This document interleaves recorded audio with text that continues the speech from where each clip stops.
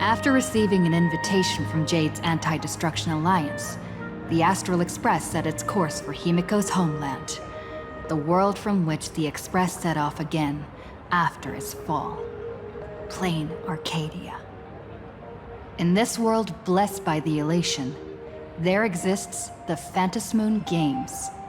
Wearing ancient masks of the elation, 8 chosen participants strive to create miracles that moves the hearts and souls of Plain Arcadia's people, hoping to share in the power of the Aeon. Having managed this world for many years, the IPC seeks to profit by controlling this Aeonic game.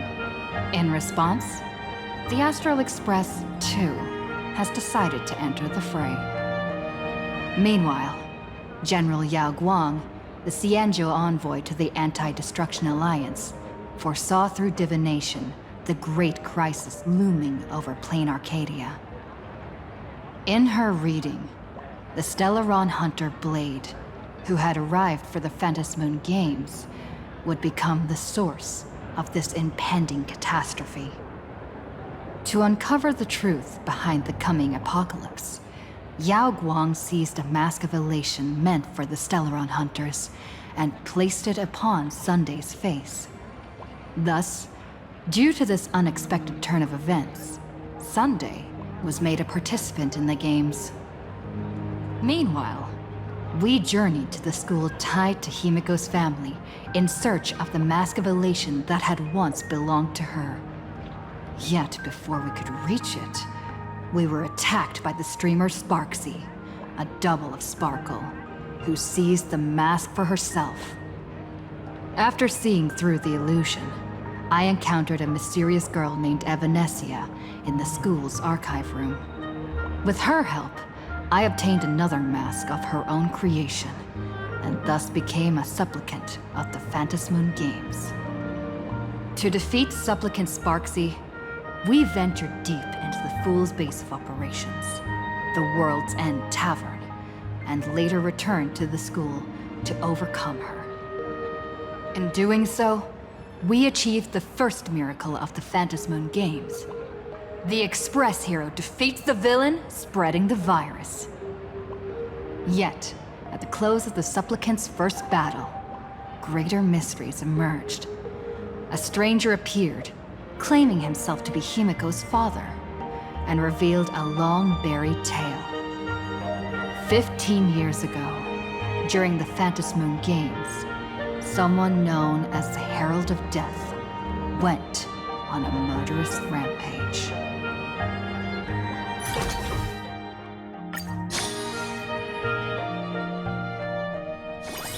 Why don't those people in the Go Home Club go home after school?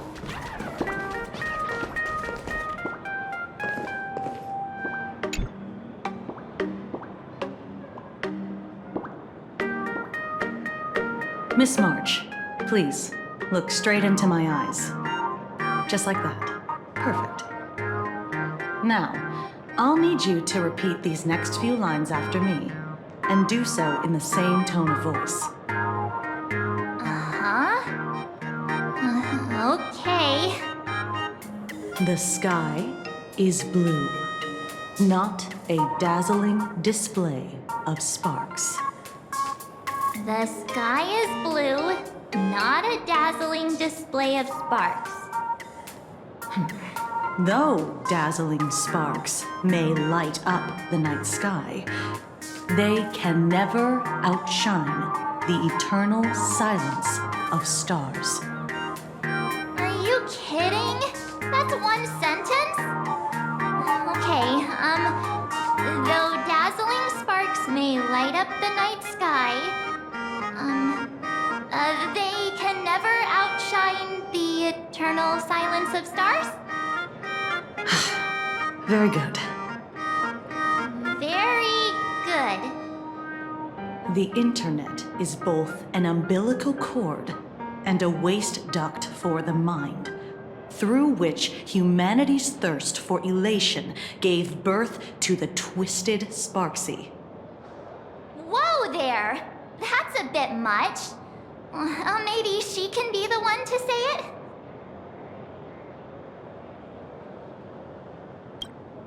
These are the test sentences I improvised according to the guidelines from the Human and Intellitron Emotional Baseline Test. I carefully observe the subject's micro-expressions and tone changes at the moment they say the name Sparksy, to check if they are infected by a mimetic virus. So I passed the test, right? Given how fascinating your reaction was, I clearly don't need to worry about you. Should you find yourself experiencing any live stream addiction withdrawal symptoms later, feel free to contact the Department of Aberration Defense staff. We'll provide you with a series of corrective behavioral treatments. You're handling this like a real pro, Miss Kuchiba. Has this kind of thing happened before? It's impossible to predict what will happen during the Phantasmoon Games. Once, a supplicant reversed the definitions of truth and lies, which nearly caused a massive civil unrest. After that incident, we incorporated mimetic treatment into the Department of Aberration Defense's emergency safety protocols. Sparksy Khan didn't cause any casualties this time. But if your partner hadn't stopped Sparksy from spreading the virus, she might have turned into a calamity-level aberration. Without proper containment measures, a calamity-level aberration can destroy dozens of cities as it spreads. That's the scale we're talking about. That's the Department of Aberration Defense's term for them. It usually refers to Imaginae infused with wish power who have lost control and begun to run amok. Over time, though, it's become a label that gets slapped onto any hazardous entity. You? An aberration? What are you talking about? Though, I gotta say, you do look pretty weird with that mask on. Don't tell me you're a Cosmicon collective player. The Department of Aberration Defense's hazard ratings are nothing like the power ratings in some card game.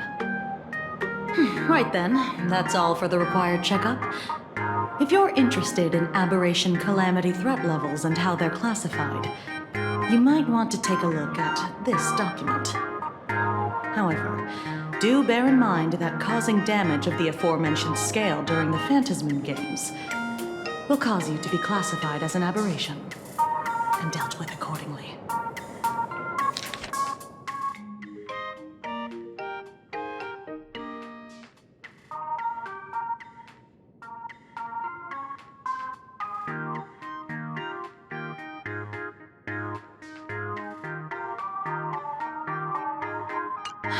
Before I leave, there's one more thing I need to tell you.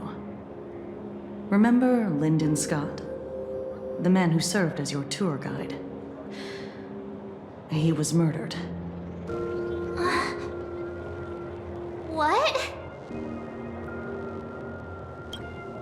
Yeah, the Scott we knew was, a really tenacious opponent. We're sure. Both the ID and genetic information of the deceased match that of Mr. Scott's. You said he was once your opponent? You don't suspect us, do you? I wouldn't exactly call Scott a friend, but we'd never do anything like that to him. Easy there, young lady. I haven't even started asking questions yet. Of course, there's no way the renowned heroes of the Express would harm some lowly IPC employee simply because they had a problem with him. More importantly, both of you have solid alibis. The initial results of our investigation suggest his murder might be connected to the Phantasmoon Games. I'm informing you both of this to warn you to be extremely careful. The Phantasmoon Games are far from a simple game intended for passing the time or relaxation. Anyway, I wish you success. Farewell. Scott. Could he actually... I just can't believe it! But it was Miss Kuchiba who told us, so... it must be true. So, the Phantas Moon games. Pretty frightening, huh? What's your take?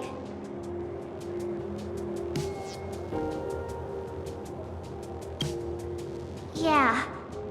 Even though Scott pops up now and then to give us a bit of trouble, I still feel bad about him dying so suddenly during the Phantas Moon games like this. And without even knowing why. If the killer is here for the Phantasm Games, they might become our enemies soon. The Phantas Moon games.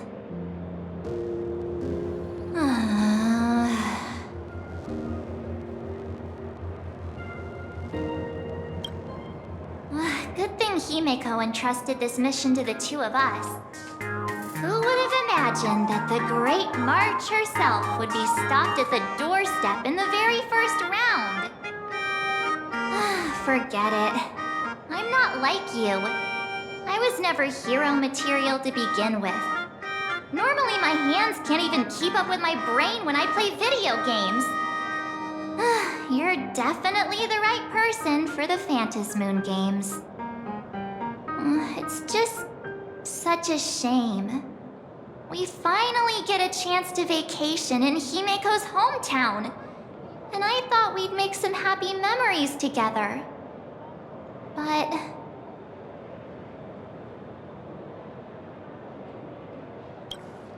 The Phantasm Games may be dangerous, but I hope you'll be safe and sound.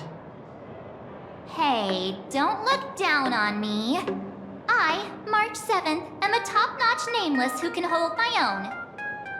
But, look, don't push yourself too hard, okay, you? Remember that we've got your back. Oh, right. Where are Himeko and Mr. Yang? They must be getting examined and interrogated too, right? Why don't you send Mr. Yang a message?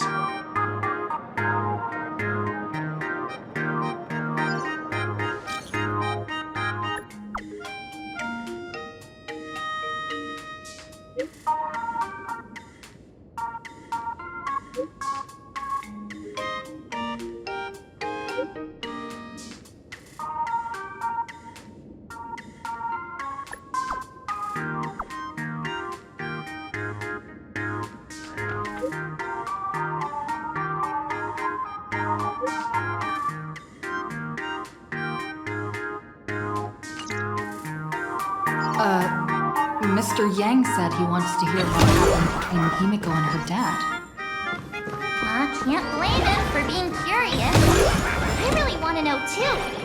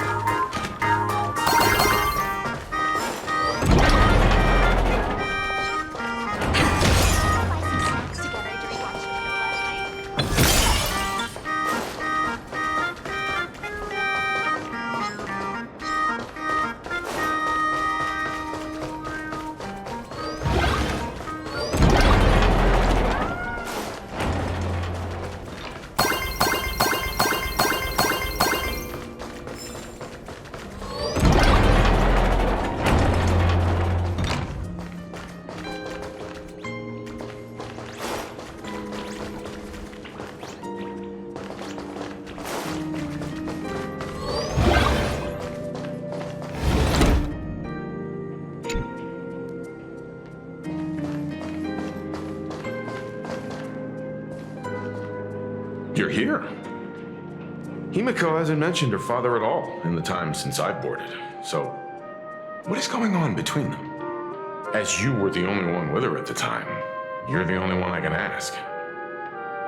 Yeah, it really threw me for a sec when you said Himiko's father.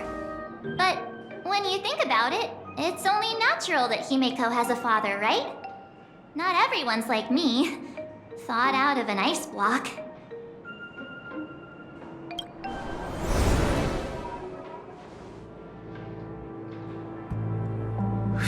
Years ago, the Phantom Moon Games of that year came to be remembered as the Blood-Stained Games. So many parents lost their children. So many people lost those dearest to them. One of the victims was my very own daughter. Upon my return, I stood before the grave where she was laid to rest. Her name was Himiko. So, this lady who bears her name, who exactly are you? 15 years ago, when I made up my mind to join this Phantom Moon Games, my father wasn't with me. Even as I fought for my life against the Herald of Death, my father was still off somewhere, wandering the cosmos. Strictly speaking, ever since I can remember, his presence in my life has been as thin as the air in space. So, I would ask you, who bears his name? Who exactly are you? Well, look at you. What are you getting so worked up over? Just a joke. A joke.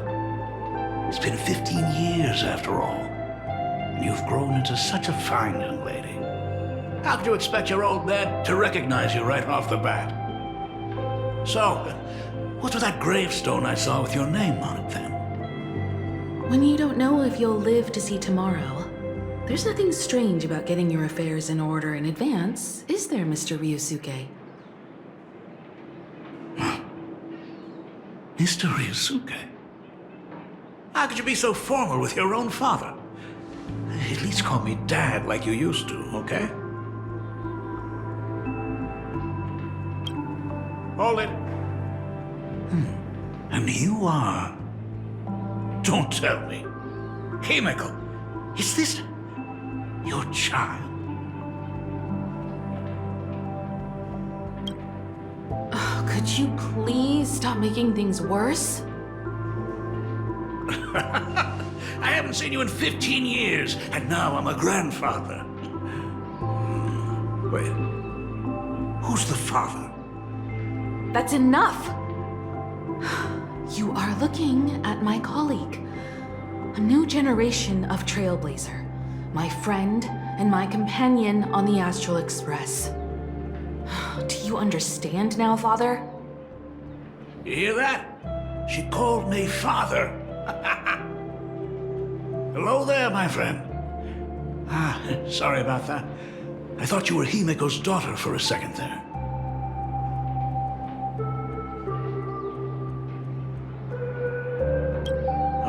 You must forgive me.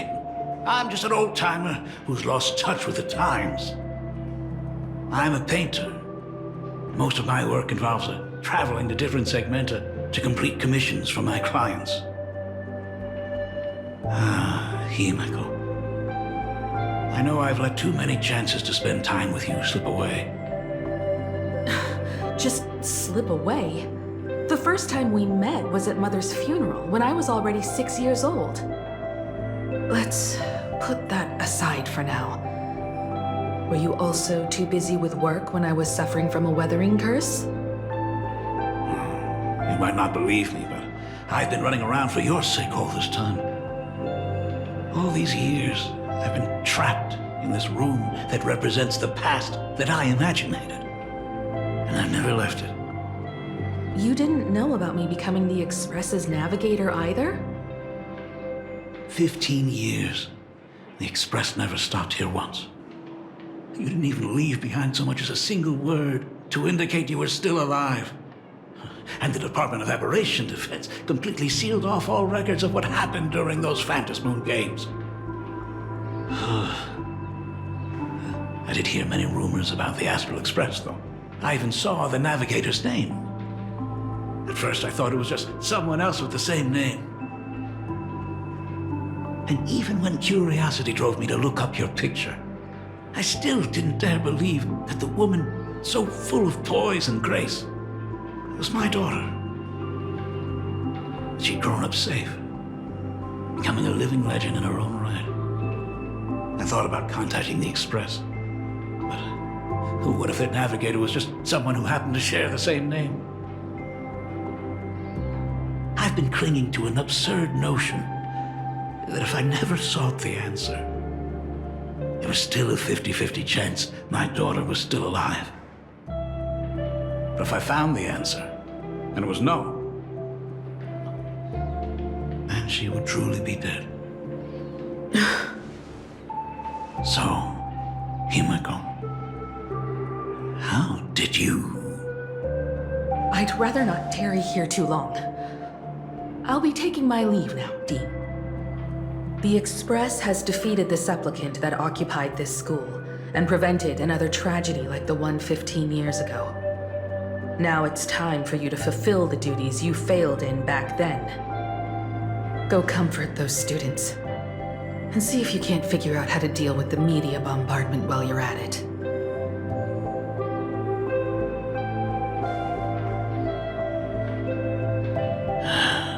Failed in my duties.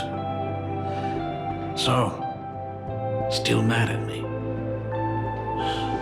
Can we talk?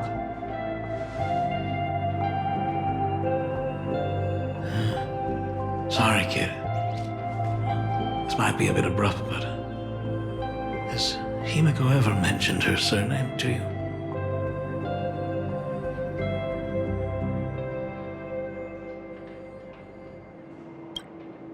I'm a failure of a father. I broke her heart. But what exactly happened 15 years ago? I can't believe it. She actually survived the weathering curse. Have you heard the tale of the legendary painter Graphia, who hid everything on this planet's surface within a scroll? It is said that to achieve such a monumental feat, she made a forbidden exchange, sacrificing both her own life and that of her descendants, resulting in the weathering curse. Few descendants carrying the Graphia bloodline have lived past 30. Most of them wither like flowers while they're still young, skin cracking and peeling like dried paint. Himiko's no exception. She was tormented by the curse for years.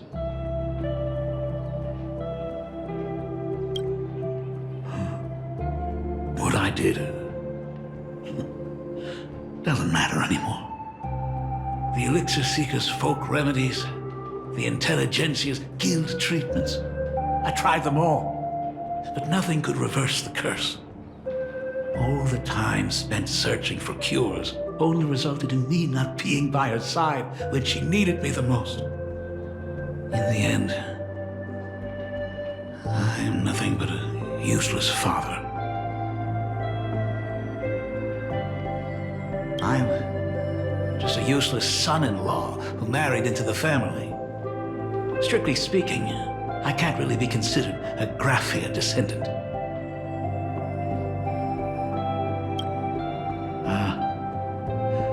You're right. I just didn't realize it quickly enough.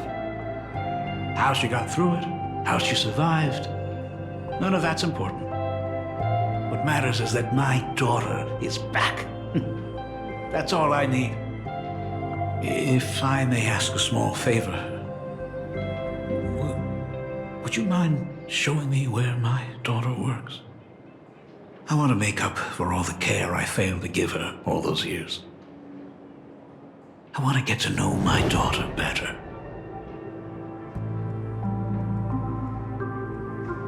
Truly a memorable father-daughter reunion. Brings up some memories of my own home as well. There goes Mr. Yang with that knowing look again. Just what kind of parent-child relationship are we talking about anyway? When I was a child, my parents were also always busy with work and were unable to spare a moment for me. As a child, I couldn't help but feel resentful. It wasn't until I became a father myself that I understood how they felt when they were forced to sacrifice the time we could have spent together. So, did you already promise to give Mr. Ryusuke a tour of the Express?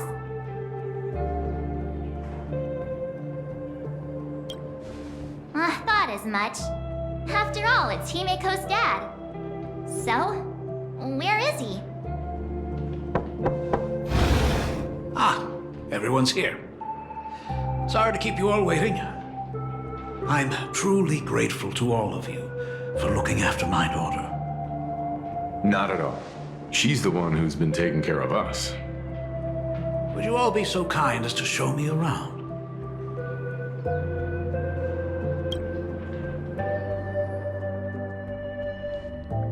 So, this is the Astral Express.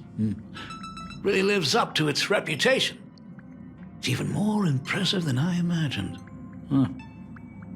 As to be expected, of course, huh? It's the place where my daughter works. By the way, what's the pay like for a navigator? Does a position come with insurance and an annual bonus? Talk about parental love. First thing out of his mouth is asking about her salary. Like I'd have a clue. Help! A little backup here?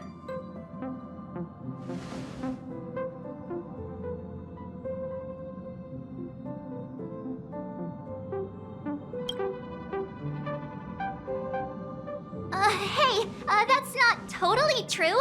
We get some spending money every time we stop somewhere. What? No income? Don't tell me that everyone working for the Astral Express is actually doing volunteer work.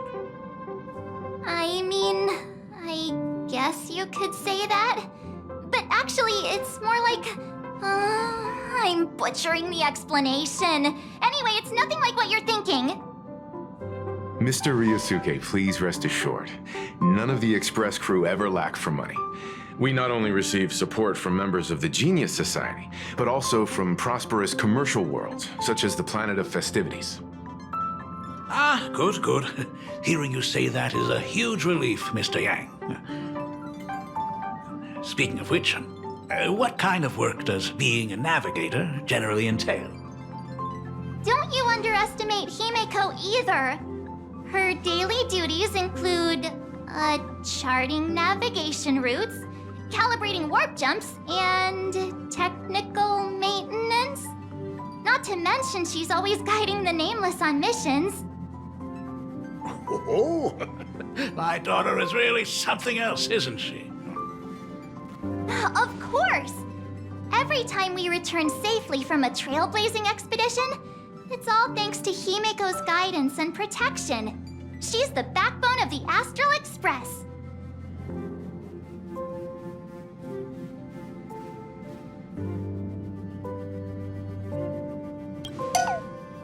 Hey, come on! You're just trying to stir up trouble. If Himiko's the backbone of the Express, then our conductor is the absolute cutest and hardest working of all. Right, Pom Pom? Oh? We got a new passenger? This gentleman does look kind of familiar. No wonder he felt so familiar. How are you, Mr. Ryusuke? Conductor? Oh. So you must be my daughter's superior, huh? Well, thank you for taking such good care of her all this time. Superior? That's way too formal. It's Himiko who's been taking care of the Express and everyone on it. He's... What is he doing on the Express? It's all my fault. I was just curious about your daily work, so I asked your colleagues to show me around. And I know I didn't ask your permission first. Just please don't be mad, Himiko. Mad? Why would I be mad? Mr. Ryusuke, welcome aboard the Astral Express. Is there anything else you'd like to see? I can show you around. Well, I know you'd rather keep your distance from your good-for-nothing father. You're on a journey, and it's rude of me to barge in like this. But it's been way too long since we last saw each other. As your father, I want to get to know you better. Make up for all the time we've lost. At least while you're staying here. Please allow me to show you some of the fatherly care and devotion I owe you. Will you? Excuse me? Why don't the two of you go to the party car? Shush, get the drinks ready. Shush. All right. I'll go make some tea. That's just our domestic robot's name. Come on, Father. People are resting here. Let's not disturb them. Oh, and, come with us.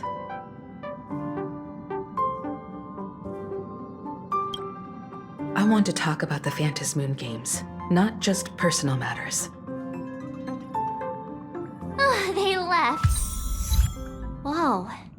That's the first time I've seen Himiko be that cold to anyone.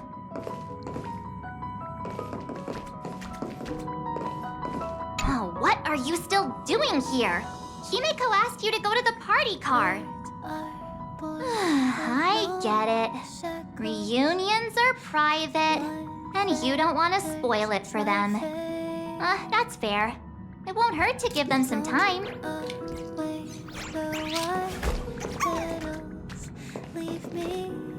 I hope a drink will help the two of them set aside their past differences. If they do argue, I'm counting on you to play peacemaker. So that's Himiko's father. No wonder he looked so familiar.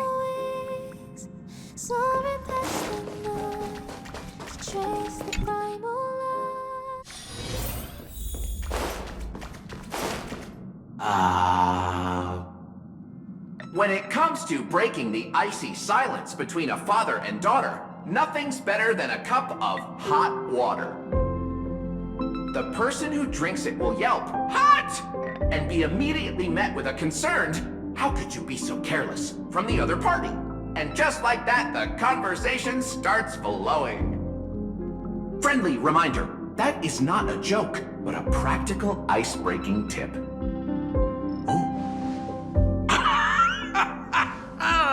Your robot is hilarious. I'm surprised how relaxing and comfy the work environment is here. Got it. I'll make myself scarce.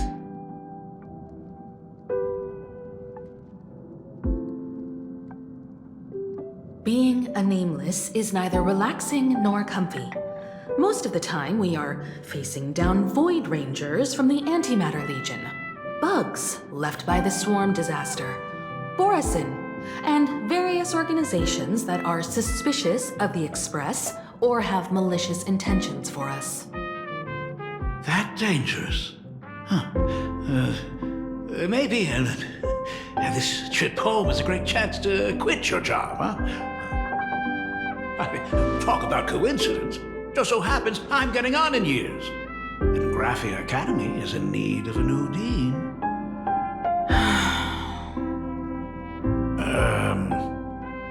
You know that's not what I meant. Once I've set my mind on something, I never look back. Ever since I was 6, when you told me those stories about traveling through the cosmos, I knew that someday I would walk among the stars. Actually, I was just kidding. I'm not completely clueless about what the Express and what you do. Oh, right. Once I knew the Express was coming, I even bought that comic series that's based on your adventures. Please don't tell me it's fluffy across the blue. I never thought you'd be into comics. That's right. The protagonist is a baseball bat-wielding raccoon. The character's based on that kid, right? As an artist, you do have a good eye. Come over here. Thanks for giving us some time alone. Hey, Miko. That's the first time I've seen you smile since I've seen you this time. So, what brought you back home this time? What's the story behind our lucky meeting?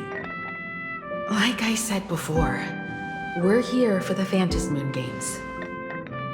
So, the Phantasmoon Games 15 years ago were the reason you were able to overcome the Weathering Curse? Indeed. I see. That makes sense. For those of us who haven't experienced the Ionic game firsthand, it's just something from the history books, or even akin to a myth.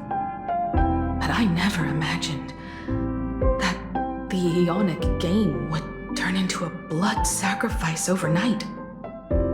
The Herald of Death was a heartless madman.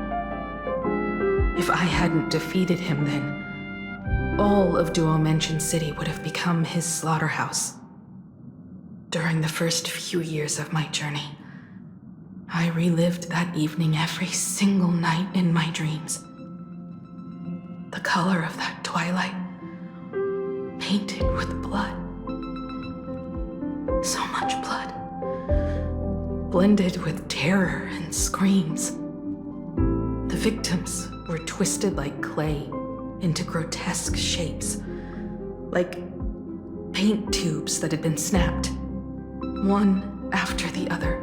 And that man, he reveled in the colors splattered everywhere and wanted the whole world to be his canvas. Even if I could avenge his victims, in the end, it won't bring them back to life. The entire thing is like a heavy piece of baggage. Only by letting it go can I travel the road ahead more easily. You did your best, and I'm glad to see you made it back here safe and sound. I thought I'd never come back. But the times have changed. The conditions to hold the Phantasmoon Games have been met again. However, to hold 2 games in just 15 years? That in itself is far from normal. Just like 15 years ago, the IPC wants to control everything. However, a game woven by the most fickle of eons is destined to slip through everyone's grasp. I received a report from the Department of Aberration Defense. I'm sure she must also have heard. There's been a brutal incident in Dovebrook District. Someone massacred everyone at the headquarters of the Sinwish Syndicate, leaving a signature that only the Herald of Death would use. The Bloody Bloom.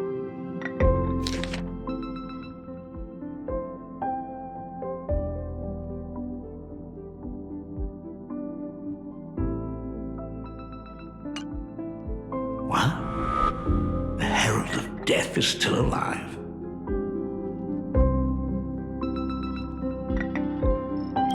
People at the Department of Aberration Defense told me that the Herald of Death was executed after his verdict was passed.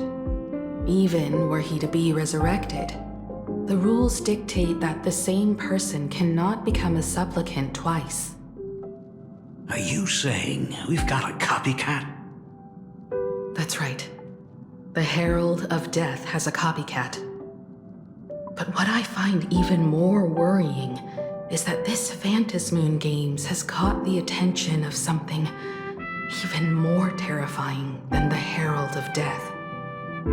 I believe that whether or not this Herald of Death copycat has a connection to the Phantasmoon Games, defeating him presents an excellent opportunity for you to demonstrate the resolve of the Nameless to the whole of Plain Arcadia. As for you, Dad, have any clients commissioned you lately? It'd be best if you left this world for a while. May I take that as my daughter showing concern for her dad? You can take it as a safety advisory from the Astral Express. Also, as she has already become a supplicant and joined the Phantasmoon Games, she will have my full support. I'd like her to temporarily keep the Mask of Elation that has been passed down through our family. Too late for me to raise any objections at this point, right? Sounds good. The mask stays with the kid. Thank you. Would you like another drink? Got it. Next, it's time to show me the way out, isn't it? I've definitely overstayed my welcome. For most of my life, I couldn't be there for my daughter. And now that I finally have the chance, she wants me to leave. In that case, I ought to be on my way. Himiko. The Graphia family has a number of records about the Phantasmoon Games, passed down through the generations. Come over to the school library later. I'll give them to you. I'll be there, Dad. I apologize. My father's little tour seems to have made things awkward for everyone on the Express. Let's head to the parlor car and check in on Welt and March. Now that my father's gone, we can all relax a bit.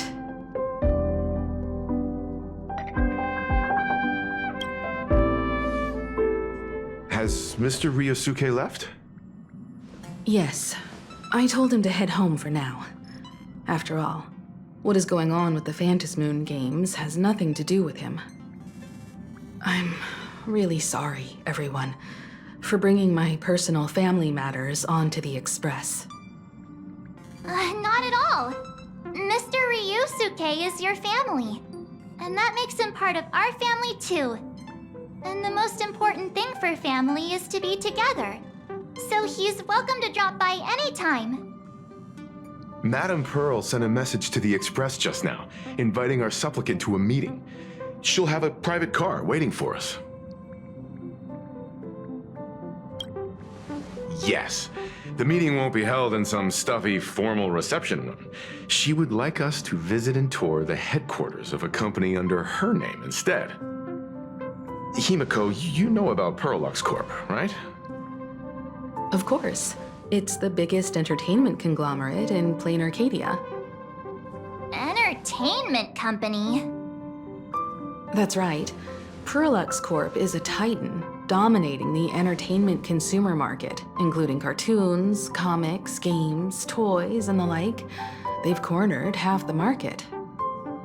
Oh, so that's where the Pearl in Perlux comes from. It's a play on her name. Did Pearl mention what she wanted to talk about? She didn't say much, but she specifically mentioned wanting to discuss the developments regarding the Phantom Moon games, and that she could provide us with a bit of help. Helping her opponents in the Ionic game? Oh, looks like she realizes we are all in the same boat. Perhaps she has also realized that the Phantom Moon games cannot be artificially manipulated. We may be able to get a clearer picture of Pearl's intentions after we meet with her.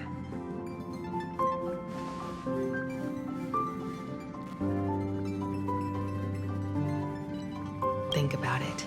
You've already crossed paths with key figures from numerous factions, and even built rapport with some. You're already a capable nameless who can more than hold your own.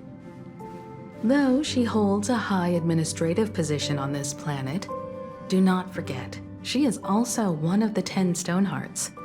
You've already dealt with Aventurine on numerous occasions, so you should have ample experience handling members of the 10 Stonehearts.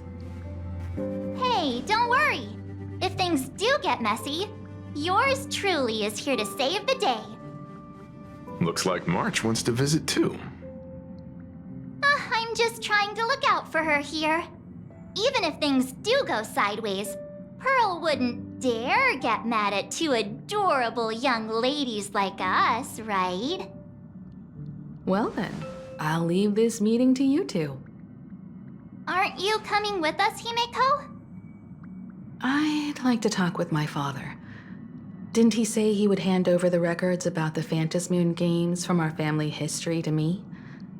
And honestly, isn't this a good chance for you youngsters to handle things independently? I understand.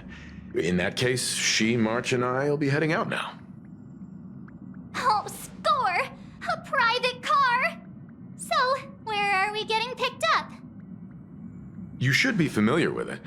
It's just under the giant gate next to the AT Plaza. Isn't that where we first met Sparksy?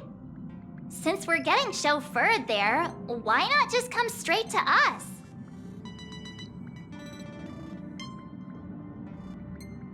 Perfect! I've been wanting to stop by the comic store to grab a copy of Fluffy Across the Blue.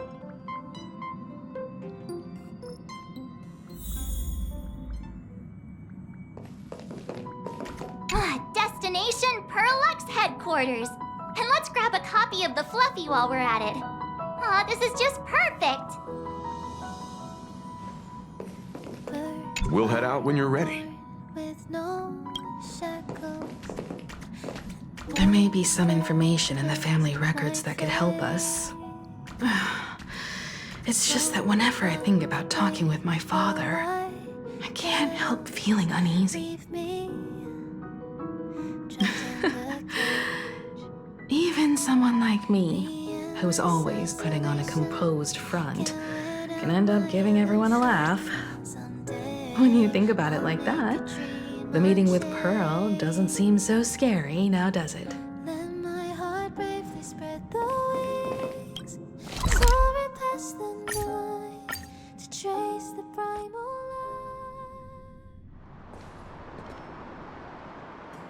Look! There's a convenience store! Mind if I grab a copy of Fluffy Across the Blue while we're waiting? Is that the comic based on the Express's adventures?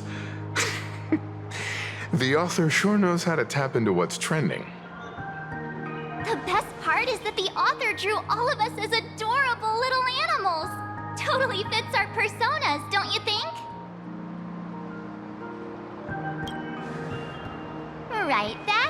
Gotcha, baseball raccoon. In fact, it was recently announced that the Fluffy is getting an animated adaptation, and the copyright for it is currently held by Pearlux Corp. It's a super memorable comic. No way can I miss getting a copy while I'm here. I promise I won't be long. A couple of minutes, tops. Looks like we got here on the early side. Since coming to this world, I still haven't had a chance to get a street-level view of the city. How about this? We'll meet up under the ad at the Plaza Gate in a few minutes. All right, sounds like a plan.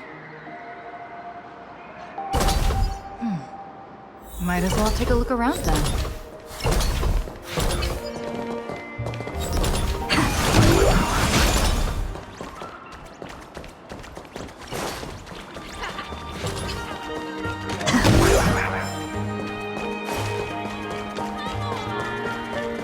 Absolutely insane. Did you see the post I shared? Hey, you hear the news? There was a supplicant battle at Graphia Academy. Yeah, I saw it. The online forums are already blowing up. The supplicant called Sparksy. How terrifying! Actually using live streams to spread mimetic viruses. Peons, that's just evil! I can't believe the Department of Aberration Defense is letting someone that dangerous run loose! I heard her livestream got permabanned. Good thing that Nameless from the Astral Express acted so quickly. I wonder what the next supplicant will do.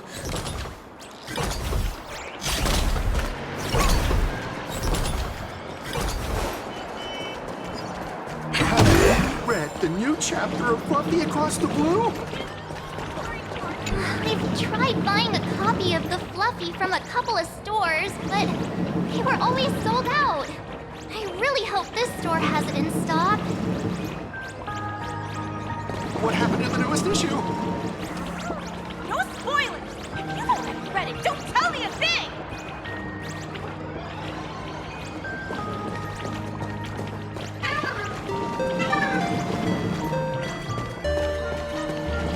Have you read the new chapter of Fluffy Across the Blue? Sorry, I'm not into comics for kids. They just released the official concept art for that giant pom-pom robot! That mech design is totally unrealistic. What's so great about it? Do you have the slightest clue how to talk to other people? Do you? Hey, relax. Now, if we were talking about a fusion between Daybreak Squadron and the Raccoon, that would totally get my attention. Wow! You are unbelievably childish!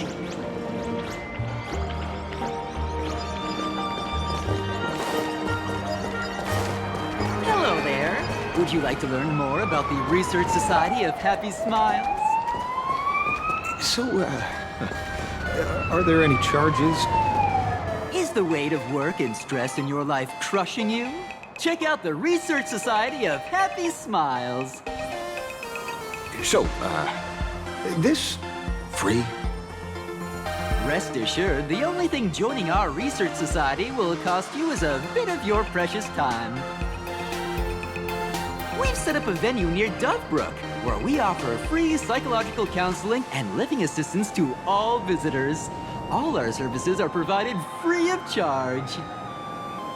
I had a friend who passed away, and he'd mentioned you before. He told me that if I ever ran into trouble, the kind people at the Research Society would help me. Your friend passed away? How terribly sad! But the words he left you have illuminated your path in life.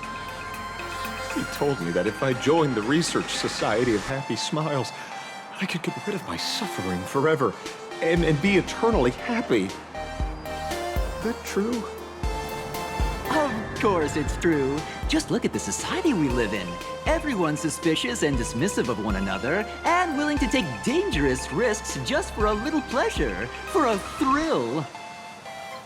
Did you hear about how a streamer took over Graphia Academy and was trying to spread a mimetic virus through the internet? and over in Duffbrook, gang violence erupted and left a pile of corpses in its wake. Oh, may the Master of Elation save us all. The Research Society was founded with the sole purpose of healing humanity's incurable inner pain.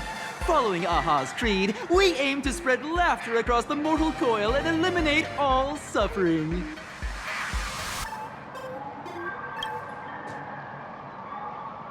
Exactly what it says. As an eraser wipes away the doodles of a pencil, so too shall the pain be wiped away. Have either of you heard about the tragedy of the Bloodstained Games 15 years ago?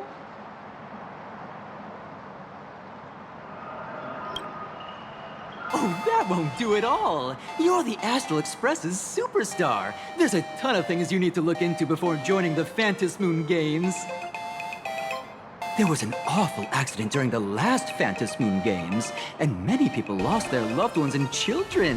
It was as if a hole that could never be filled had been drilled into their hearts, leaving only sorrow to accompany them for the rest of their lives. To escape their suffering, these people who had lost their loved ones gathered together and established a mutual support association. This was the Research Society of Happy Smile's predecessor. It's now been well over a decade, and the Research Society continues to help more and more people emerge from the darkness in their lives and step into a brighter, happier future. Come to think of it, it would be most wonderful if a distinguished person like yourself were also interested in our Research Society. Should you find yourself with a moment to spare, please come and visit our Mutual Aid Society. Well, if it isn't the Astral Express's superstar. Of course it's you. Looks like we really were bound to run into each other.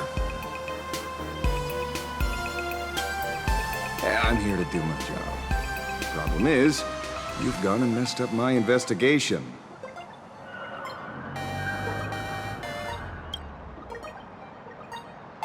The Research Society of Happy Smiles. You think they're just some random charity outfit? You must have heard about the Sinwish Syndicate killings in Duffbrook, right? The lead I'm following might be connected to this Research Society of Happy Smiles. But I'll stop there. Not like you're going to pay for my intel, and none of this is any of your business anyway.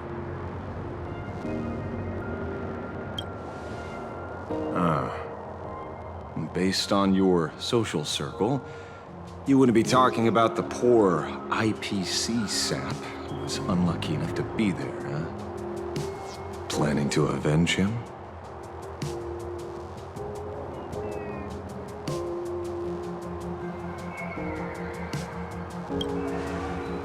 Oh. So your next miracle will be executing the Herald of Death. Can't say I'm surprised. Be careful. The murderer is the Herald of Death. He's dangerous. Oh, thanks for your concern. Oh, be careful. Been a hot minute since anyone said that to me. Even so, it's my duty to solve the case. Doesn't matter if nobody pays me. I'll still find the killer and exact justice on the spot.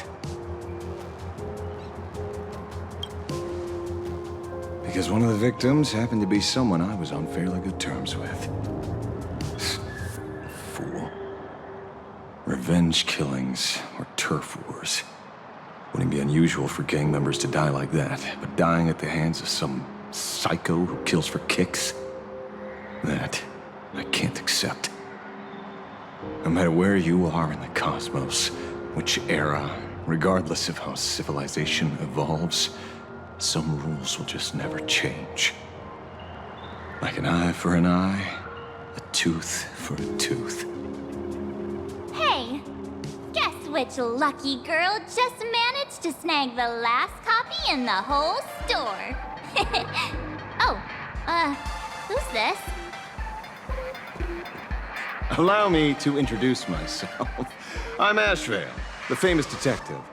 You could say your friend and I are acquainted through past clashes.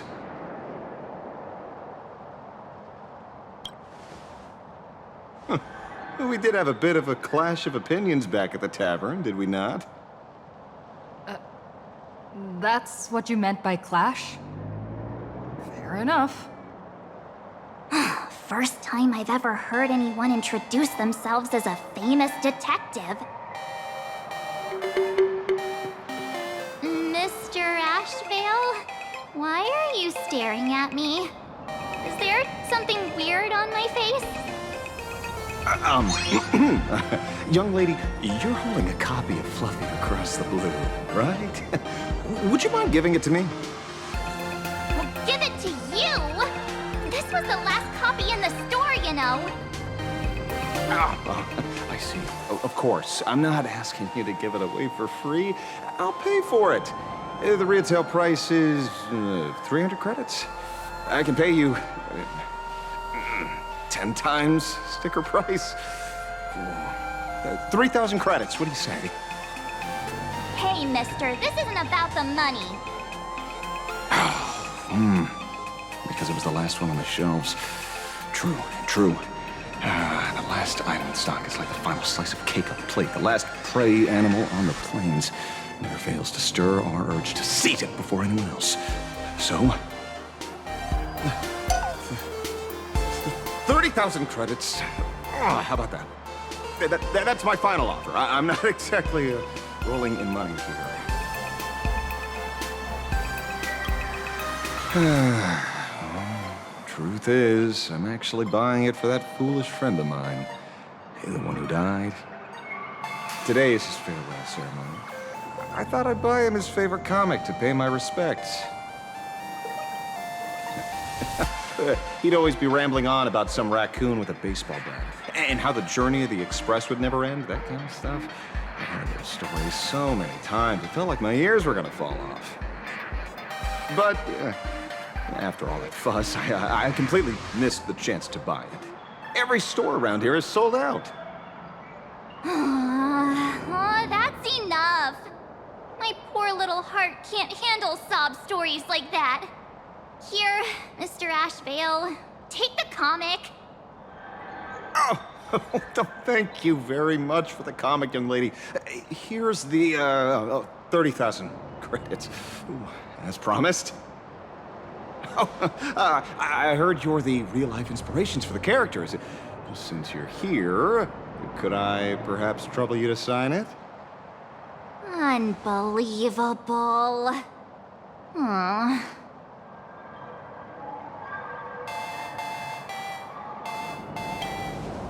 Thank you both.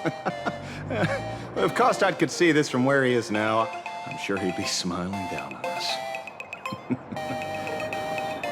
As a token of my gratitude, I'd like to give you a friendly word of caution, little girl.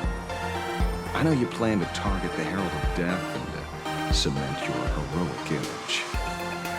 However, all eyes will be on you during the Phantom Moon Games. On such a public stage, discretion would be wise. Because when the masses see your magnificent miracles and wield your extraordinary power, fear and jealousy could turn their wish power into wish you ill power at the drop of a hat. Forgive the expression, but you get what I mean.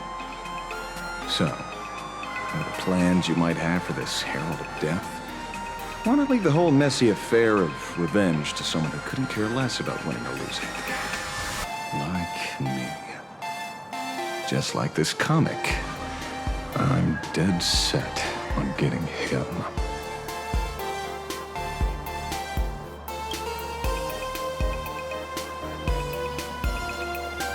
Is he an acquaintance of yours? He's just some weird detective who was passing by. It's nearly time for Perlux Corp to pick us up. We should get going.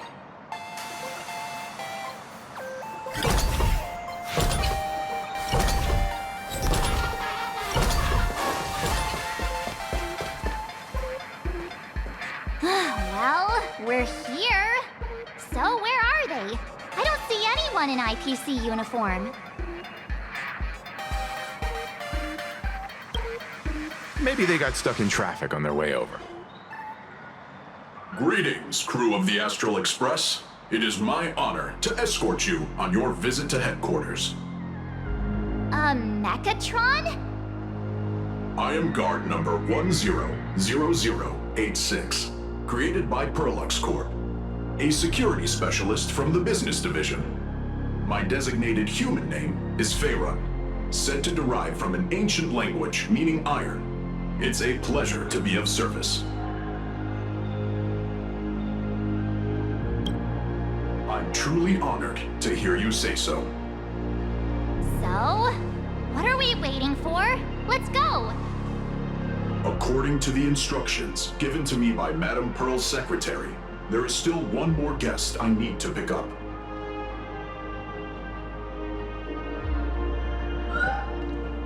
Well, now, how did I not see this coming? Looks like we're going the same way after all. It's you again! Hey, Mechatron, what's the plan? Do we hop into your cockpit, or are you gonna give us all a piggyback while you fly over? Your ride is ready. Please, take your seats, everyone.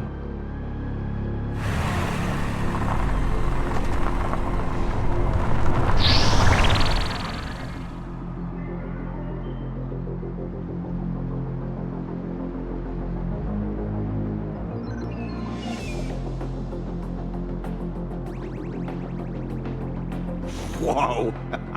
Now that's what I call a custom paint job. Your ride isn't your run-of-the-mill business car, but a customized, made-to-order vehicle, used especially for receiving guests. Sorry. This might come across as a bit insensitive, but I have to ask. Can Faerun actually fit in the driver's seat? Of course not. I'll be driving and monitoring this vehicle remotely. Please, take your seats.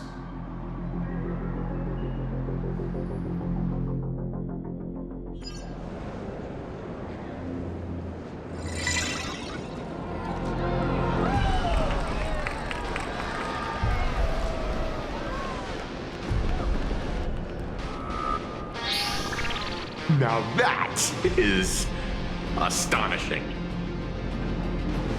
Wow, that's one massive robot! Ladies and gentlemen, welcome to the headquarters of the Perlux Corp. Back when Himeko said this was an entertainment company, I knew their headquarters wouldn't be some ordinary old office building. But this is way too much. That giant robot statue? This place is totally like some supersized mega hangar! You're absolutely right. In accordance with the vision of our founder, our lobby was intentionally constructed as you see it now. To realize dreams that far exceed what consumers imagine has always been Perlux Corp's core design philosophy, and we have never strayed from it.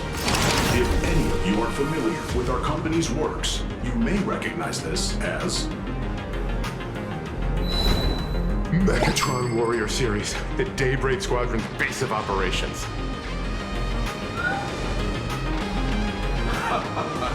Looks like Mr. Yang here is quite a fan of our company's animated works. Now, Madame Pearl would like to invite everyone from the Astral Express to take a tour before your official meeting begins. She has arranged for a member of our staff to accompany you, so please, wait here a moment. I understand, Mr. Faerun. Thank you for escorting us all this way. Well then, I'll take my leave. This way, Detective.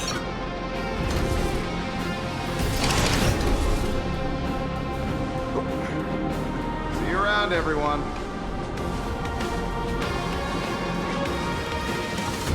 Oh, really? Pearl wants us to look around here before the meeting? That seems kinda weird. Could it be related to her proposed collaboration?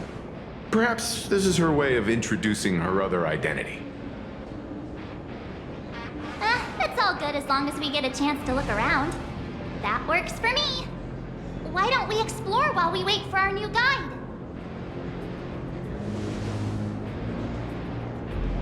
Mr. Yang! Over here, quick, come on! Looks like March's inner explorer has been awakened again. Let's not wander too far this time, shall we?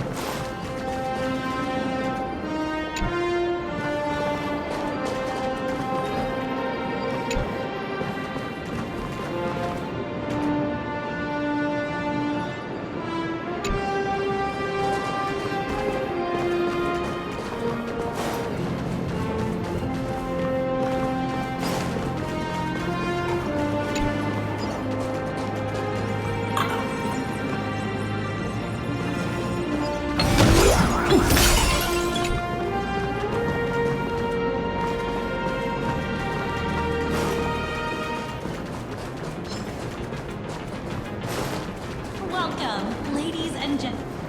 Mr. Yang! Isn't this your favorite giant robot? I saw it. Please, just keep it down. We're here as their guests. We should be careful about what sort of impression we leave. Looking more closely, it appears many of this Mechatron's components were never installed. Oh, what a shame. I was hoping to see it finished, to see the completed Mechatron. Imagine how it would look in motion. What a glorious sight that would be. Really? In that case, Mr. Yang, let's hear it. Which one's stronger? This giant robot, or that Arahato you designed back when you were an animator? Seeing as we're on someone else's property, comparing robots from different works would be most disrespectful to the creators themselves.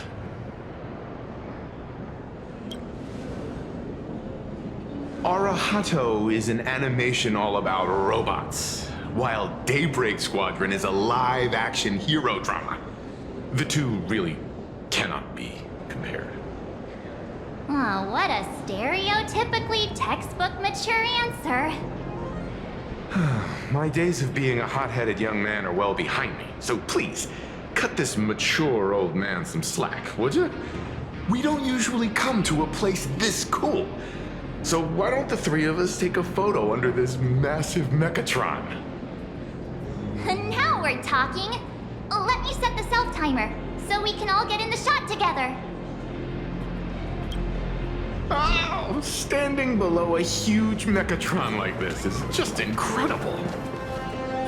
Looks like Mr. Yang's still young at heart after all.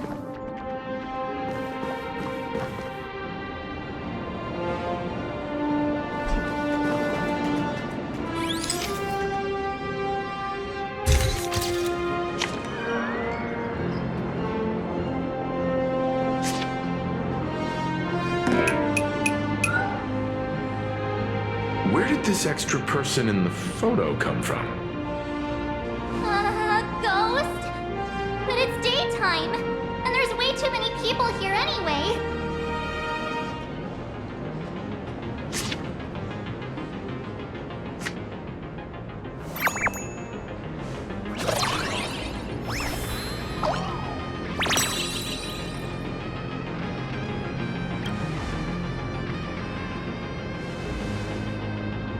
Who are you?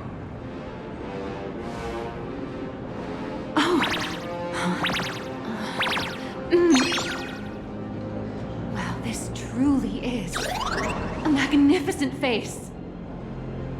Oh, it's nothing like how it looks on the news. Being able to see it up close feels almost surreal.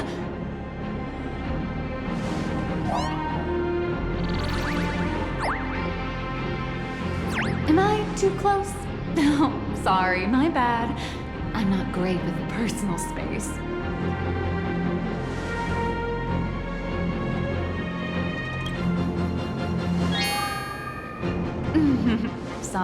Sorry. It's impossible not to stare at a face this amazing. You'll forgive me, right? Oh, right, I forgot to show you my ID. Right, here we are. I'm Nihilux, and I work at Parallax Corp's Imagenesis Technology Department. I'm a P-30 agent who works for the IPC.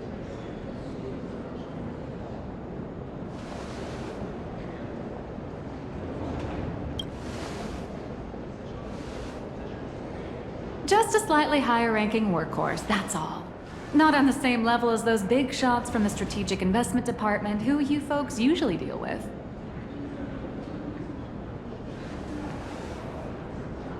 So, what brings you here? Madam Pearl sent me to the lobby to pick you up. All of you are famous super cosmic level heroes whose faces have been all over the news more times than I can count. So of course I recognized you right away and just couldn't help rushing over here to snap a selfie with you. Hope you don't mind. I see. Well then, hello, Miss Nihilux. Hello everyone. Starting now, I'll be your tour guide, taking you on a comprehensive and in-depth tour to every single must-visit place in this building. From the Mechatron Imagenesis that managed to pique Mr. Yang's interest, to Miss March's favorite fluffy across the blue merchandise, I'll reveal all the secrets behind our hottest products. Oh, seriously? I can't wait! Of course I'm being serious. If there's anything you want to see, learn about, or even get your hands on along the way, anything at all, just let me know. Why don't we head to the gift shop first? I'll get you all some souvenirs.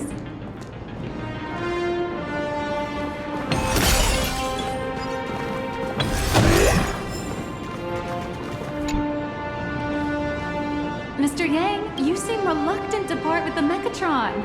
Want to take a few more pictures with it? I'm just curious. When will this giant robot be completed? Here's a little spoiler. That's actually part of today's tour. We'd like to invite the heroes of the Astral Express to help complete this Mechatron statue. Will it be able to move like the other Mechatrons in Plain Arcadia once it's done? No, I'm afraid it'll be a bit tricky. You're probably all aware that Mechatrons are Imaginae driven by wish power, which means they don't actually have any complex machinery inside them. You know how humans tend to unconsciously imagine inanimate objects as living things that can think and move? It's this empathetic projection that grants wish power to Mechatrons. No, to all Imaginae, giving them life.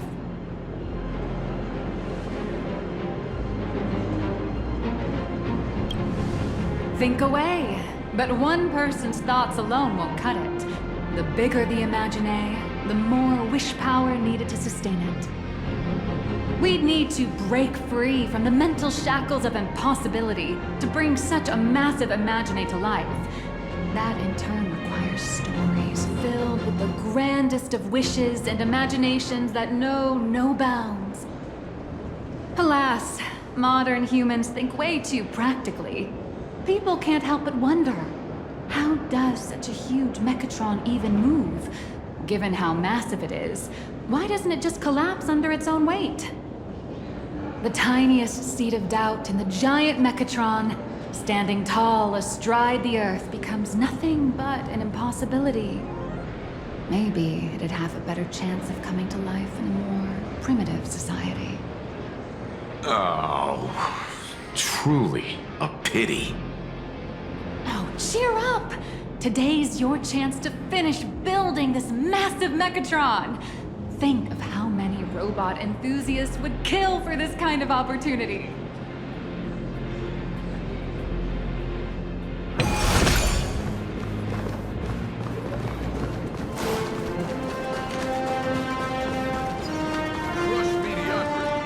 You watched Daybreak Squadron 2? The ultra-movable Magico Mechatron.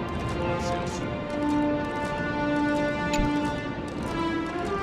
There's a saying that goes, dreams of wealth, the heart of a hero, and countless efforts all lead to Perlux Corp. Whether you're a kid or an adult, everyone has their own sweet dreams. Becoming a hero who saves the world from evil forces. merging with a giant Mechatron to unleash awesome ultimate moves. Yeah! Parallax Corp sells these dreams and makes a killing off of them. If I could have everyone's attention, you can buy models of Parallax Corp's Mechatrons in this area. Among them is the best-selling Daybreak Squadron series. Wow, look at this. It's so intricate. No wonder Mr. Yang's got Mechatrons on the brain. I very much envy the kids here in Plain Arcadia. Back in my day, robot toys were still quite the luxury. Seeing all your eyes light up like that reminded me that I, too, was once young. Back then, there was a stretch when I was so broke that I'd spend ages debating whether to buy a carton of milk from the convenience store. I kept telling myself that I had to work hard so I could get rich someday. So, did you manage to get rich? After years of hard work and hustling, at the very least, I'm no longer young.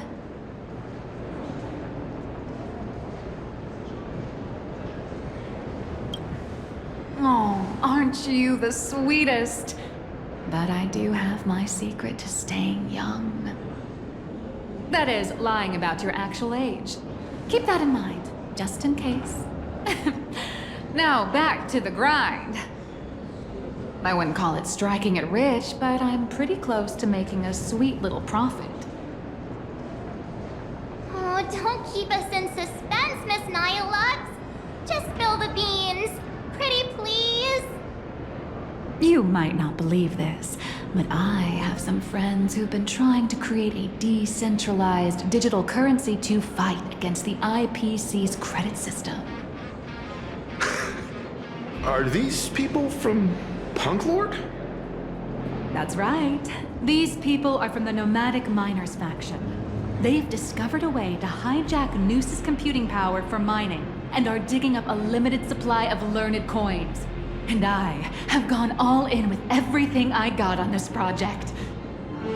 I feel like this is a very risky way of doing things. Life's full of ups and downs, right? The higher the risk, the bigger the reward.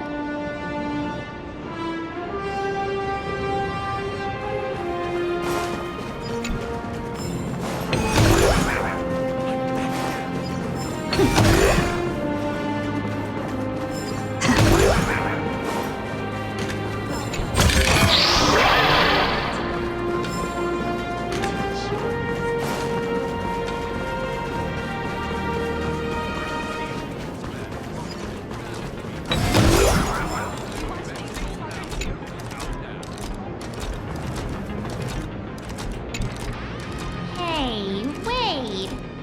This isn't right. Isn't this Pom-Pom? Oh, wow! Oh, that's some really fine craftsmanship.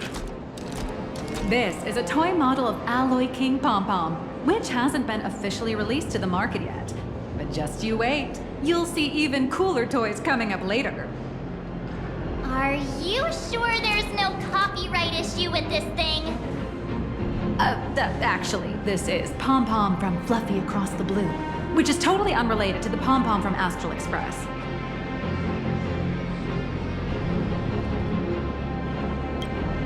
As the conductor, Pom-Pom is basically the uncrowned king of the Astral Express, I'd say. We can't exactly call them Pom-Pom Kong, can we? Speaking of souvenirs for the Express, I bet nothing could be more perfect than this toy.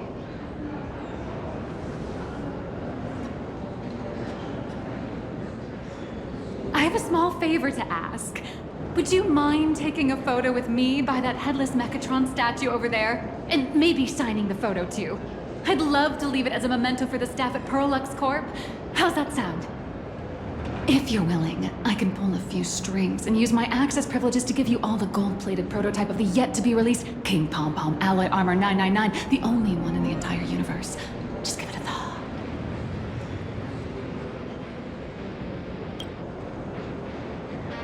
It's nothing, really. When heroes from the Astral Express grace our humble establishment, how could we not offer something special? It would be unworthy of your status otherwise.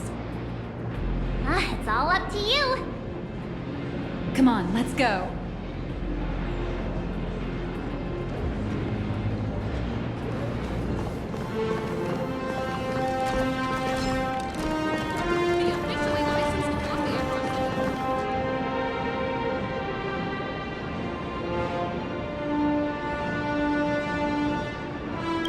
Man and Megatron in perfect harmony.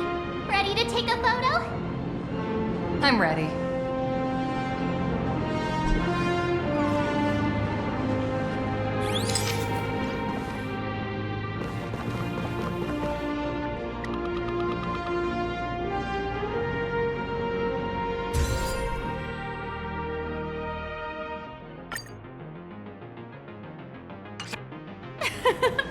I love this one so much. I suddenly have this selfish urge to keep it all to myself. And don't forget about that exclusive gift you promised. You bet. In fact, I'll throw in a normal edition for each one of you as hush money. Come on, let's head to checkout.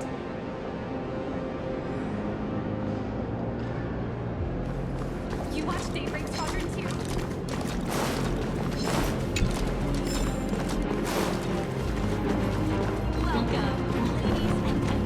I love giant Megatrons.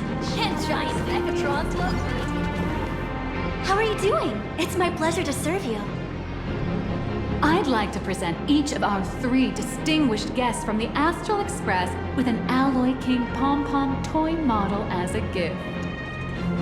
Sure, you got it. For the gift expense record, could you please provide your employee ID? Please charge these expenses to this employee ID. Huh. This is Madame Pearl's ID number.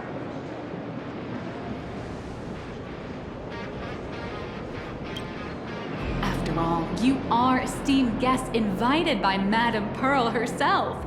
It would only be fitting for the gifts to be presented in her name. I see. Please wait a moment. Your Alloy King pom-pom is all packed up. Would you like to take it with you, or shall we use our delivery service? Since we still have the tour to go through, please just have it delivered to the Astral Express. No problem. Hope you enjoy your visit here. Now that the gifts are done, I'll take you to the Mechatron Design Lab. This is the part I've been looking forward to the most.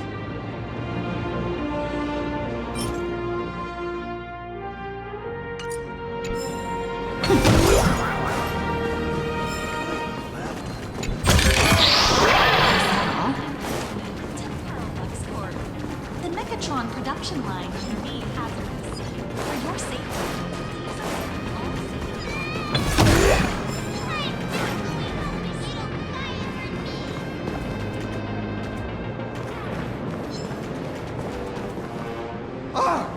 You're the... No way! You're Miss Raccoon! No, that's not right. You're oh! From the Astral Express! Wow! And is Miss March Bunny herself here too? Hi. I actually prefer to be called by my real name, March 7th. This is Mr. Yang. How lucky to meet 3 members of the Express crew at once! I'm a huge fan of you all, especially my senior. I haven't missed a single episode of Fluffy Across the Blue.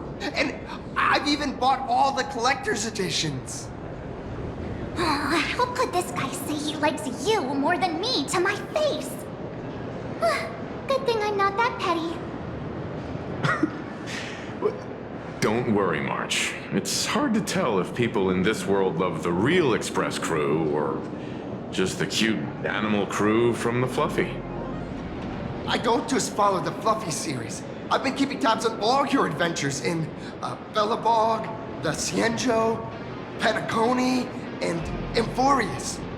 Though, it's such a shame there's so little video footage of the Emphorian War online. Oh, right. I just rewatched the scene where the Trailblazer embarked on another trailblazing expedition in Holy Grail Stay Night. Oh, your speech was so inspiring.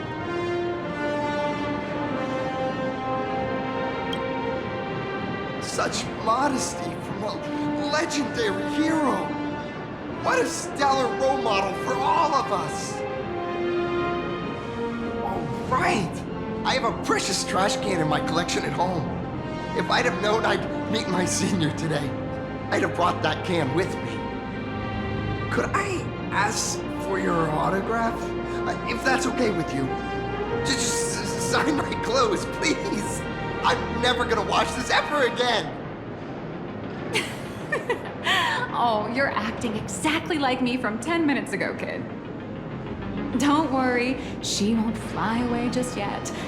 As for you, you've been chattering away nonstop. How about giving us a proper introduction so that your idol gets to know you better? Sorry, I got way too excited. I'm Warrior Cinderborn from Daybreak Squadron. And my real name... Well, my real name doesn't matter. Just call me Cinderborn. If you're not in a hurry, would you mind chatting with me for a bit?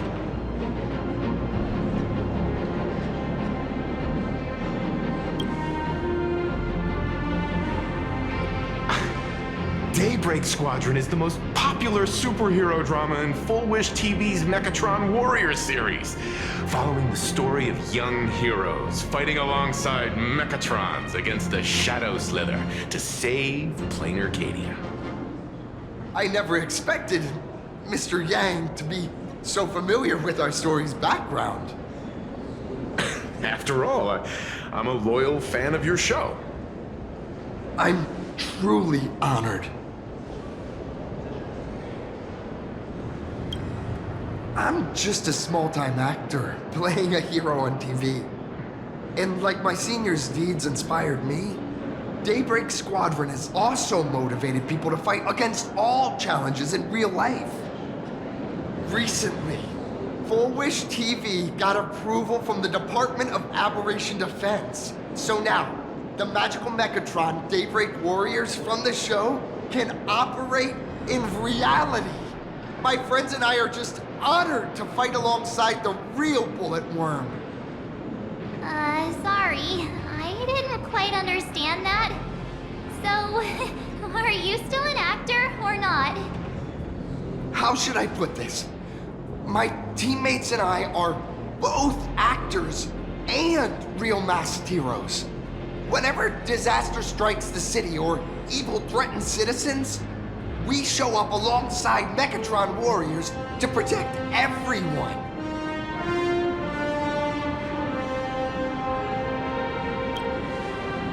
I'm here today to test a Mechatron's performance and do some advertising shoots while I'm at it. Full Wish TV and Parallax Corp have always been partners. Even the squad's transformation Mechatron is imaginated by Parallax Corp. The more popular Daybreak Squadron's drama becomes, the more wish power flows into the Mechatrons, making the squad shine even brighter in reality. And the more active they are, the better Parallax Corp's model kits sell. It's a perfect, virtuous cycle.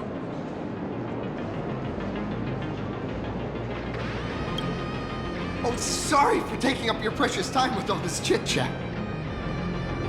If the crew hasn't visited the combat testing area yet, I'd like to volunteer myself as my senior's opponent for the test, if that's all right with you. The hero of the Astral Express gracing us with guidance and leaving some data would surely make the staff here very happy. Oh, what perfect timing! The combat testing area is also part of today's tour. That's the weight of fame for ya. Don't let down those kids who look up to you. Honestly, that's my weakness. I can't allow myself to let adorable kids down.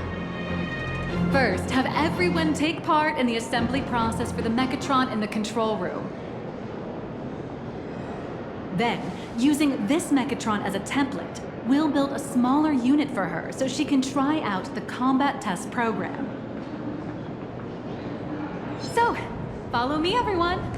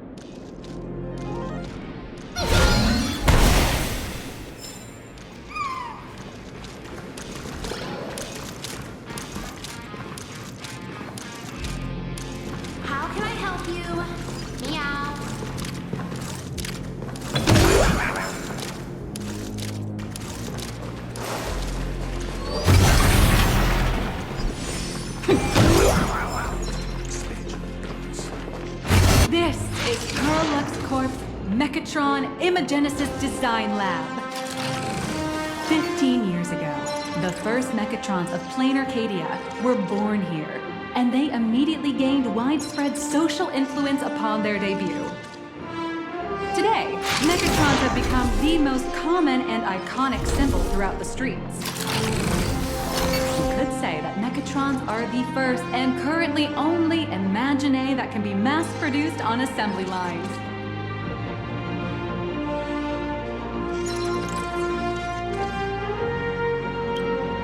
Imagine such as Mechatrons, which can be produced and discontinued at will, are the perfect residents for plain Arcadia, and perhaps the perfect IPC employees too. In some people's eyes, being able to create an infinite army of Mechatrons would be even better. Say, dear guests, do you know what the first step is to creating an Imagine in plain Arcadia?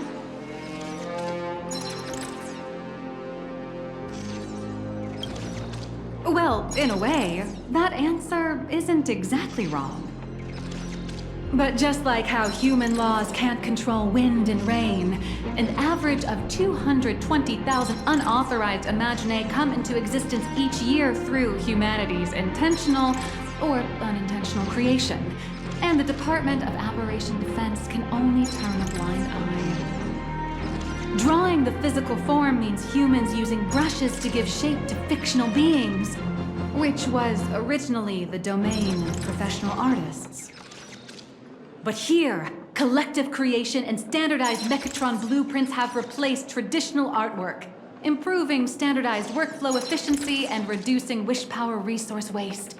In short, this is the industrial revolution everyone's been chasing. Oh, to think that even Imagenesis, a skill as magical as this, could be industrialized. I'm suddenly starting to admire the IPC. That's nothing. Our company aims to create 2 billion Mechatrons for social production and public services before Arcadian calendar 2030. And that includes special combat Mechatrons like the Daybreak Squadron. That's a staggering number. But can the wish power of the people here really sustain so many Imagine? That's why Perlux Corp keeps churning out animations and hero shows one after another. In other places, these are just entertainment. But here, they're legit breeding grounds for spiritual energy. All of this shall serve Madame Pearl's grand goals and ideals. All right, back to square one. First step, let's go print the Mechatron structure blueprint.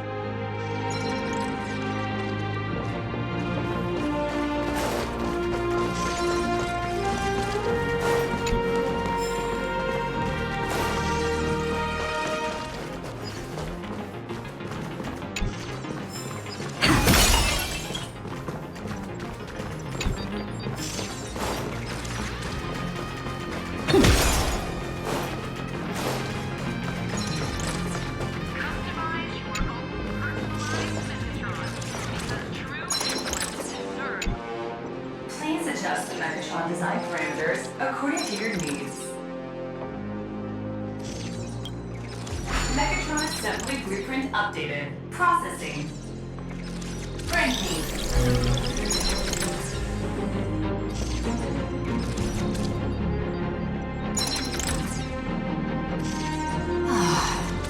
Could it be that no matter how much I adjusted, the final printout always comes out exactly the same? Your suspicion makes sense. But please answer my question first. Which do you prefer? The sense of achievement that comes from hard work, or the convenience of getting things done easily?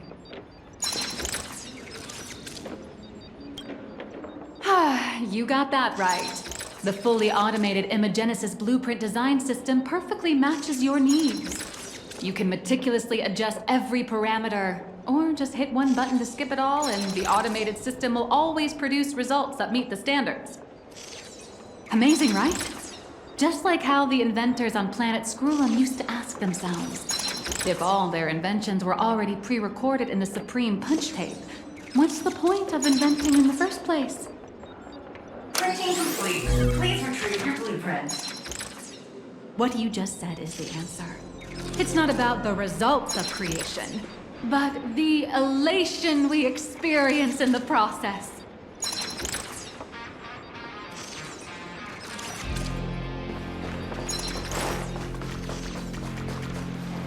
Oh, hello. Please, show me your Mechatron assembly blueprint. No problem. Blueprint has been recorded. The Mechatron parts are ready to go. Hope you enjoy the experience.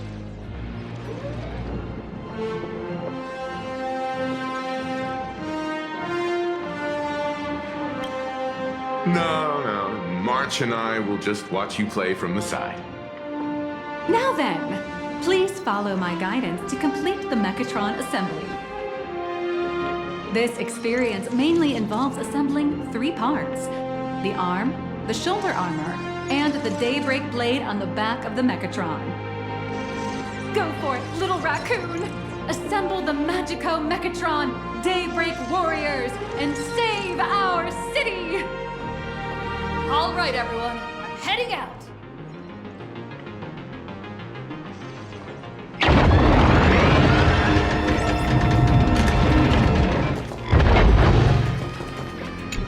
Go now. Your little fans are waiting for you. Go ahead. March and I will watch you play from the side.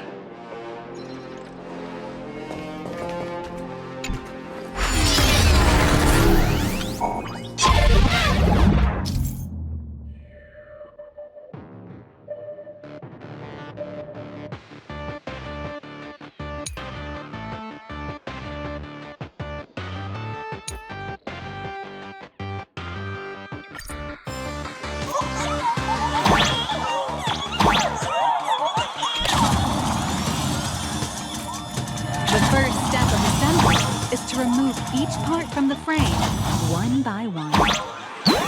Nippers, hobby knife, sandpaper, sanding stick. Parallax doesn't provide any of these. But don't worry, the explosive device will solve all your problems. Just step on it, bravely.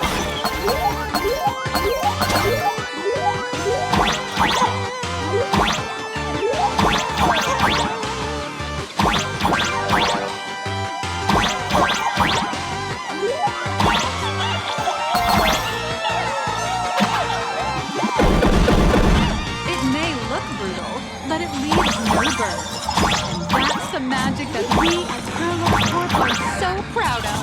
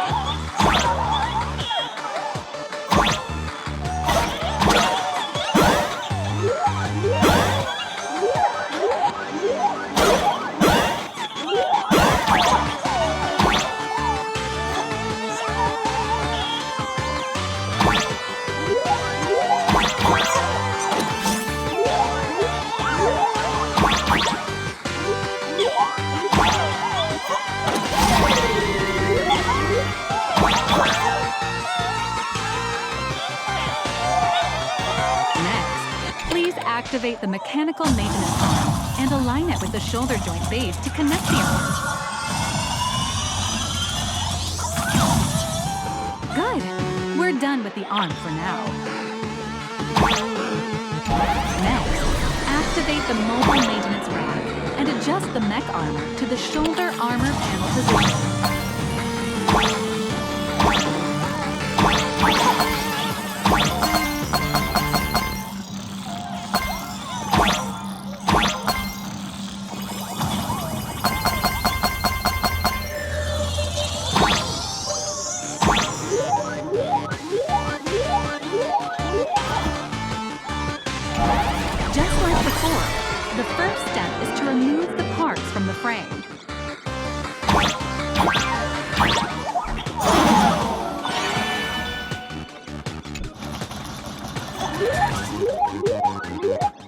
Artificial gravity field adjusting. Please exercise caution.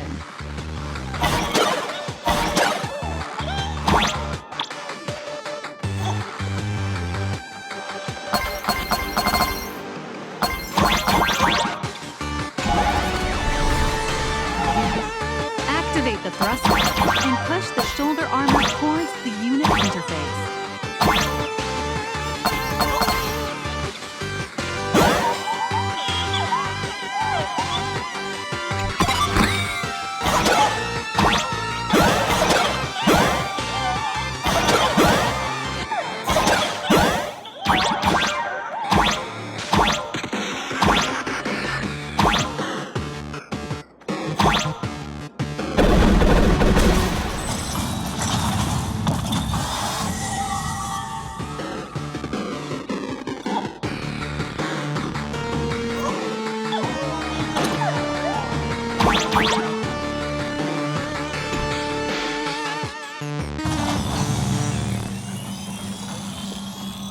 Beautiful. Absolutely beautiful. This giant Mechatron is truly the soul of Pearl-Lux Corp.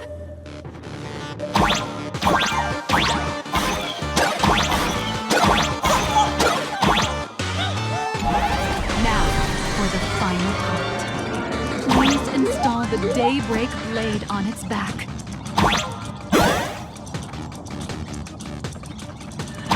Aim at the mounting point on the back. And fire! Awaken! Daybreak blade!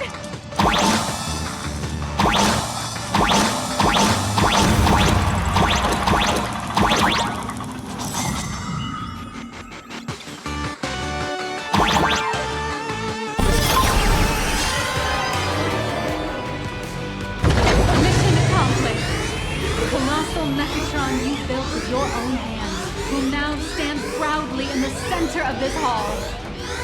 The great hero of the Astral Express has graced this place, left behind a blueprint, and even contributed their own inspiration to the completion of the Mechatron statue. What outstanding promotional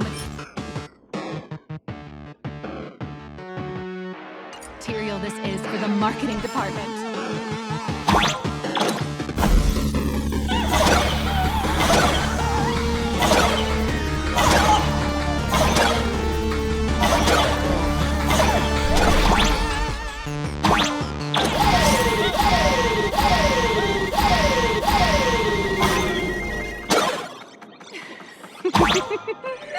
A new hero is born right here. Step forth, Miss Little Raccoon, and become the guardian of Plain Arcadia.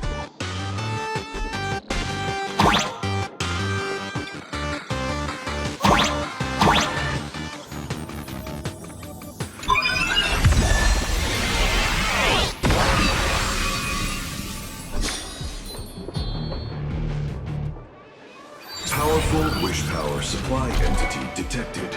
Initiating lake.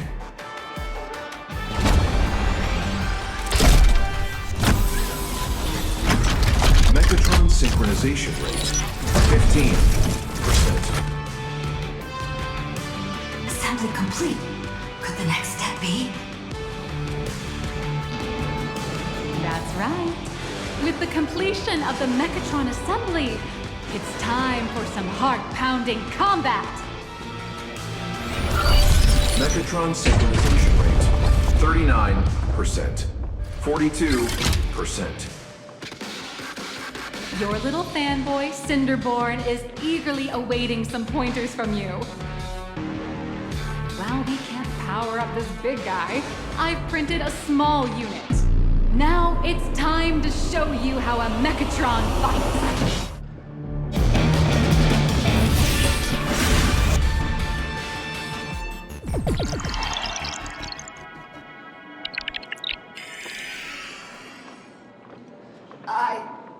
Merged with the Mechatron?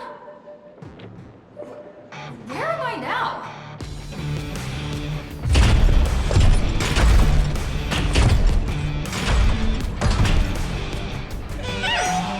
Why, of course. It's the combat testing sandbox. Look, those dazzling colors are like an express train traversing through the stars. Full body armor. For the people. What power strike! Hero Cinderbarku! This city! What are you doing? No choice left. Not hero! Just focus on taking the city's prices and let the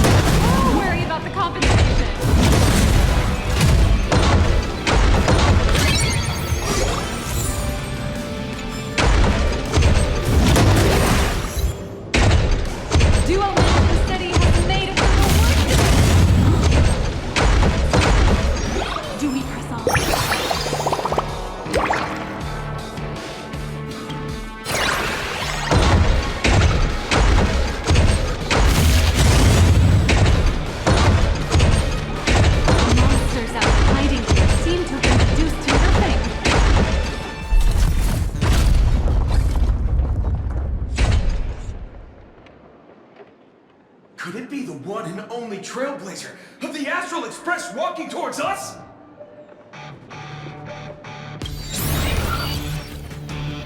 You bet!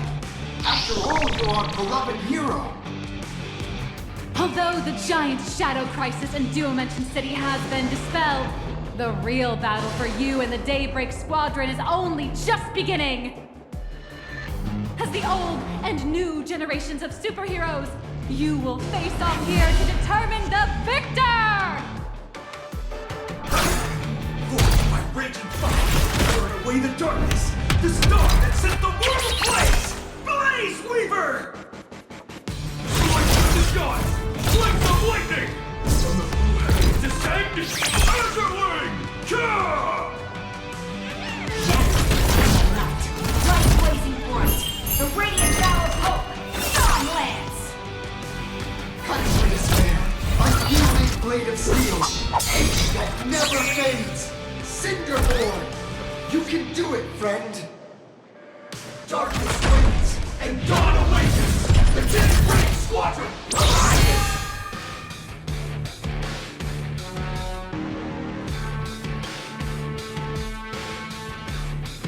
This is an official challenge from the Daybreak Squadron, great hero of the Astral Express.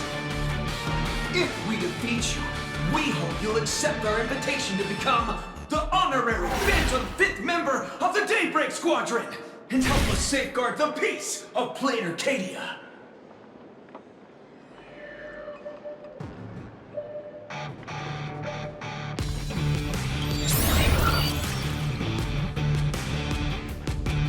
Pink, green, we've got tons of colors.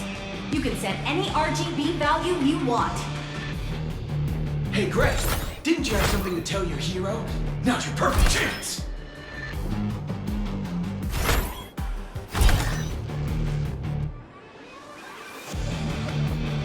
My friend, you know what?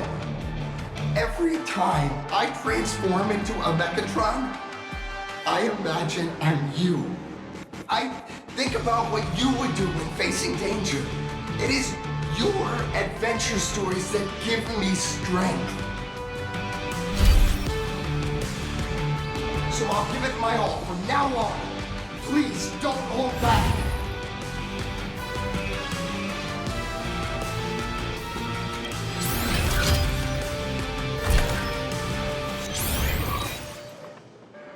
Now then, let's settle this on the horizon where the vengeance moon rises!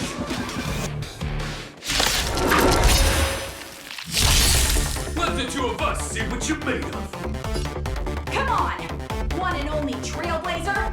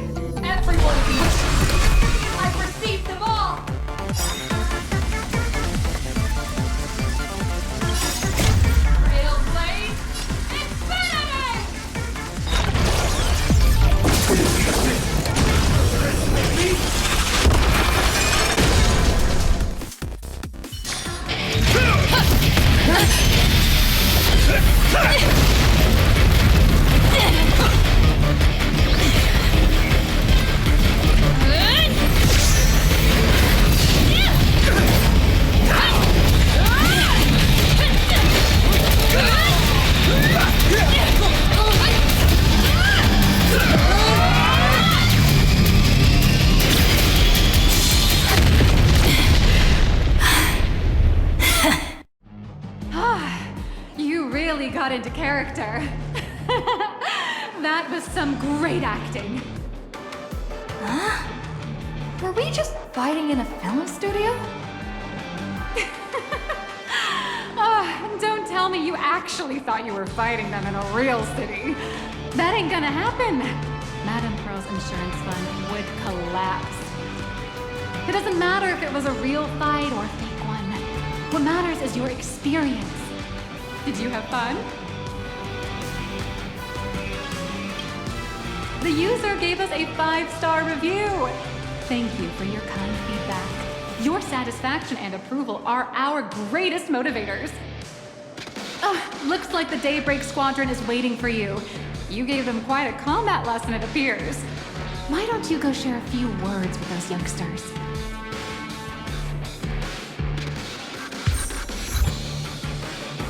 Looks like the Daybreak Squadron is waiting for you. You gave them quite a combat lesson, it appears. Why don't you go share a few words with those youngsters?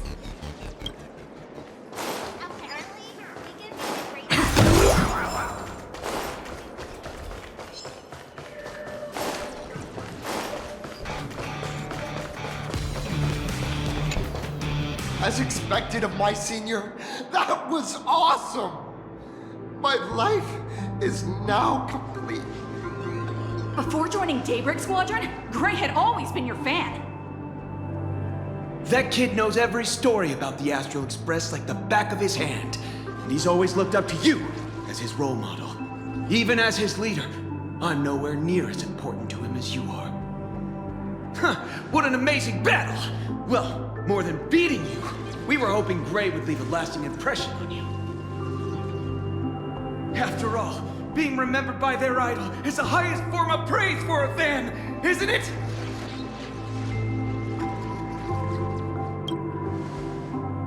Oh, I'm already satisfied, just knowing that the name Cinderborn will remain in my senior's memory.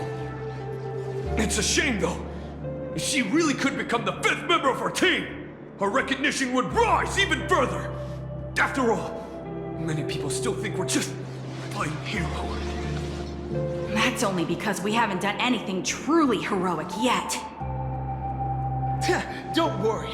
Given the state of Duomension City, a mind-blowing crisis is bound to happen sooner or later, and that's when we'll get our chance to shine! Ha-ha!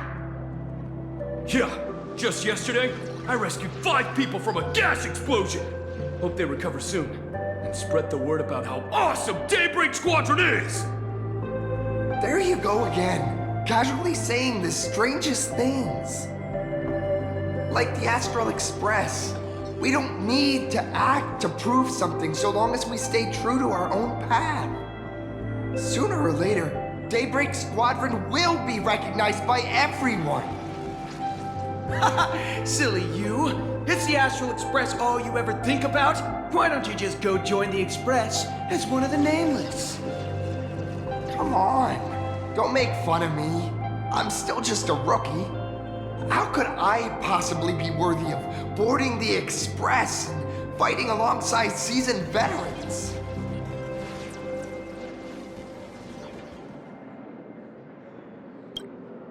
Anyone who perseveres in their own life is a hero indeed. Thanks for your guidance, Trailblazer. And lastly, I wonder if you could take a picture with the rest of us. Trailblazer, please, take a photo together with us! Whoa! My senior's so close to me that my heart's beating like crazy. 3, 2, 1. Darkness wanes and dawn awakens. The Daybreak Squadron arises.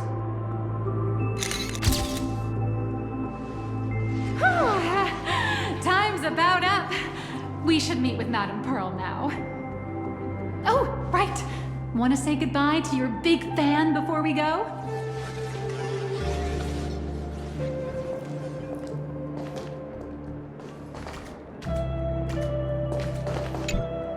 Blue, yellow!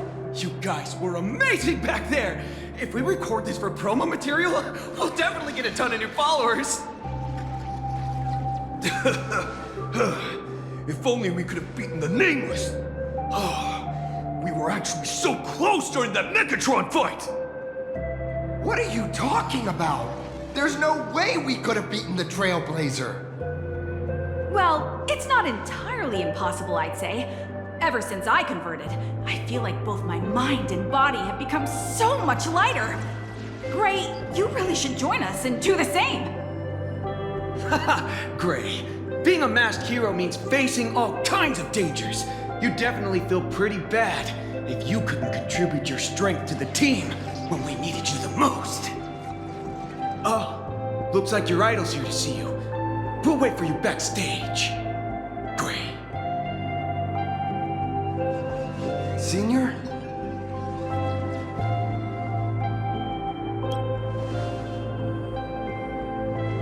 Me? I'm fine. Totally fine. It was no surprise that you took us down without breaking a sweat. It's me. I'm just too weak. I'm always hesitant, whether in combat or dealing with life. Even though I know I can never become an amazing hero like you, I've always been trying my best to get closer to being like you. It's a bit embarrassing to admit, but no one ever taught me the principles of how to live and behave growing up. I dropped out of high school pretty early and started hanging out with street gangs. Every time I threw a punch to intimidate someone, I thought I was being a hero. But when I saw how scared those people were, I had this nagging feeling that maybe I was doing something wrong. Later, when I read about the Astral Express story online and learned about your legendary deeds, I finally understood what it meant to be a true hero. Looking back at how immature and awful I was, I made up my mind to leave my old organization. Now I too have a chance to become a hero like you. Together, with my brothers and sisters in the Daybreak Squadron, I can bring happy smiles to the residents of Plain Arcadia and protect them whenever danger appears. But I'm just too weak. I don't have the immense strength like the Express Nameless. I don't even have any special talents. Maybe I've chosen a path that doesn't really work for me.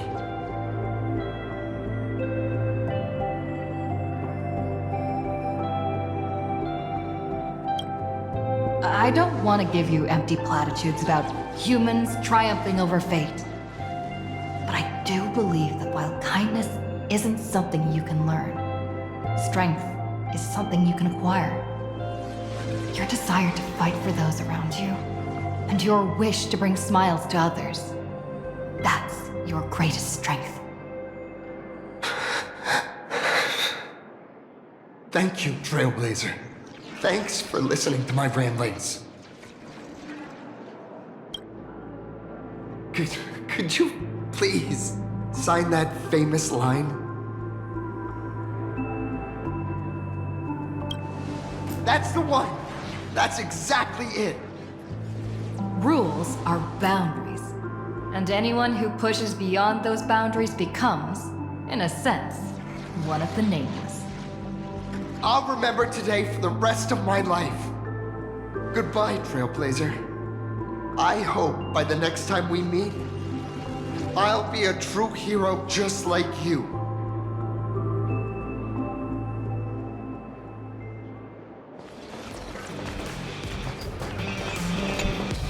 Well, that about wraps up today's tour. After seeing everything, what do you think? You're only realizing that now.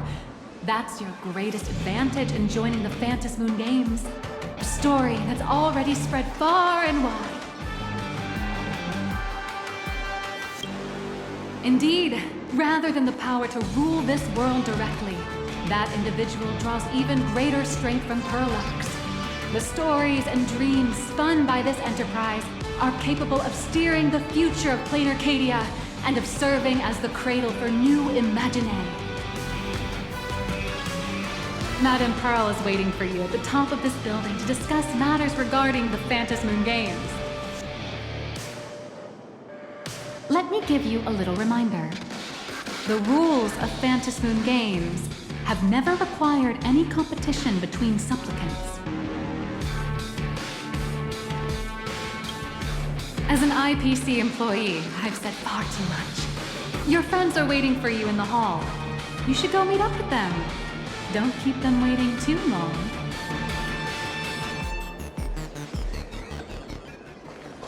I feel like Mechatrons with cat ears would really take off.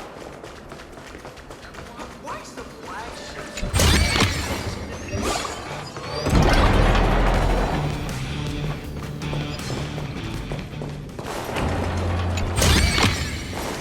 Good.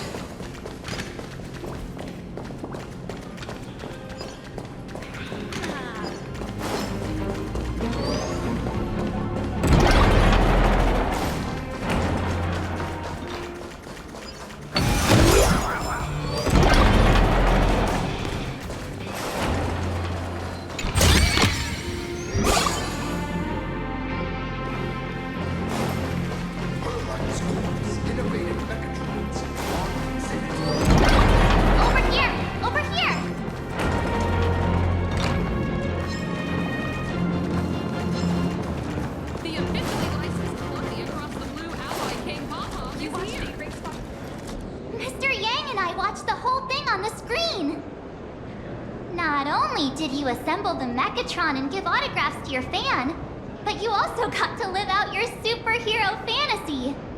Did you have fun? Mr. Yang's looking at you with such loving eyes, like a parent watching a kid riding on a carousel at an amusement park. Indeed. Seeing her so happy reminds me of my younger self.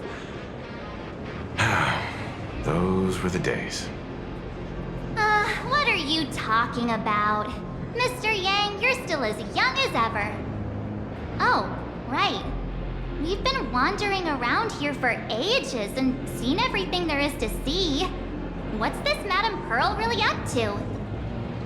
I understand everything she wanted to show us. There are just a few questions I'd like to confirm with Miss Nihilux. Miss Nihilux? Wait. Where did she go? Ah, there you are. We've been looking everywhere for you. The Secretary's office sent Agent Feld here to keep you company while you wait, but he said he couldn't find any of you.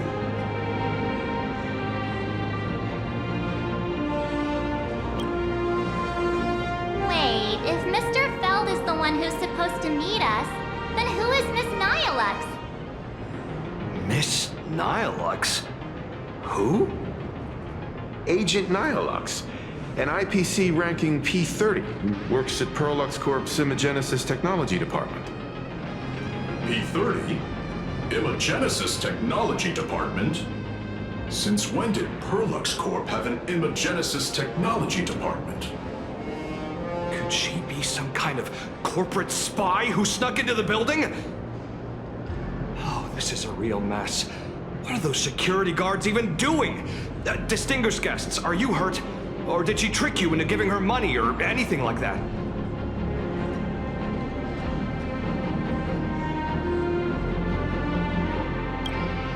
This lady seemed totally legit. She smoothly guided us around the place like a pro. I thought she was one of your people. I need to report this to security right away. She can't have gone far. Let's catch her in the act.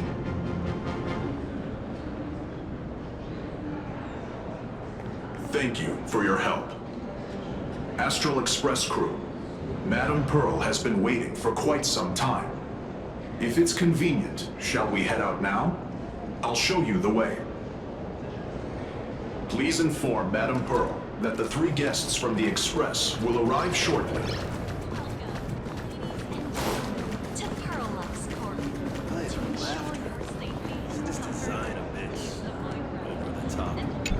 Pearl demonstrated the full process of creating a Mechatron army, based on what I saw.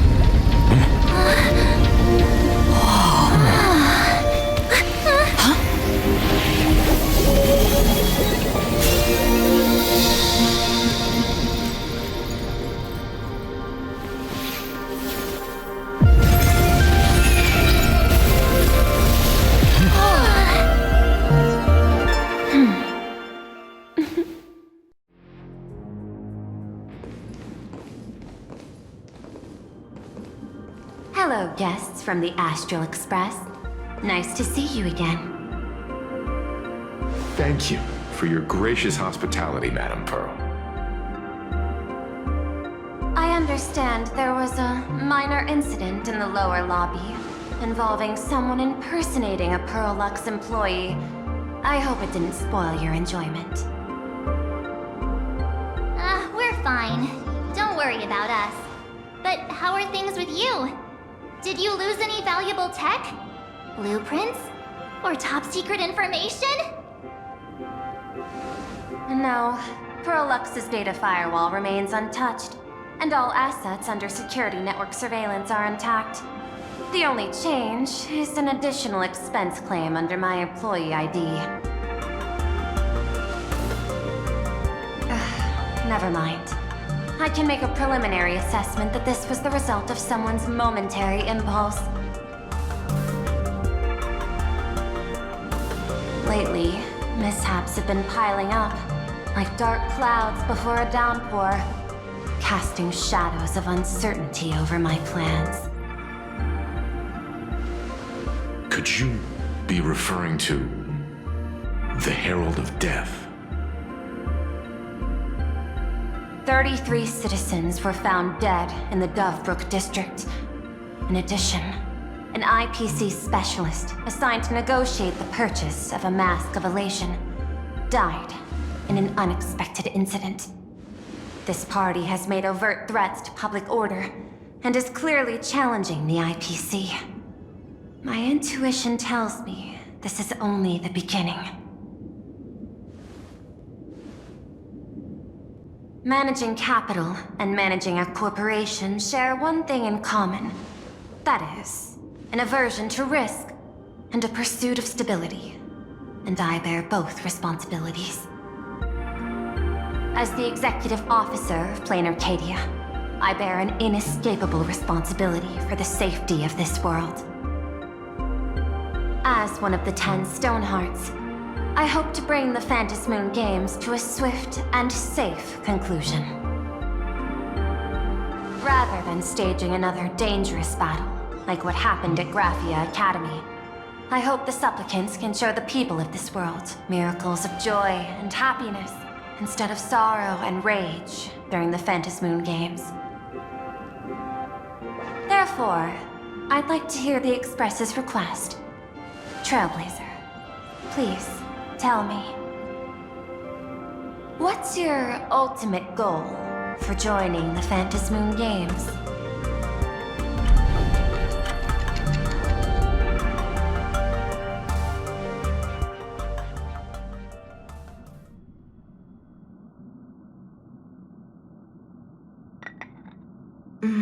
You mentioned earlier that you wanted to talk about the Phantasmoon Games with me?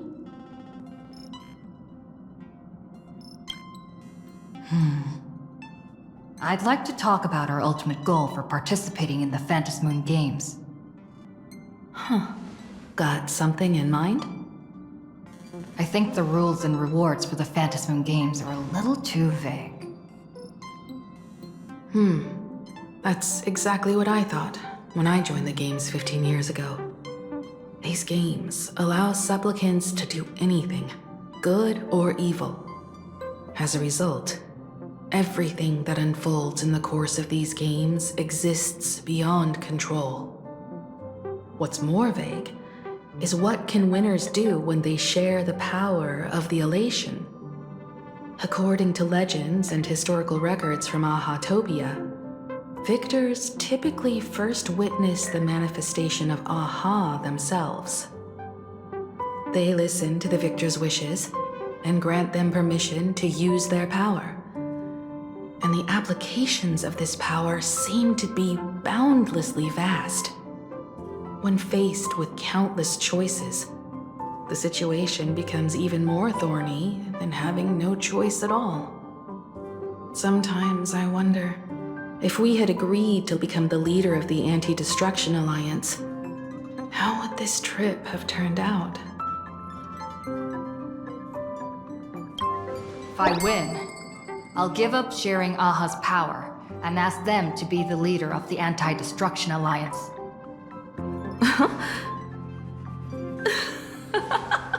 That's such a hilarious idea. I can totally picture it.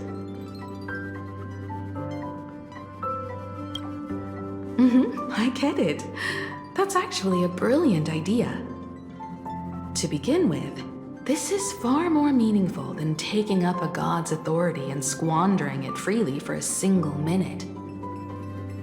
Secondly, placing an Eon on the righteous cause of opposing the universe's greatest threat is something neither the IPC nor the god itself could reasonably object to. Finally, this would also help us avoid the risk we currently face, cooperating with the IPC while remaining wary of being drawn into its ambitions during the operation of the Anti-Destruction Alliance.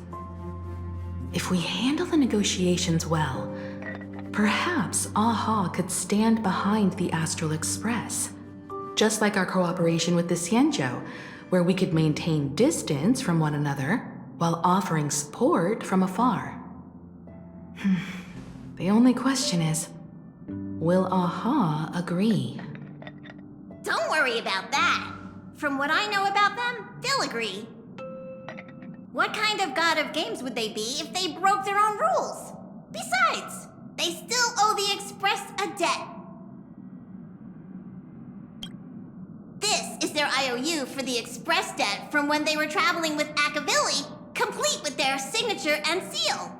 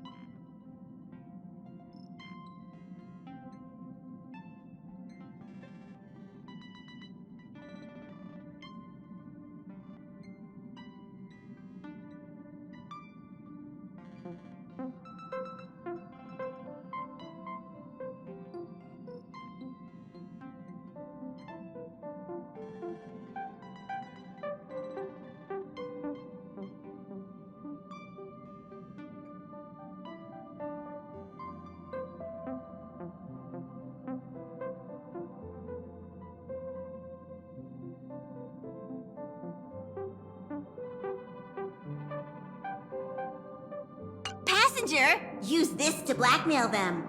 That one will definitely give in to your demands. Probably. So, you're saying you want Aha to take on the leadership of the Anti-Destruction Alliance?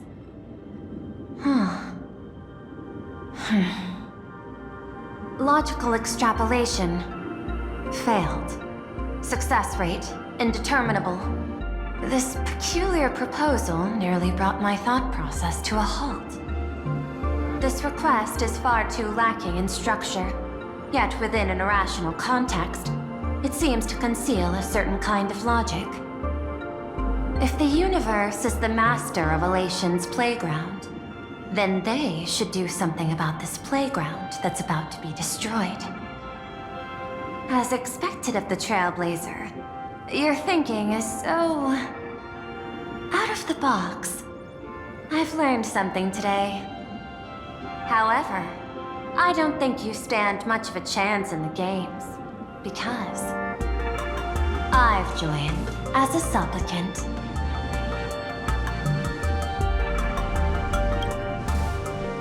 Not a single rule in the Phantasmoon games requires supplicants to engage in combat, so There's no need for hostility between us.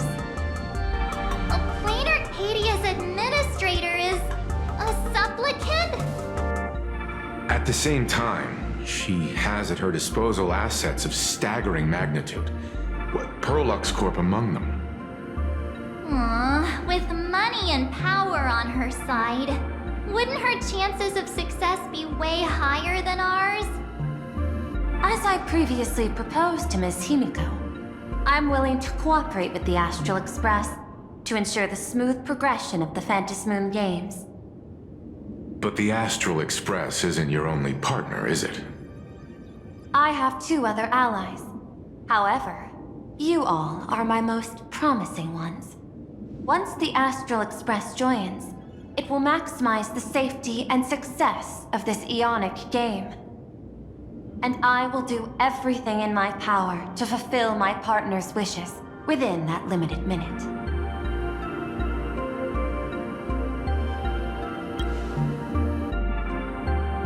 As we told you before, our strategy is to become a sail, advance and retreat together. The Astral Express is not a lone supplicant, since we have our own allies in the games. An ally like Sparksy?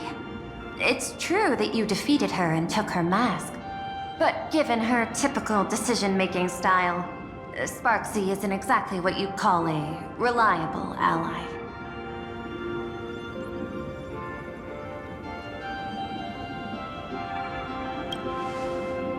Hypothesis. The Sinwish Syndicate's missing mask. I thought it fell into the Cienjo's hands. Don't tell me. Yao Guang gave it to you guys? That's right. 3 against 3. We're tied at the moment. With this new variable in play, I'll have to adjust my extrapolations.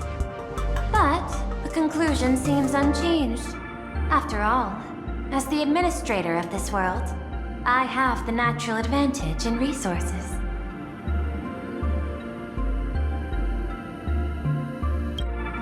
An IPC senior executive, Plain Arcadia's administrator, a member of the 10 Stonehearts, joining the games personally. It certainly has an intimidating ring to it. But when you think about it, isn't this identity precisely the greatest burden Madame Pearl has to overcome? She's right. Your identity is far too sensitive. You want to control these games and end it safely and quickly. But Plain Arcadia's citizens might not see it this way. All they see is the all-powerful IPC and an influential executive pulling all the strings. Your every action will be scrutinized twice over.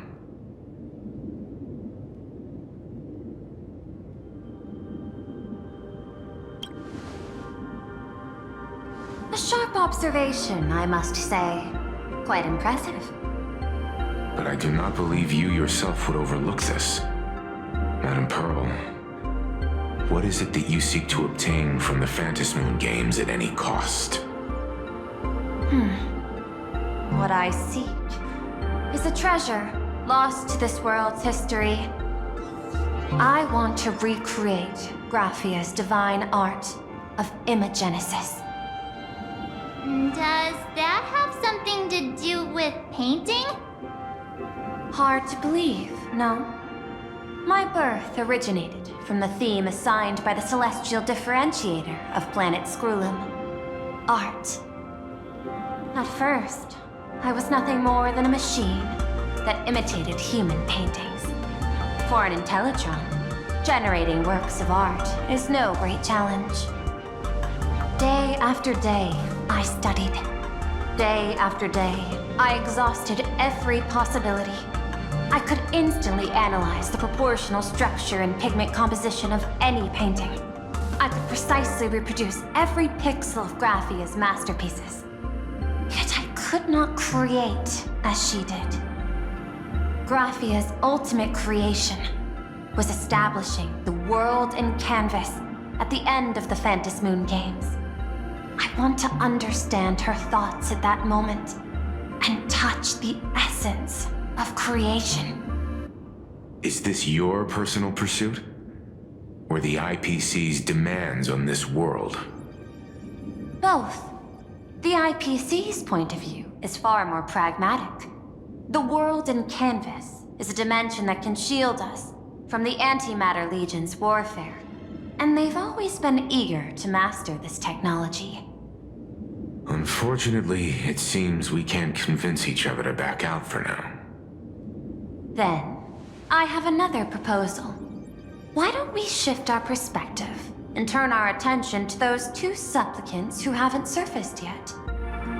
These two individuals' objectives are unclear, and their abilities remain a mystery. If left unchecked, we might see a repeat of the Herald of Death tragedy. I have a cooperation proposal that could help us gather intelligence on them, and I'm willing to share this piece of information with you all.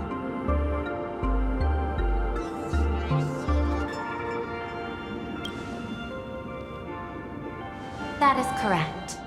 But all you need to do is sacrifice a tiny sliver of your reputation. Before we move on to the details of our cooperation, would you like to take a short break and have some tea to wet your whistles? Or shall we continue?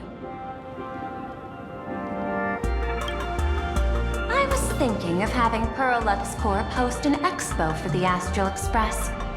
As for the name, how about Star Rail Fest? Star Rail Fest? You mean hosting a Fluffy Across the Blue convention? Correct, but not entirely. The Fluffy is well known in this world, so it's a good collaboration element. But what I want is an unprecedented Astral Express exhibition, with the Fluffy being just a small part of it. The real stars of this grand event will be you, the Express crew. You'll be there in person to meet the people of this world. Are you trying to use this exhibition to lure those two unidentified supplicants out of hiding? Huh? What if they're up to no good? Won't that just make us walking targets?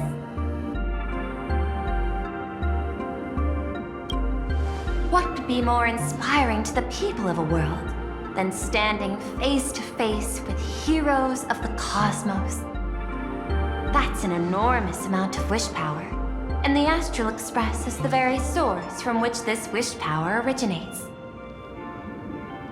Together, we can create a miracle for all to witness in Arcadia devoted to the legends of heroes. I'll also get Full Wish TV and other mainstream media outlets involved for promotional cooperation. And in return, wish power will flow to you. Of this, I have no doubt. A wise choice. Before the Star Rail Fest officially begins, I have one more favor to ask of you all. I'd like the Express crew to pay a visit to Blurry QR Colt, the original author of Fluffy Across the Blue. Doesn't Perlux own the rights to the Fluffy? Since their debut, this author has remained anonymous, never revealing their true identity in public. But if the real-life inspiration behind the story were to pay them a personal visit, it would surely be a great honor, and likely persuade them to attend a signing, stoking the excitement even further. Now that we've reached an agreement, I'll leave it in your capable hands. My secretary will be in touch to keep all parties apprised. By the way, before you leave, please accept this small gift as a memento of our first collaboration.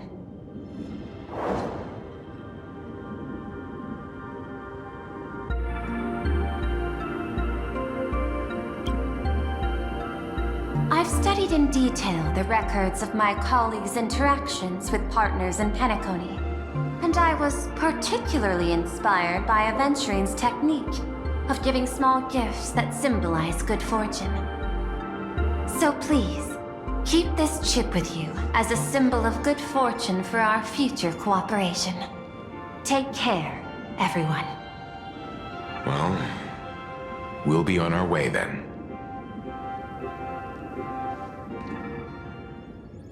As your private detective, I must warn you that a grand exhibition of unprecedented scale would make for a perfect opportunity to reenact the blood-stained games. I understand. That's why I have a mission for you. Protect the Nameless at Star Rail Fest. You actually think they would need my protection with their strength? Don't tell me your extrapolations predict even bigger trouble ahead. Hidden beneath each extrapolation, tiny signals of unease keep bubbling up to my thought interface. I must be thoroughly prepared for whatever may come. Now that you've taken up the mask, let's talk about payment. What do you want? The same as always? Money? Before we talk about payment, let's discuss the Herald of Death. Although the Department of Aberration Defense sealed and destroyed all records of the Bloodstained Games, I still managed to uncover some unusual leads.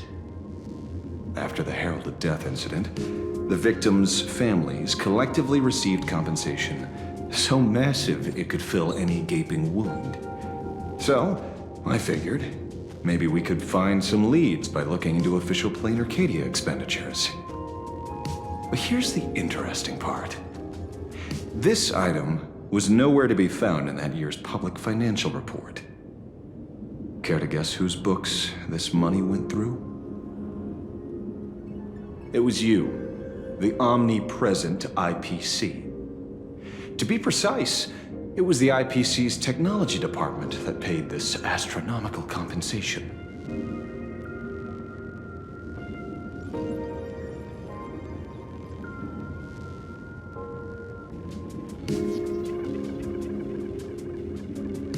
Following the usual human drama tropes, am I supposed to give you a round of applause now? Being able to dig up all this information really shows your connections and capabilities, Detective Ashvale. In movies, a big shot like you would usually raise a hand right about now, revealing the dark muzzle of a gun. I'm afraid you've learned too much. And bang! That's when the gun goes off. And I, the poor sap who uncovered the truth, am supposed to bite the dust. Sorry, my hand is on the checkbook and unavailable. Mr. Ashvale, tell me, how many zeros would you like to see on that check for our cooperation?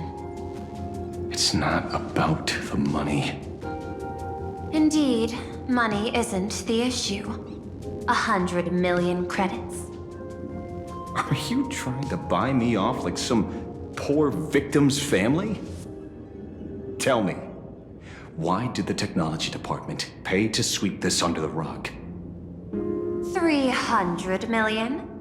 I know you've always needed money.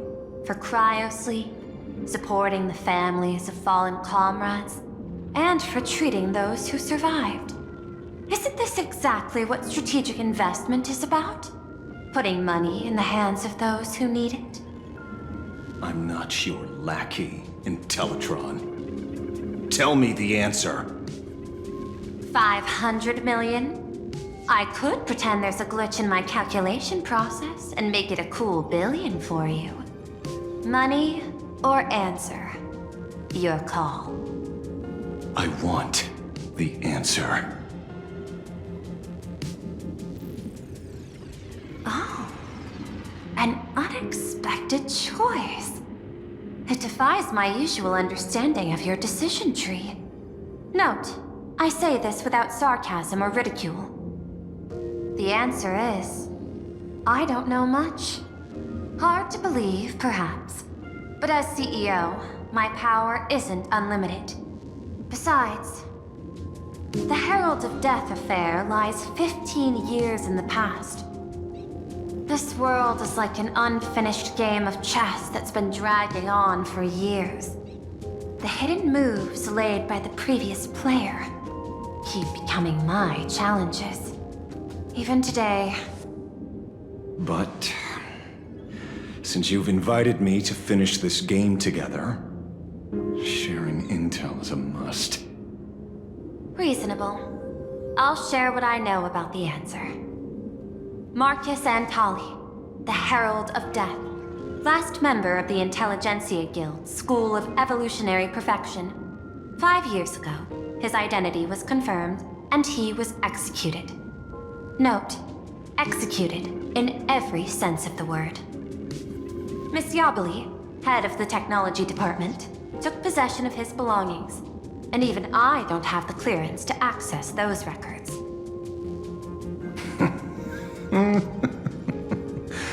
No wonder. So, that guy was practically IPC personnel, give or take. That also explains why the technology department shelled out the compensation. Yet, the method behind this latest killing is identical to the one from years ago. If the Herald of Death is truly dead... A serial killer coming back from the dead is the least of our worries. Even if a serial killer does come back to life, he's still just a serial killer who's been shut out of the Ionic game. What's more concerning is this. Someone wants to exploit the legacy of the Herald of Death. Miss Yabali took away everything that man left behind, except for the fear he instilled in the people of this world. And during the Phantasmoon Games, not only can miracles trigger wish power, but fear too. Based on my extrapolations, the appearance of this new Herald of Death might mark the beginning of the festival spiraling out of control. No wonder you're in such a hurry to end the games. Mr. Ashvale, I've always respected you. But right now, I need to rely on your strength even more.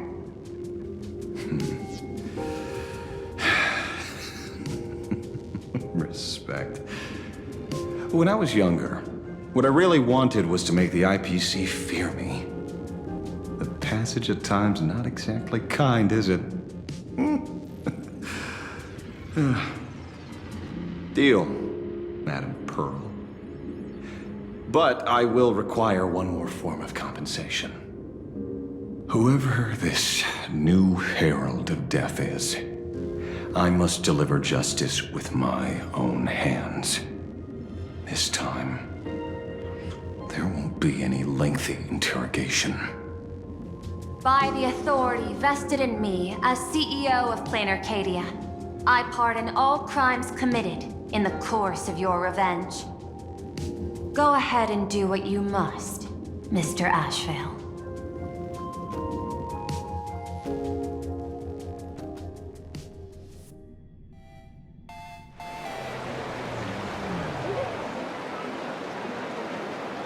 My friend, I don't blame you, but I'm done being a breathing dead weight.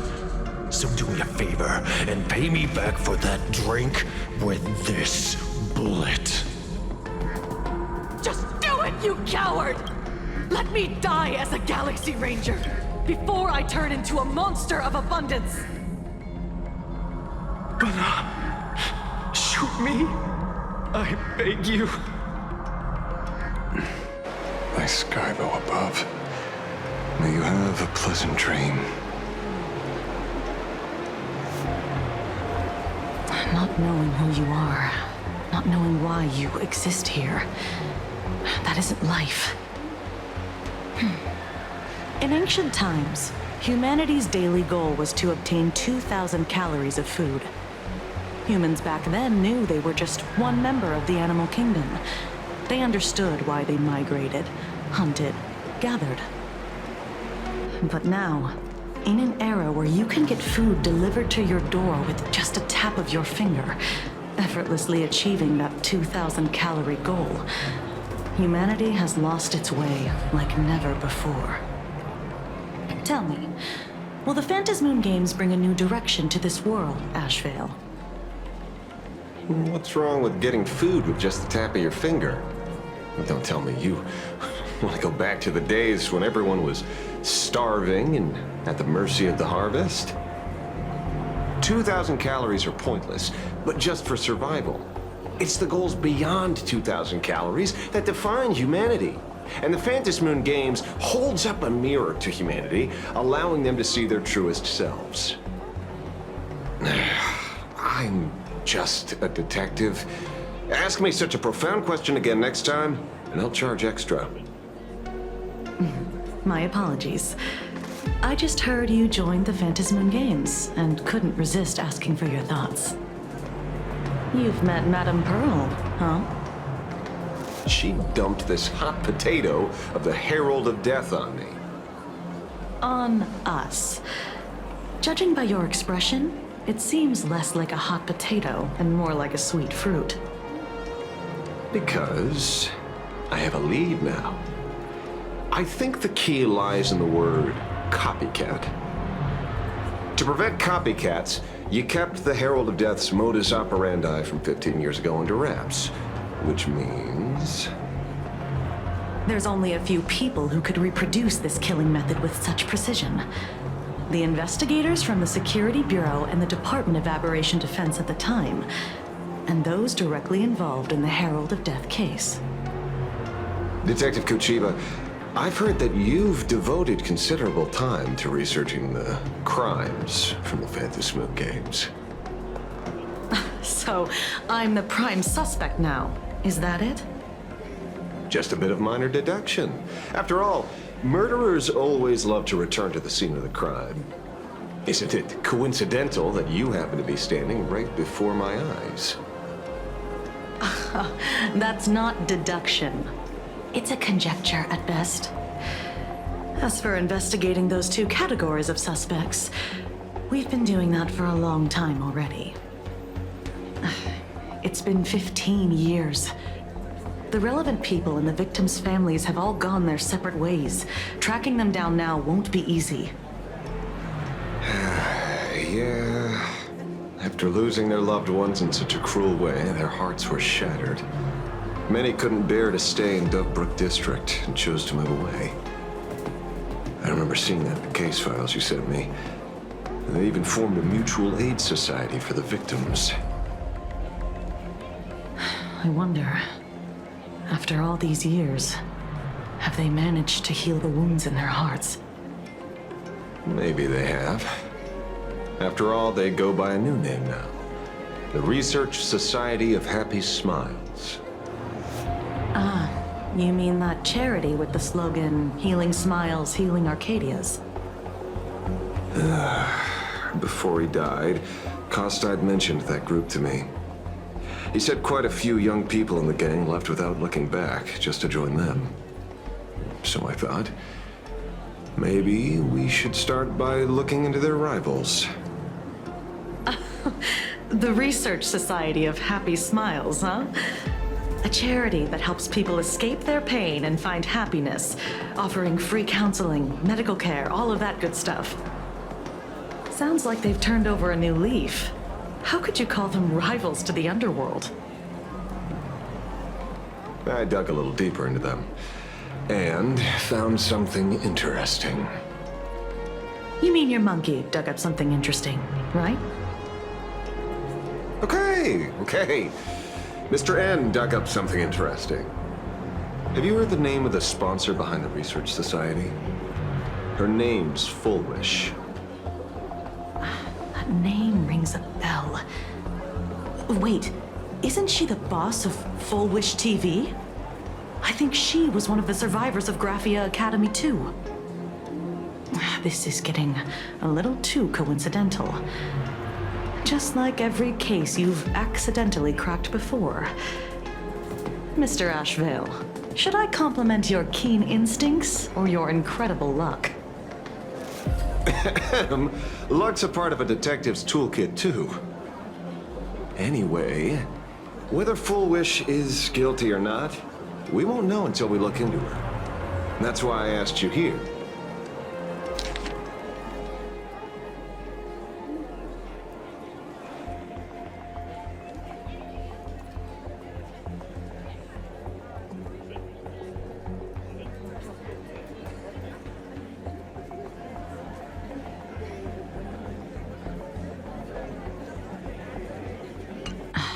Dovebrook District New Life Project.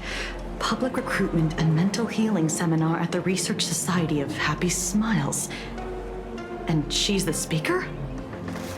Holding a seminar at a place meant to bury past trauma. The very site of 2 bloody incidents. Miss Fullwish's audacity is certainly impossible to ignore. So what are we waiting for? It's time to drag Dovebrook District's old skeletons out into the light.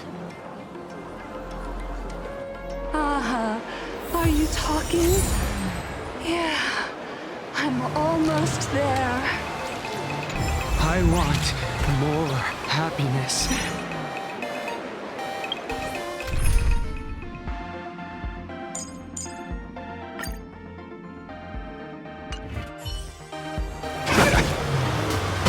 Trying to trick me?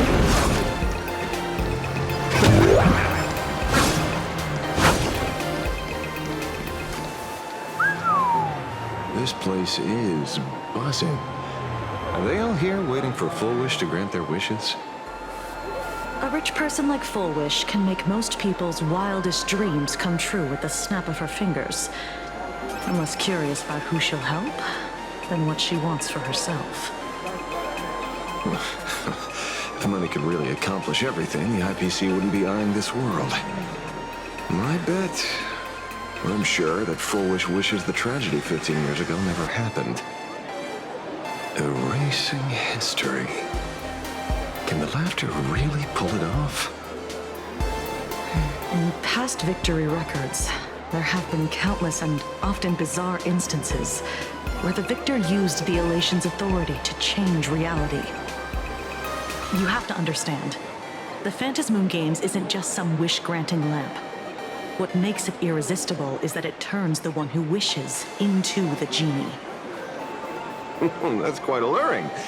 Have you heard about the noblest worm Ahami Godlike? It became the happiest creature in existence. Happy enough to burst apart, leaving no intact body behind. Your knowledge of these unofficial records is enough to rival ours. Since you see things so clearly, Mr. Ashvale, why sign up for the games? Miss Kochiba, is that a rhetorical question? Or are you fishing for a confession? Fishing. Don't be afraid. Now that you're a supplicant, public officials like me no longer have any authority over you. I'm guessing what you want goes beyond a straightforward act of revenge, beyond a vigilante execution carried out in public. If you were only out to avenge friends, with or without the Phantasmoon Games, someone like you would toss laws and decorum aside and do what needs to be done. So tell me, Mr. Ashvale, what do you actually hope to get from the games? Consider it a mystery. If I make it to the end, you'll know the answer before Aha does. Well then, I'd be honored. Just don't let your wish ruin our lives here. Daily life here fits like a tailored prison uniform. Wear it too long and you forget what your bones should feel like. Ugh. It's time to break free. Look at these prisoners of routine before us. Fullwish haven't shown up yet. Let's talk with the members of the Research Society. Maybe we can coax something useful out of them.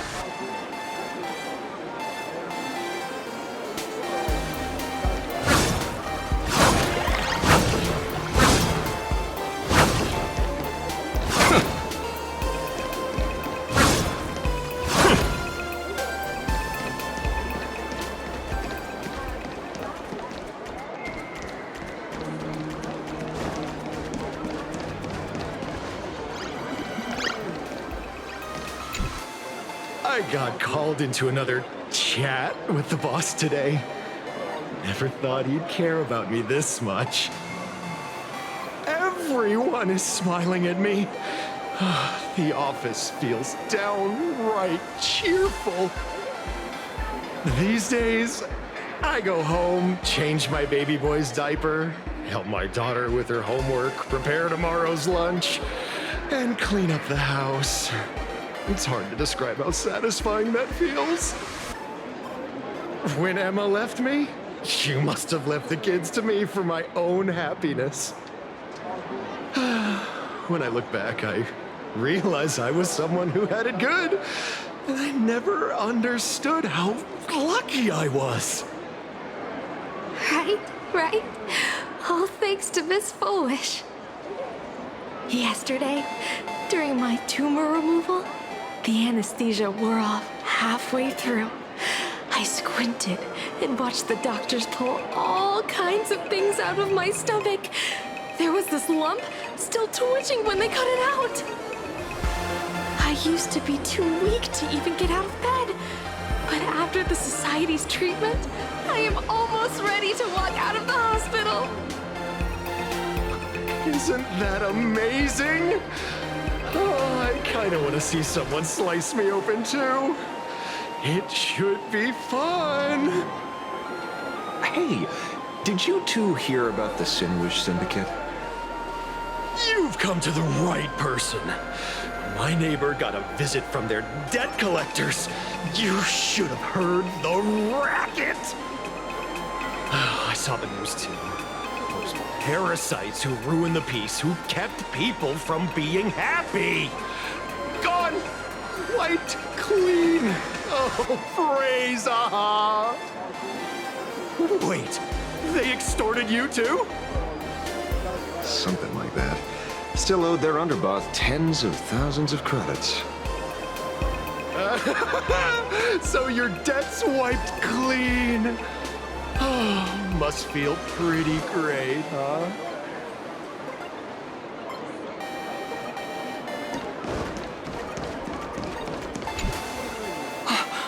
Oh, we meet again. Hey, Lady Megatron. How have you been? Good. Since I joined the Research Society, I've made so many new friends. In the past, I struggled with mobility. I always had to work 3 or 4 times harder than the other Megatrons, just to keep up. A lot of Imaginae think factory-made types like me don't count as their own. And humans look at us and see soulless machines. If every sentient being has a home, then even the scrapyard is closed to me. I'm not even considered recyclable waste. But here, in the society, no one cares what I am or what I can do. They just see me as a normal person. Congrats. You found your home. Aha said the same. They and everyone here are my family. Aha talks to you. Of course! You mean you can't hear them? Guess you're not happy enough yet. Don't worry. Once you join the society, you will. No pain, no tears, just pure joy. The society makes everyone happy.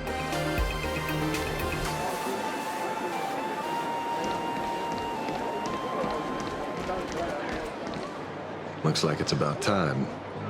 If the star of the show doesn't show up soon, the crowd's gonna burst with anticipation. Everyone, please make some room for Miss Foolish.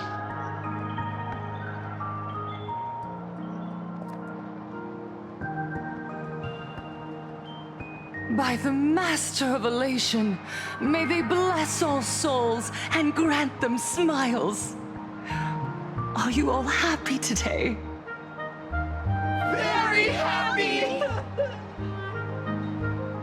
Thank you for your smiles. They're like lamps in the dark. So precious.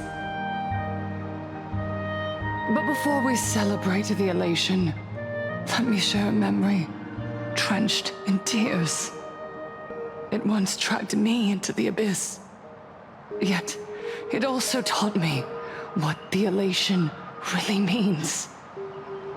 As you all know, 15 years ago, during the Phantasmoon Games, The shadow cast by the Herald of Death swallowed this place whole. That day, I lost my parents, my classmates, and the others. The morning greetings, the little daily chatter, all went silent under that crimson dusk. After that, for a very, very long time, all that remained of my world, a door shut tight, a room steeped in silence, and a wound in my heart that would never heal. Just hearing the words, Herald of Death, made me shake uncontrollably. I even once thought the only escape was to follow the dead and leave with them. Back then, I was just an empty shell, breathing, beating, but lifeless inside. And just as my soul was about to fade away, an old lady from the Mutual Aid Society knocked on my door. She didn't offer empty words of comfort. She just looked me in the eyes and asked, "Child, would you try stepping outside this door? Out there are many people broken by pain, just like you. But together, we can start picking up the pieces, one by one." She smiled at me, a warm, gentle smile. And in that smile, I felt the Master of Elation grant me a reason to live. At the Mutual Aid Society, I saw countless souls scarred by fate. Some bore wounds beyond healing, and some had lost their loved ones. Each of us bore a different wound, but every wound got deep. And yet, what truly moved me wasn't the pain. It was how, beneath those scars, they still reached out to one another, offering a smile to a child who'd stopped crying, lending a guiding hand to someone lost. They taught me something precious. Pain can destroy a person, but the wish to bring elation to others can spark the fire of rebirth. That was when Aha's voice echoed again in the silence of my heart. The smiles passed from one another through mutual aid is Aha's most precious blessing. It does not belong only in the small room of a support group. It yearns to illuminate hearts lost in darkness. Each time we share a true smile, it's as if we hear Aha's voice.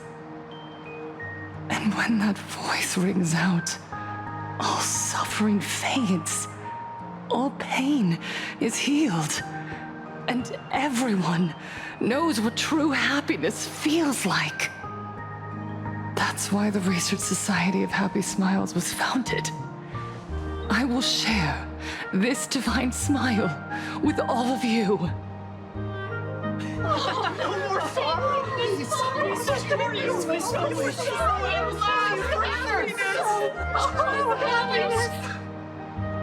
Everyone, I have questions for you. When was the last time you truly smiled? How long has it been since you felt happy from the bottom of your heart?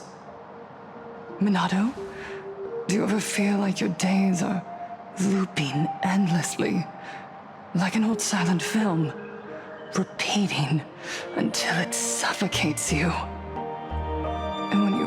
realize that loop might never end. Does despair flood in like the tide?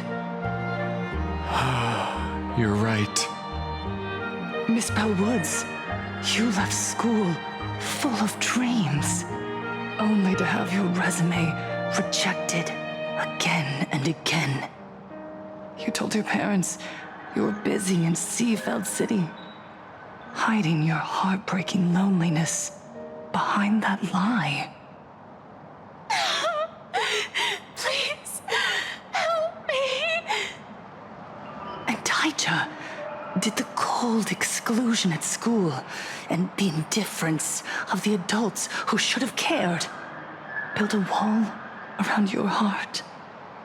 One that made you afraid to open yourself up to the world again. Yes. When we were born, no one had to teach us how to smile. But who would have thought that one day, even smiling would become so hard? Once, our world was blessed by Aha's grace.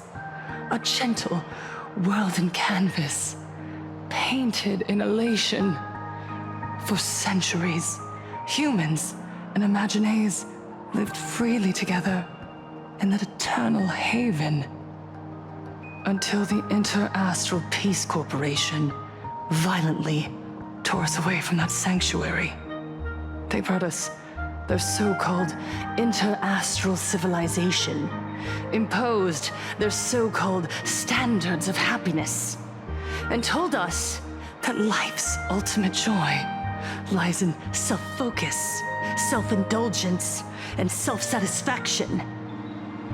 They flooded us with dazzling material desires, blinding our hearts. They fed arrogance and prejudice into our minds through the network, making us chase pleasure for ourselves and forget that true elation is found when we smile together. Wish power has turned into fuel. Credits jingle where heartfelt laughter used to ring. We drown in anxiety, competition, and an endless sense of not being enough. And in all that noise, we can no longer hear Aha's gentle voice. Elation, the truest light of life itself, is being eaten away and replaced by the external. You said it. I work myself to death for scraps, and my boss doesn't even notice. And those useless loudmouths online. They do nothing with their lives, yet constantly judge everyone else. The IPC is nothing but a nest of vampires! They're feeding off of us! Miss Flowers, please help us how to be happy! Look around you. This land was once blessed by the master of elation. And yet now, it's overflowing with misery. Everyone's chasing their own happiness, but in doing so, they wound others without even noticing. Do you remember the moment I found happiness again? It was when someone who was suffering just as I was, smiled at me. Even through their pain, they gave me that smile. A smile filled with blessings. That smile saved my life. So listen well. Only by opening your heart and sharing your smile with another can you truly grasp what happiness means. It isn't just giving a smile. It's embracing the power that Aha bestowed upon us to smile. Join the Research Society of Happy Smiles. I'll help you rediscover the smile buried within yourself, and Aha will grant your life a transformation. Our mission doesn't end with finding our own smiles. We must bring them to the world and spread true happiness across all existence. While others pray to the eons for their own desires, we, the true followers of Aha, carry a higher calling to fulfill their wish. To fulfill Aha's wish? Yes. To still every cry of sorrow. To wipe away every bitter tear. We will build. No, rebuild. A world where smiles never fade, and elation never dies. It is her highness! It is her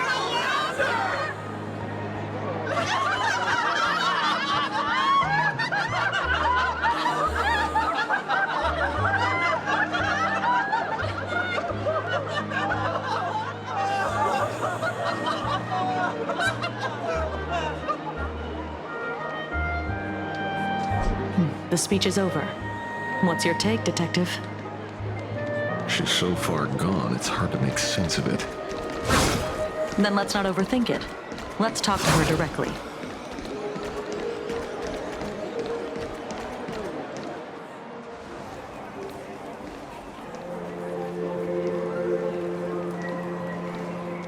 Miss Fullwish, I'm Kuchiba from the Department of Aberration Defense. I'd like to have a chat with you. Ah, I see. You're here about the Sinwish Syndicate case, aren't you? So, you were expecting us. Oh, I heard the news. The entire Sinwish Syndicate massacred in Dovebrook District. Ah, such a cursed place. They may not have been saints, but I still pray for them. May their souls rest in peace. Oh. How merciful of you. Though, rumor has it the Research Society of Happy Smiles had a few run-ins with them. Regarding recruitment, donations, turf. Sounds like plenty of reasons for conflict, don't you think? Are you suggesting we had the Sinwish Syndicate killed?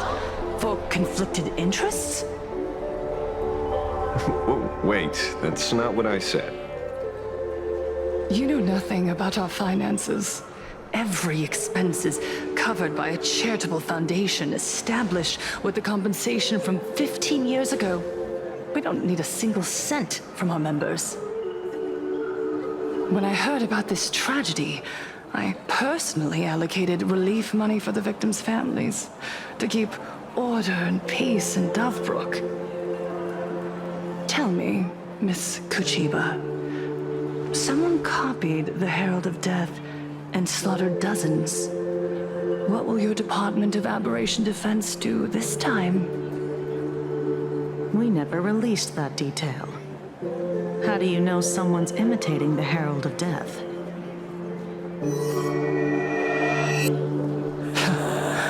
Isn't that what you've been waiting for? For the killer to slip up so you can swoop in and tie everything up nicely? 15 years have passed. You don't seriously believe we're still living in an age where information can be sealed off at will, do you? From the very day the murders occurred, the news has long since spread online. The Sinwish Syndicate paid a fortune for some ancient mask, and the next thing you know, they're all dead. The scene painted red with traces of the bloody bloom. Please pay no attention to baseless rumors. Rumors? And yet you're here. That alone proves one thing. The rumors are true. And the new Herald of Death really does exist. Otherwise, why do you suspect me? Only someone who knows the original case could recreate it so perfectly, right? Everyone! You heard our conversation, didn't you? The Herald of Death has returned. He is here, in Dufrook. He's slain the entire Sinwish Syndicate. He's back to relive the carnage of the Phantom Moon Games. The Herald of Death? Didn't the officials declare him executed? How has he appeared again? He's immortal? A demon? He's back for revenge! He'll take revenge on everyone. We're doomed! Aren't gang members the very people who steal smiles from others? And isn't the best way to make bad people happy to erase them from the world? Wouldn't that be doing something good? Yeah, Sister Mechatron is right. Those thugs deserved it. Back from the dead? Lies! The IPC kept him alive to wield him as their weapon. You useless officials! 15 years ago, you failed to let him get away! And that's why he's back again now!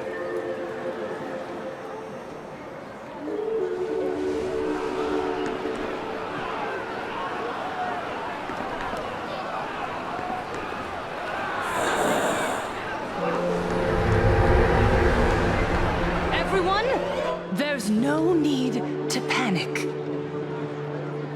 Remember who you are. You are those who live beneath Aha's brilliance, who have claimed happiness and cast off the shackles of suffering. Once the Herald of Death fed on our fear and tears, that was the source of his power. Look at the smiles on the faces of those around you. There is no fear left in our hearts, no tears left in our eyes. All that remains is resolve, happiness, and faith in the elation. The Research Society of Happy Smiles will protect this world. Etch this into your hearts. The happy do not die, for even death cannot touch a heart filled with happiness. What's going on? There's something very wrong about this woman. Yes, as long as we're happy enough, there's nothing to fear. We won't die. Happiness is our weapon. Happiness will destroy the Herald of Death. Happiness will save this world. Operation Spread Happiness. Let happiness infect everyone and spread to every corner of the sky. Make the Phantom Moon smile. Make Lord Aha laugh until they cry for us. Happiness! Happiness!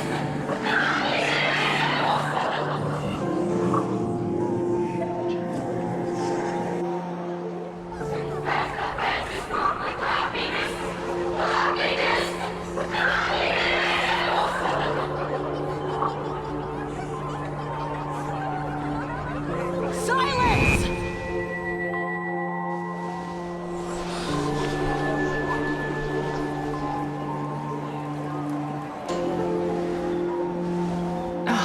My apologies, officers. I can't provide anything useful for now, but rest assured, I'll cooperate with any investigation from the Department of Aberration Defense or the Security Bureau. And of course, I'll fulfill my civic duty. Whether it's the newly emerged Herald of Death or the various upheavals surrounding the Phantom Moon Games, the Research Society of Happy Smiles will handle them appropriately. What we protect is the future and the smiles of plain Arcadia. perhaps, after all this, you too have felt that yearning within your hearts. Would you like to join us? To embrace eternal happiness? I'll pass. But I've got a feeling we'll meet again.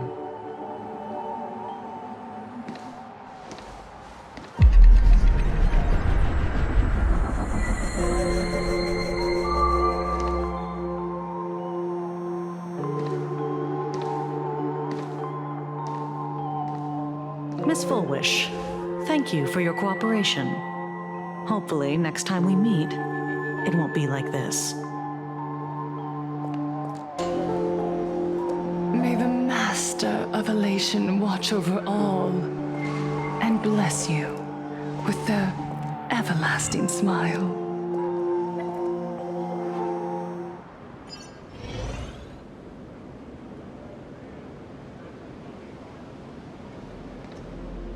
Let go of your obsession.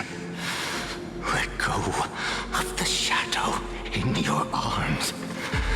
Let go of that false sense of responsibility.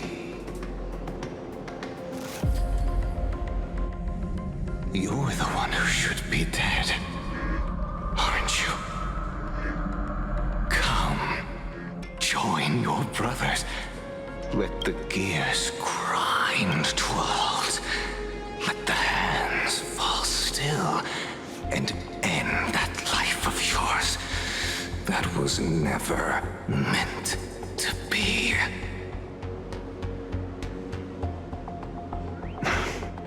Sorry. That day will come. But for now, there are more important things I must do. What did you say? Nothing. Never mind. Looks like Fullwish is a much slyer fish than expected. The bait was there. But she ignored it. And instead, she stirred up a whirlpool. Quite the opposite, actually. Not only did she take our bait, but she also flat out told us she couldn't care less about the hook. Was there something I missed? The bloody bloom mark from the Sinwish Syndicate massacre. How did she know that detail? When we specifically obfuscated it with special mark, even in our internal reports. She broadcasted this information word for word, and even used it to stir up public sentiment, scattering it across the place like tossing blood-soaked feed into a fish pond. Now stopping the rumors from spreading will be even harder. Well, maybe she has her connections, or maybe she made a lucky guess as one of the victims. Regardless, she's right about one thing. Trying to stop something from spreading today sure is a lot more difficult than 15 years ago. So, Mr. Ashvale, did your lucky radar start blaring when it came to Fullwish? There is something very wrong about that woman. You saw the way she played the crowd, huh? I guarantee you that it had nothing to do with her public speaking skills. She could very well be a supplicant in disguise. Still, this whole run has been smooth to an unbelievable degree. We got our bearings in no time at all. So, let's keep our prized fish in the pond for now. Fullwish is not going anywhere. You're right. It's too risky to make a direct move against a well-respected philanthropist and media tycoon. Maybe we should start with the people around her.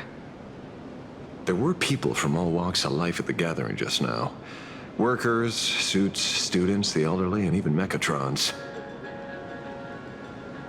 Judging by their crazed enthusiasm, I highly doubt they'd be willing to testify against Fullwish. But I have my ways. Mr. Ashvale, coercive interrogation is strictly against the rules. Please refrain from doing it somewhere I can't... Don't get the wrong idea. I meant an old friend that I spotted at the gathering. By the way, ever watch Daybreak Squadron? It's on Sunday nights at 8. I thought you weren't a TV person. Not me. Mr. N. He watches it. Your monkey is quite the child at heart. Anyway, come on. Let's go get an autograph from our heroic film star.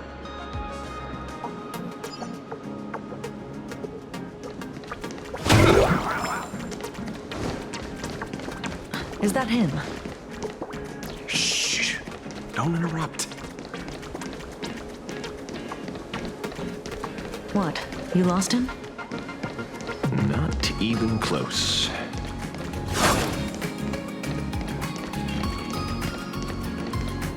Hey, why are you two following me? Oh, we're just two grown-up fans of the Daybreak Squadron trying to get an autograph from Big Brother Magnus. Mr. Ashvale, don't prank me like that. You really scared me. Really? Cinderborn, the peacekeeper of our city, vanquisher of evil fiends, is scared of his own fans? Long time no see, Magnus. You're not here for autographs, are you? I saw you two at the gathering. I don't understand. Why are you investigating Miss Fullwish? She's been nothing but a kind, lawful person who spreads happiness to others. You heard about what happened with Sinwish Syndicate, I assume. Then, was Miss Fullwish telling the truth? The perpetrator left the same signature as the Herald of Death did 15 years ago. So, did that monster really kill Mr. Polwave and Costide? 15 years and he's back? This demon? How many more lives must he take? Mr. Magnus, you're one of the survivors of the incident, right? Yes. That monster took my parents that day. But what's the Sinwish Syndicate case got to do with Miss Fullwish? Because that Herald of Death was executed 15 years ago. That's for certain. The Sinwish Syndicate case, on the other hand, has copycat written all over it. And Fullwish is a suspect. So, just because we're survivors, we automatically become suspects? What? Are you gonna interrogate me too? If that's what you want, Miss Kuchiba can arrange for it later. For now, I just want to ask you a few questions about the Smiles Society. It doesn't matter if you have a few or 100 questions. I have nothing to say to you. 15 years ago, I was left all alone in this world. The so-called relatives closed in like a pack of hyenas, their eyes fixed solely on the compensation smeared with my parents' blood. Abuse, deception, expulsion. To them, I was nothing more than a walking money bag, an eyesore, a jinx. It was the society that gave me the chance to live the life I have now. What about the Sinwish Syndicate then? If I recall correctly, they took care of you once. Old Polwave helped you deal with those relatives. Listen, Mr. Ashvale, the debt I owe the Sinwish Syndicate will be paid. I will avenge them as a member of the Smile Society as well as the Daybreak Squadron. I'll rip the Herald of Death out from the shadows in their name and see justice served. That is my duty. You're in over your head.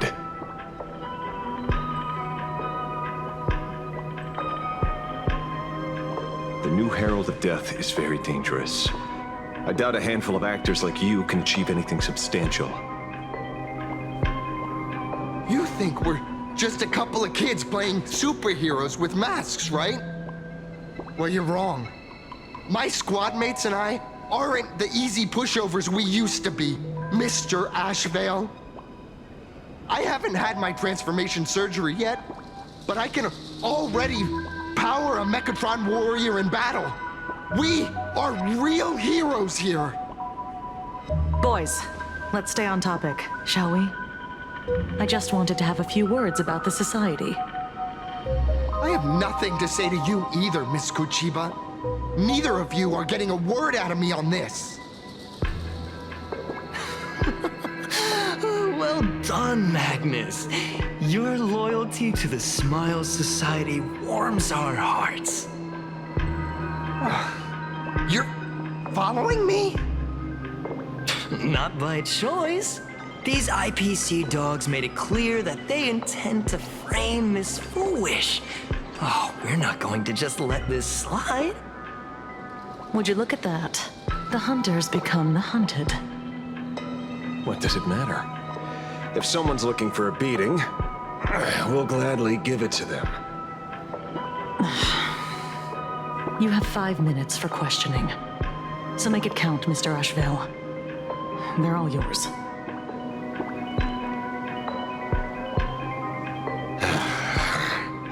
Never expected my first miracle as a supplicant to be teaching thugs. I mean lawful citizens, a lesson on the streets. Let's get this over with then. And if you want to join them too, Magnus, be my guest. Fair warning. I'm out of practice. You get hurt, it's your problem. Your fists don't hurt at all! Mr. Ashvale, stop!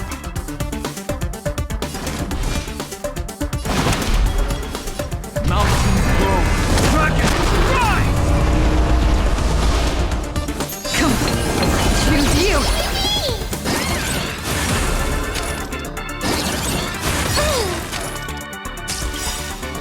Trust me.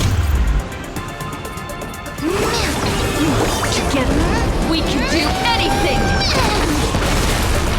Things must be paid.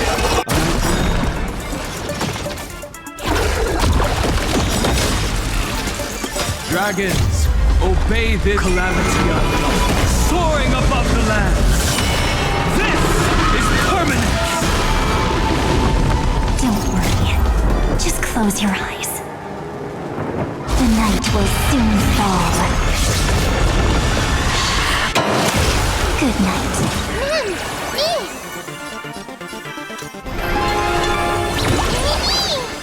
Don't worry, I'll do it. Let's write an ending like never before! I'm sorry, Mr. Ashvale. I have to stop you. Hooray, Cinderborn, the bringer of justice!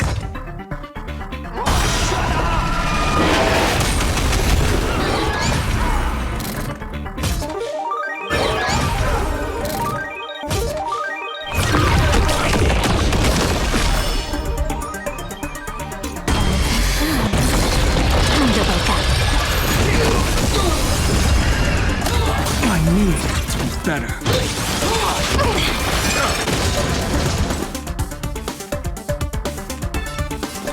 Don't panic. I'm still here.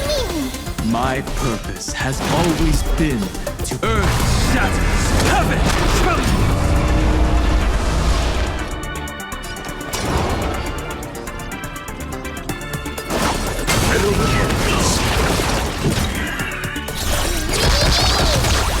Come on, stop messing around.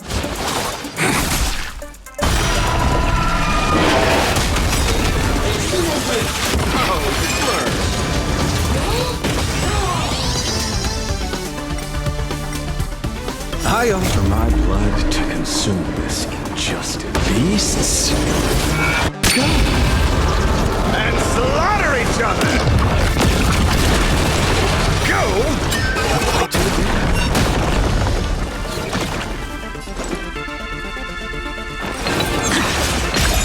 sins must be paid.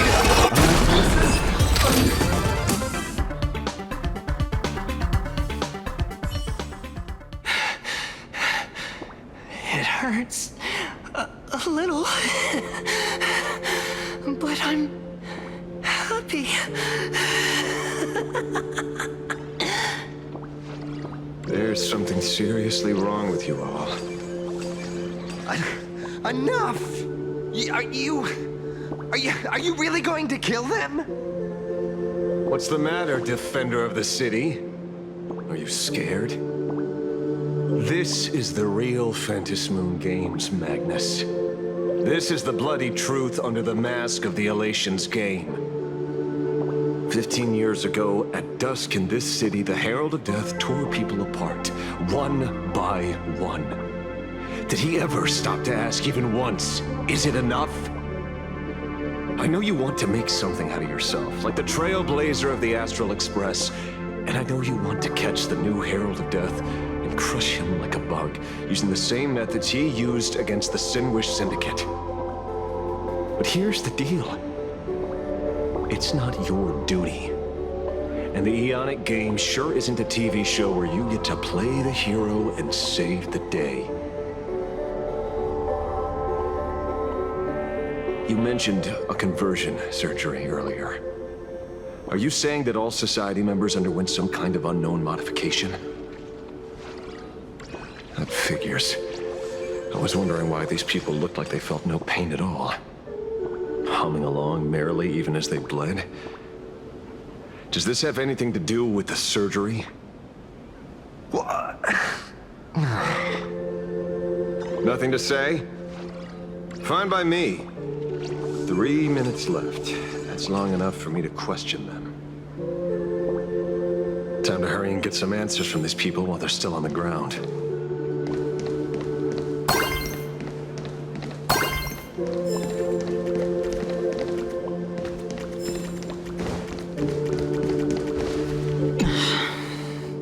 You have 5 minutes for questioning. So make it count, Mr. Asheville. They're all yours. The laughter. Don't let it stop.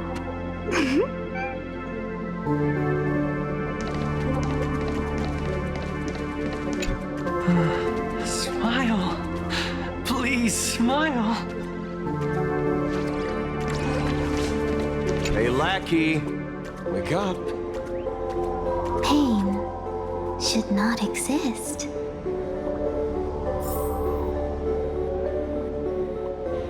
Hey, lackey. Wake up. Pain should not exist.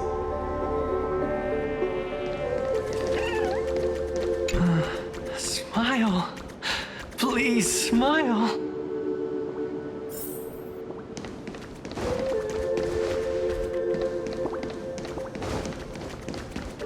The laughter.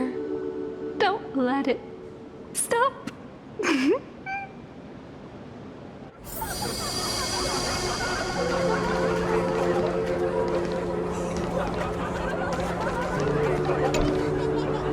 Those who suffer shouldn't exist.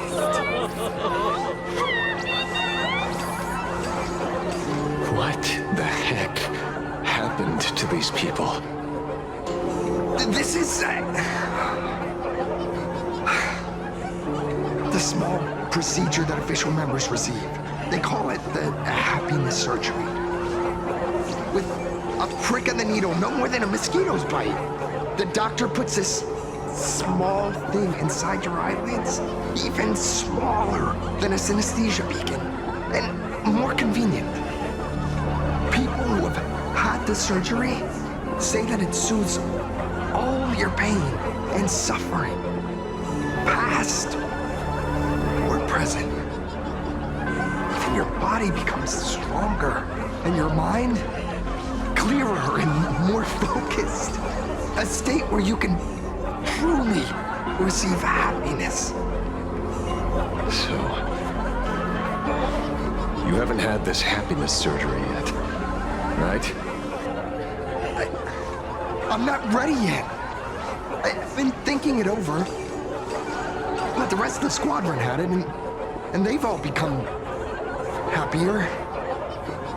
They say it's the necessary step to becoming a true superhero that safeguards everyone else's happiness. If I don't do it, then do I still deserve the name Cinderborn? Mr. Ashvale? What should I do? The surgery won't make you stronger, nor will it help you get your revenge. These guys on the floor are proof enough. Remember the hesitation and fear you feel in this moment, Magnus. If people simply erase their perception of fear and pain instead of overcoming them, then those people will never find true strength. Go now. I have some cleaning up to do.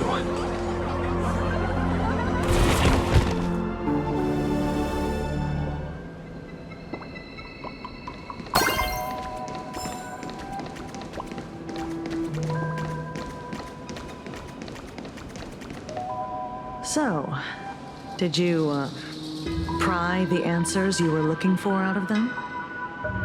These people have all been processed by the Smiles Society.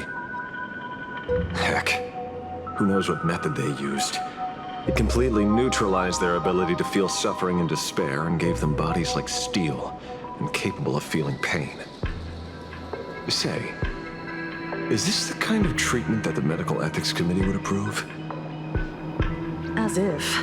I doubt they even bothered to submit an application.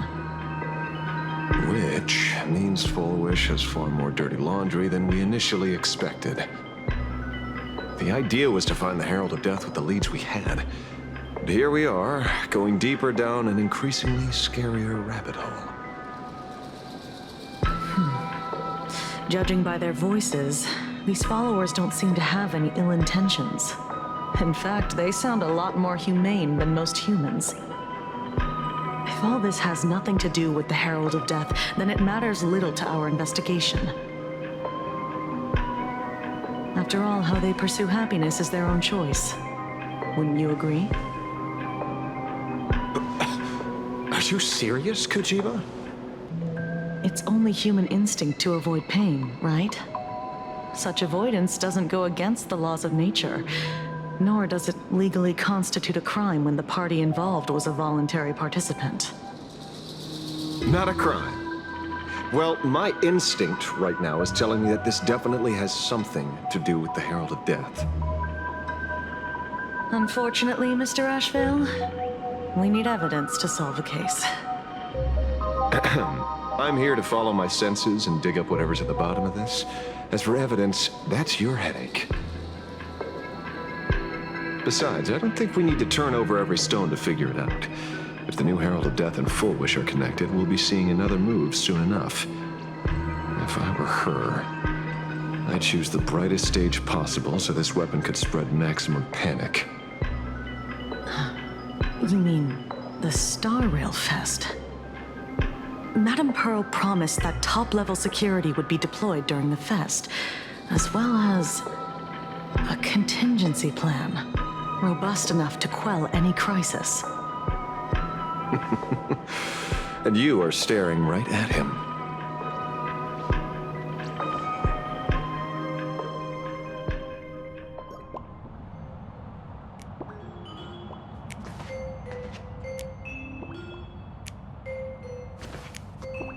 According to Sunday, the crow should lead me to Blade's whereabouts. Since it stopped here, that means...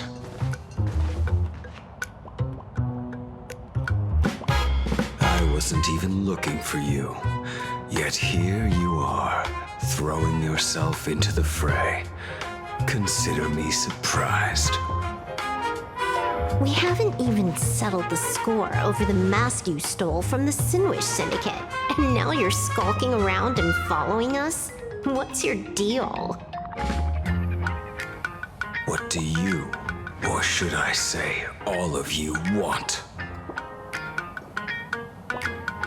General Yao Guang of Yuchui has come to this world and is looking for you. Dragons clash in the wilderness, their ichor dark and yellow. In her divination, you will become a slave to your own violence, bringing a catastrophic end to all. I am in that future as well. The only violence within you that comes to my mind is Shuhu. The emanator of abundance who resurrected time and time again. The monster who turned planets into living beings and merged billions of people into flesh spheres. The Xianzhou fears that he is using your body to resurrect himself. So, what's your plan? Kill me again. Oh my. Things are getting a little heated. Should I get you both slushies? Thank you. I'll pass.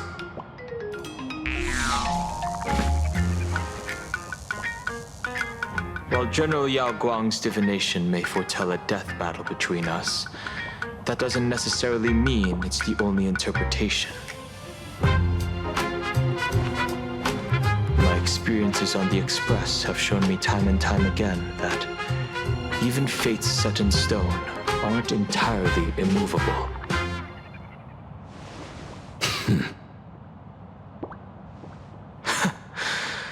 I have no intention of getting into a quarrel with you, but I need to make sure that the presence of the Stellaron hunters won't endanger my companions or the future of this planet. Thus, I must know your purpose here, Blade. What has Destiny's Slave written in your script? He stated this trip would be connected to death. Should I congratulate you? Much obliged. In my experience, it's best not to get your hopes up too soon. Prophecies rarely unfold the way you expect. However, the General's divination isn't entirely baseless. Ever since my arrival here, I have been feeling restless. There's another power here beckoning me. Is there another form of abundance in the world besides you? Perhaps there is more than one. Are you referring to the disciples of Sanctus Medicus? Or the Elixir Seekers? Something far more dangerous. Do they have support from other factions? Unclear. As such, I'll keep an eye on you until everything settles. Just like you did in the past. That's as far as I'll go.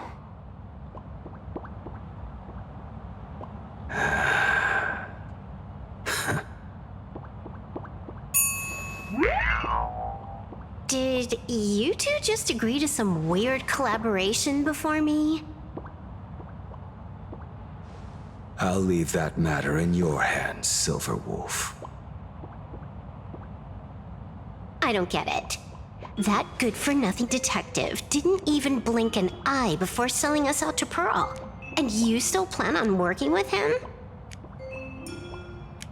There are things only he can get done.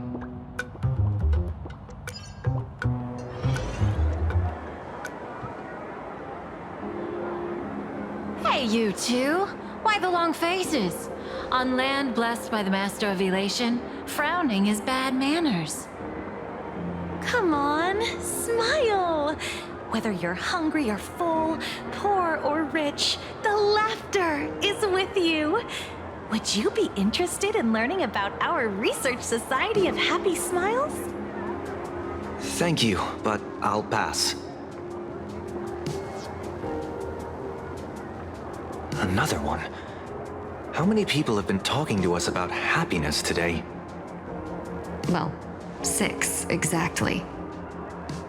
Locals say ever since the Sinwish Syndicate case, this Research Society of Happy Smiles has exploded in size.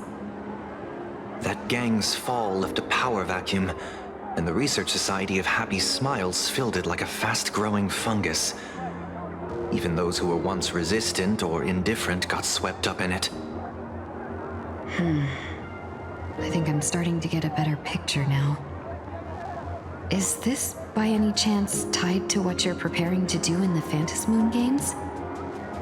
Not only me. It might also be tied to the ominous fate General Yao Guang warned about. The one looming over this world. A few days ago, when I used the tuning power to help her intervene at SparksyCon, I caught a strange sound echoing in people's minds. A strange sound? Yes. Cheerful, happy laughter echoing in their heads. Oh, without those gangsters, this street's much cleaner now.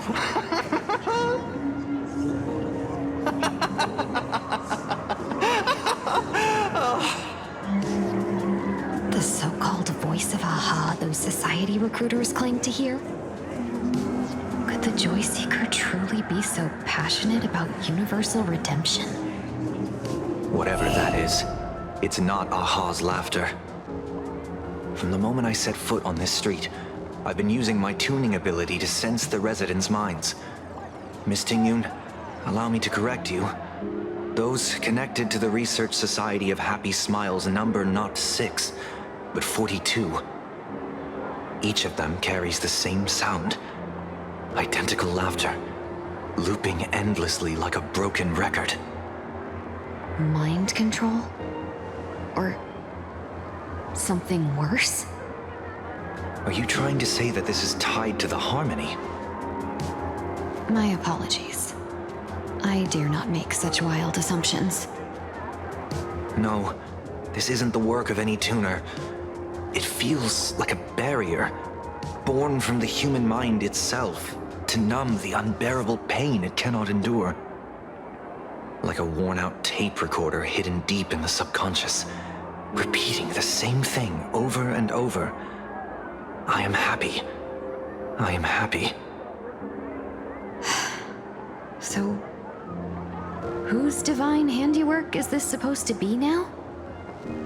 Wherever this laughter comes from, causing so many people to self-deceive in perfect unison while enduring pain is well beyond the capabilities of a mere charitable group. Beneath these calm waters, the undercurrents are far more turbulent than anyone imagines. The bad news just keeps coming. Dan Heng's gone off on his own, and Madame Yao's completely vanished. Can you still sense her? The bird I entrusted to General Yao Guang has seemingly gone silent. I can't share its vision anymore. I can't even feel her thoughts through it. But I know it hasn't faded. That means she's still in this world somewhere. Let's pray she returns soon, with some news to pierce through all this fog. Otherwise, this Arcadia built on happiness will crumble fast and fall into the abyss.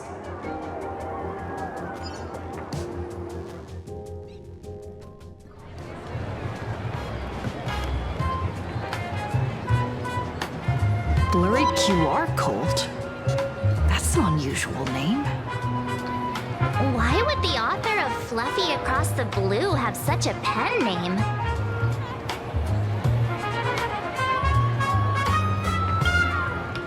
You're taking it a bit too literally. But it's not impossible. Someone who can draw something that cute must have a warm, gentle heart. I heard the Fluffy's been running for half a year in a magazine. At first, it wasn't very popular in plain Arcadia. But after that memory bubble movie, A Holy Grail Stay Night, old Odie produced, became a massive hit. The Astral Express's adventure stories spread far and wide, and the Fluffy started gaining popularity. Now the latest chapter, The Sacred Flames Return, Amphorius's creation, is sold out everywhere. This cult sure knows a lot about our journey. Must be a galactic fan of the Express crew.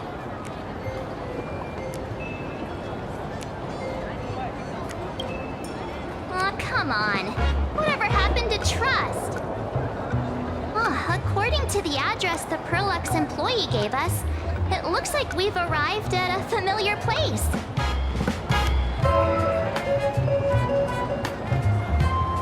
For such a small place, Dovebrook District is really full of hidden talents.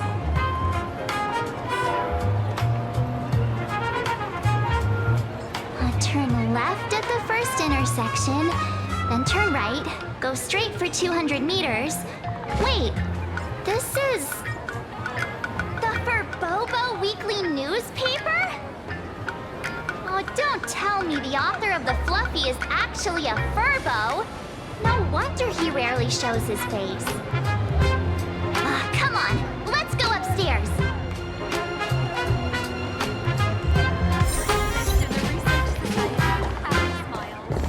The Fluffy goes puff, puff, puff, pump.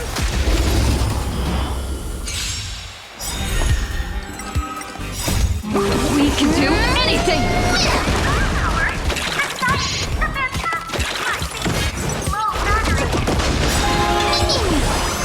Night falls. Good night. Have some fun.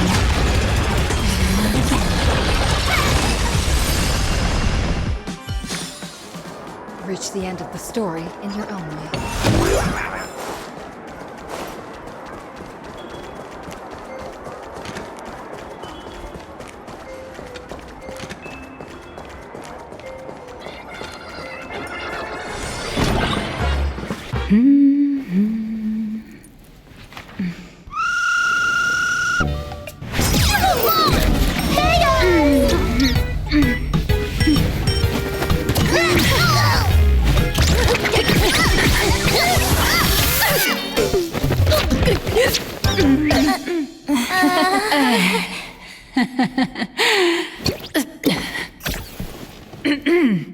Please come in. Let me guess. Your next line is... Why are you here? What's the problem? I'm the magazine's founder, its president, and its editor-in-chief. It's only logical that I'd be sitting here. $1 million? President Nihilux has already been behind on behind on everyone's wages for months. If it weren't for the money, who'd risk their neck being a tabloid journalist, sneaking photos of the bigwigs on the Astral Express?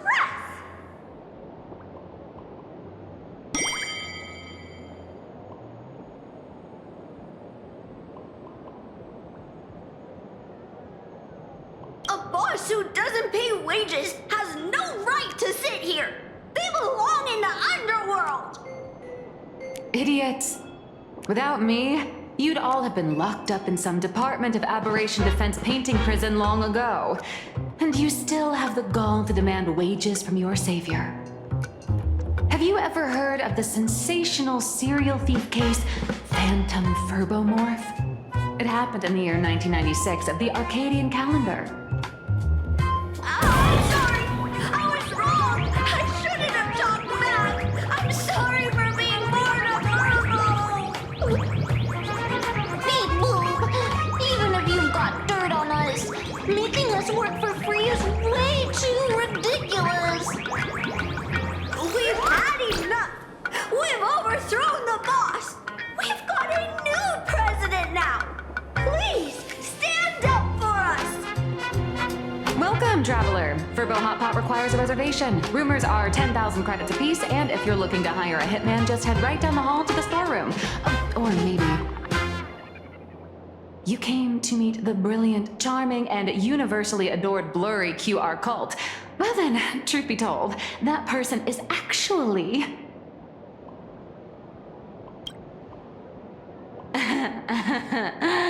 Who could it be?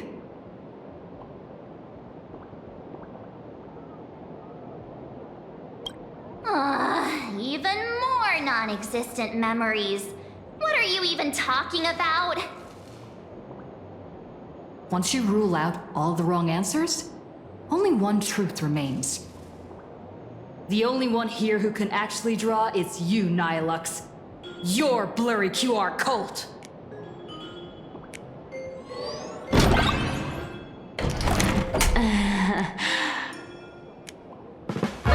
You saw right through me. As a reward for seeing through my disguise, how about an autograph or a photo? Allow me to reintroduce myself. I'm Nihilux. You can also call me by my pen name, Blurry QR Cult.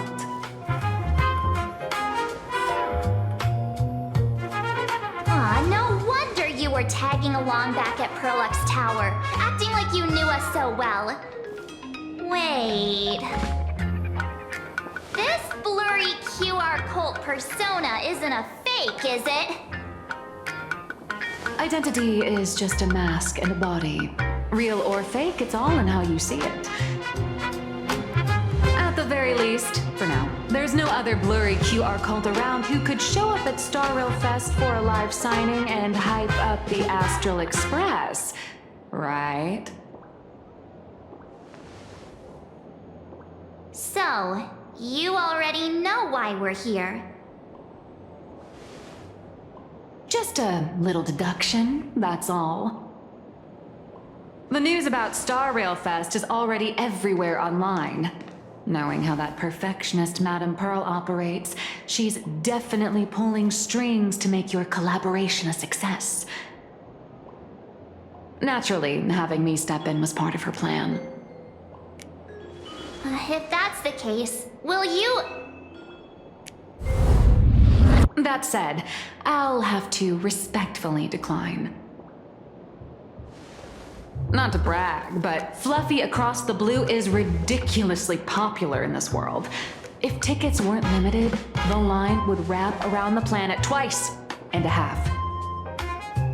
That's not a signing event, but a public execution, right? Yeah, that does sound pretty horrifying.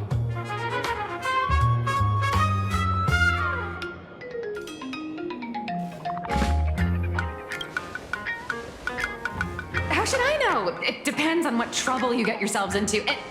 I mean, on where you go, and on which villain you heroically defeat. So tell me, Miss Nihilux, do you really have the right to refuse us?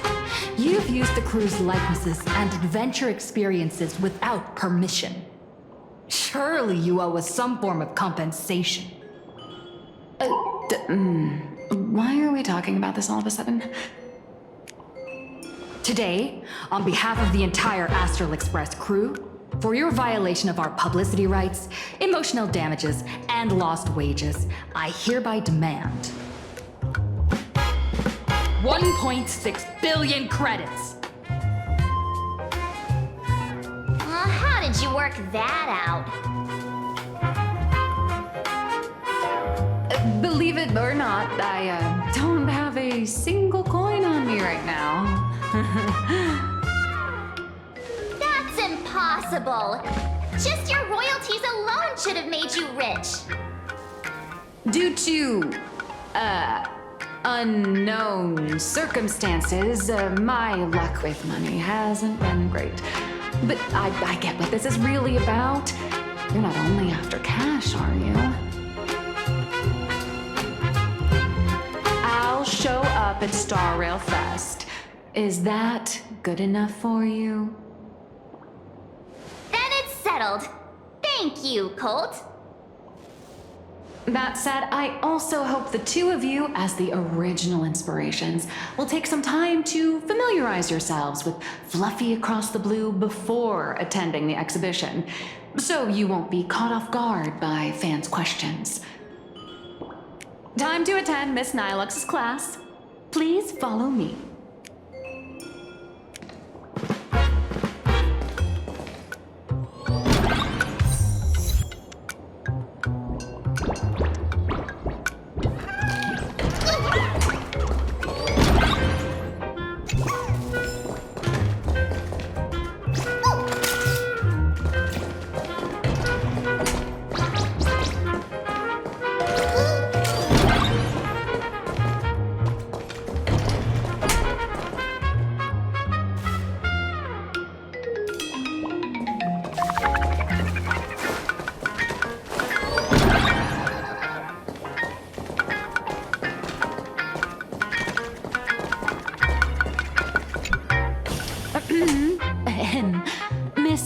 Deluxe's mini class is officially in session.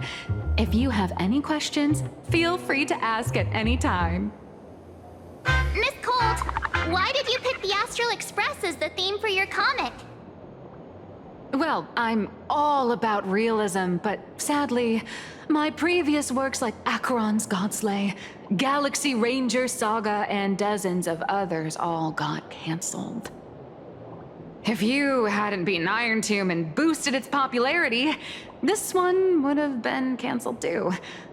Let's not ask sad questions, all right? Sorry. All right, pay attention.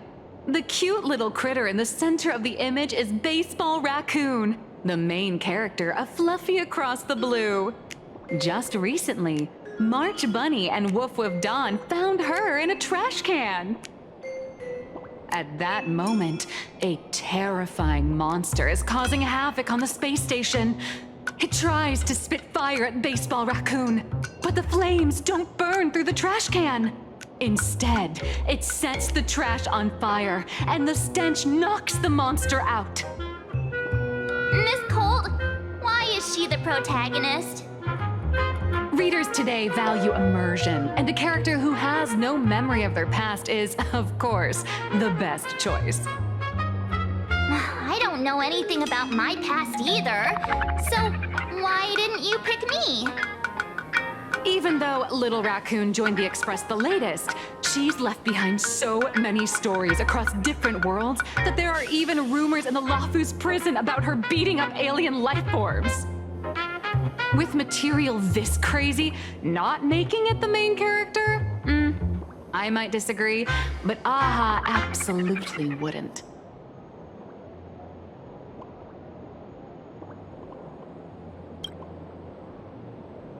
Stick to being the Baseball Raccoon, okay? I don't need special treatment. March, the Fluffy is just a comic. Outside of this, the author and the readers, every character in this world, aren't we all the protagonists of our own lives? That sounds so passionate, Miss Colt. I totally get it now. And so, the unruly Baseball Raccoon, the quiet Woof Woof Dawn, and the lively March Bunny formed a trio everyone loves. Actually, I have a question too. Ever since I got punched in the face by sales numbers, I've grasped a universal truth. In today's world, fluffy, cute animals aren't always a crowd pleaser. Seriously? Even I feel like I can't compete with Pom-Pom's cuteness. Designing the adult versions took some work. After defeating the monster, Baseball Raccoon accepted an invitation from the other fluffy animals and boarded the Fluffy. Here, the protagonist meets 3 big animals with distinct personalities. First, the adorable and universally loved conductor, Pom-Pom. Beside them is the elegant navigator, Miss Hime-Cat. I know! That's Hime-Cat! Her original inspiration is Himeko. Oh, please don't tell her! And the big brown dog on the other side, see? His name will shock you. That's right, he's... Mr. Yang! Just Mr. Yang. Your taste in naming is indeed extraordinary. Anyway, the 6 fluffy little creatures boarded the Fluffy Express and set off on their journey. As for the plot, it's pretty much the same as what you've all experienced, just with a bit of artistic tweaking to suit Plain Arcadia's audience. If you don't stitch in a few local elements, no one's going to be interested. In the comic world, which is even more cutthroat than the Phantasmoon games, if you don't cater to the reader's tastes, it's nearly impossible to survive. Once upon a time, great comic artists had the luxury of 100 chapters to build things up. Now, if you don't hook readers within 100 pages, you're done. Readers today are hard to please, and authors have to come up with ever more shocking and sensational material. Doesn't this remind you of the Phantasmoon games? Looks like you're all familiar with the characters from the Fluffy. Now, let me talk about some of the creative challenges I'm facing.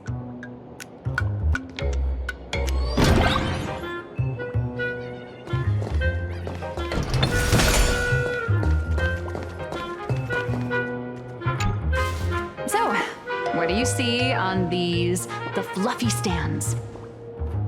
It's her turned into a cute little animal? Yes, this is the character, and you're the inspiration behind her.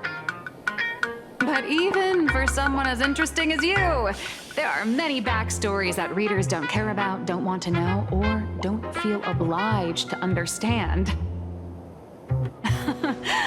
A comic artist's job is to capture the most interesting parts and present them to the readers.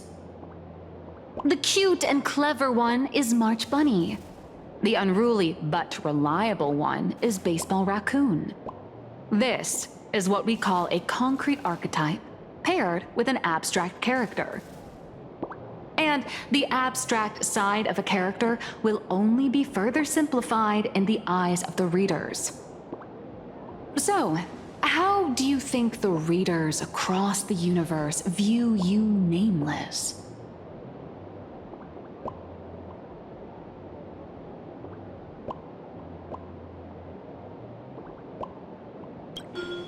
Well said. Your heroic deeds and accomplishments drew my attention, and your demeanor gave me inspiration for the character in the Fluffy. But while the hero identity boosts the character's popularity, it also becomes a limitation. That's why the little animals in the Fluffy have to defeat even more powerful villains and keep upping the ante to get more applause from the audience. In turn, the reader's perceptions and expectations constrain the character's growth. If she acts out of line, the popularity will crash. If she can't come up with new ideas or grow stronger, the audience will soon lose interest in the comic.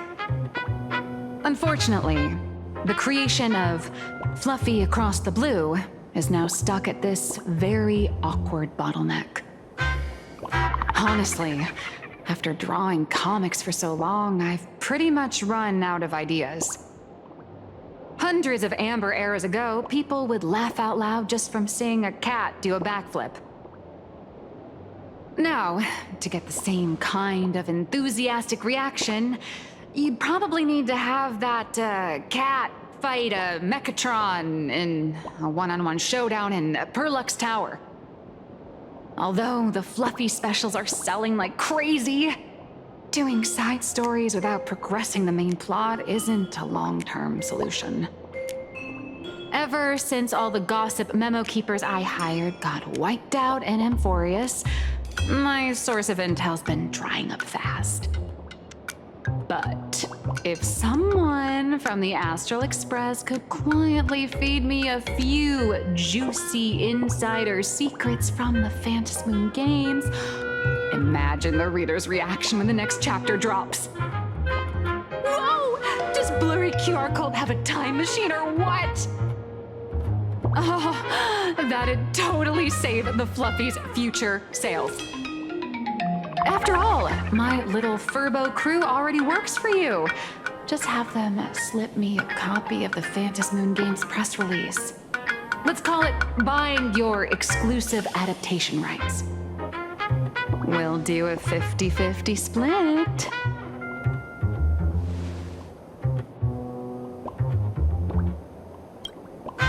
Oh, I've already figured out how to spend the royalties. First, I'll buy Pom Pom 10 new outfits, then get Himeko a brand new coffee machine. And after that... All right, since we've got the profit split sorted, looks like my creative block won't last much longer.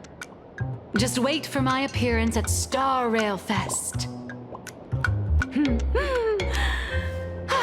Star Rail Fest, a grand event that gathers millions of eyes and an inordinate amount of wish power.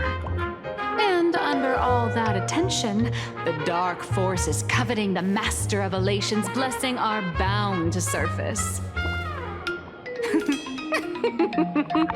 Heroes and devils dancing together in plain Arcadia. Tell me, is there a better source of inspiration than that? My hero, don't let us down.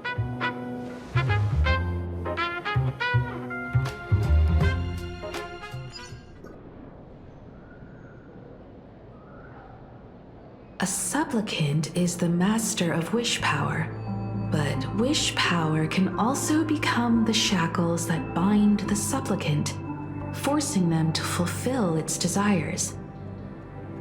Love and hatred are alike. Dependence resembles fear. What commands wish power isn't only love, but also hatred. Thank you. These notes will really be a big help to her. Good. I'm so glad to be of help.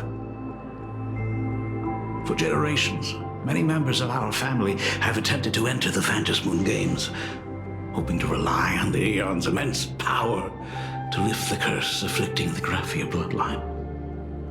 Some came close to the mask, but could only watch as history passed them by. Others wore it, only to fail in the end.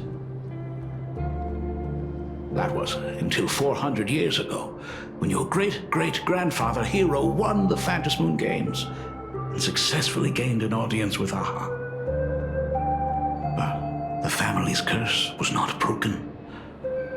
In his notes he wrote, "Just as the god of destruction cannot cradle a bouquet, so too is the god of elation powerless against a curse, such as the cycle of cause and effect."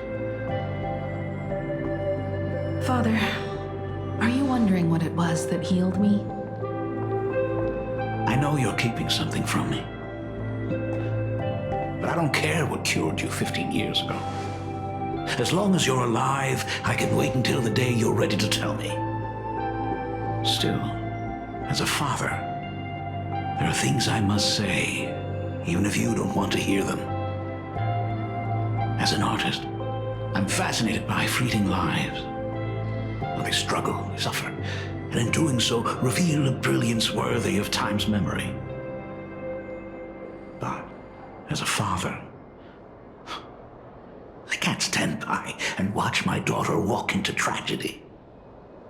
I bless you to be a hero, to welcome the same end as Akivili.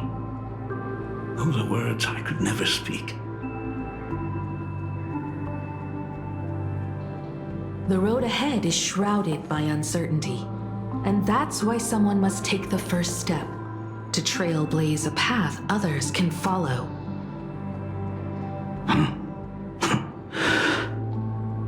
I can't stop you, even though every part of me wishes you'd stay. But this is your choice, my daughter's choice. All I can do is stand by you quietly and pray you'll come back safely. Do you still remember the bedtime story I used to tell?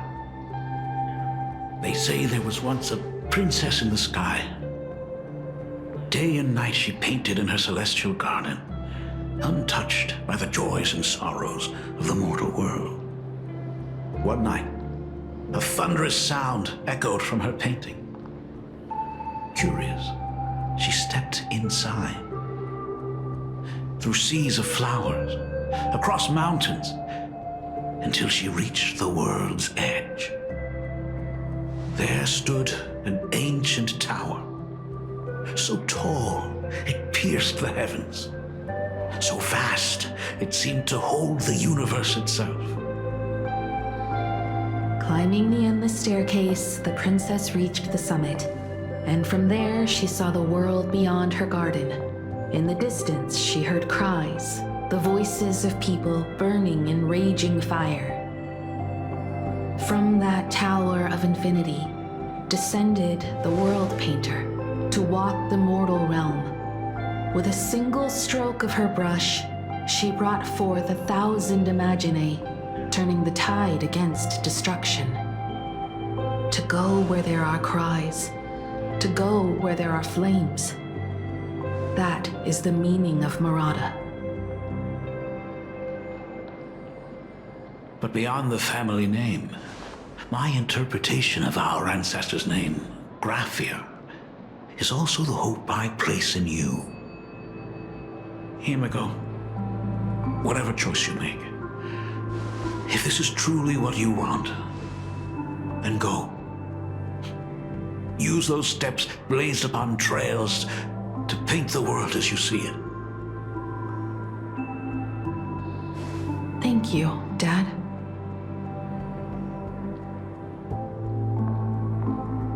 By the way, how's your health? You haven't picked up any bad habits like smoking or drinking while I was away, have you? As the Dean of Graphia Academy, I still have to set a good example for my students. It's just, my tendinitis keeps acting up. My herniated disc is getting worse. Himiko, how long will you be staying? At least until the lunar cycle shifts. I'll stay here in plain Arcadia until then. I see. If only the Phantom Moon could stay full forever. Himiko, safe travels on the trails ahead.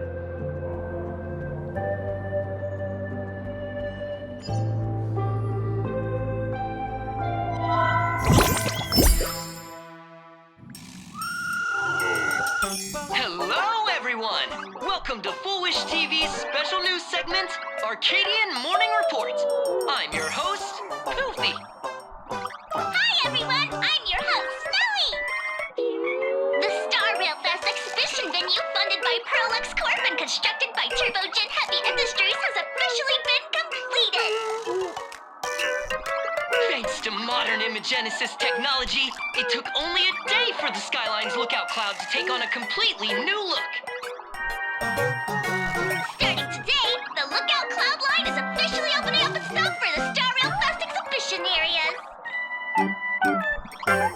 The exhibition areas opening on day one include the Bellabog area, Sianjolafu area, and Penacony area, showcasing the legendary adventures of the Astral Express.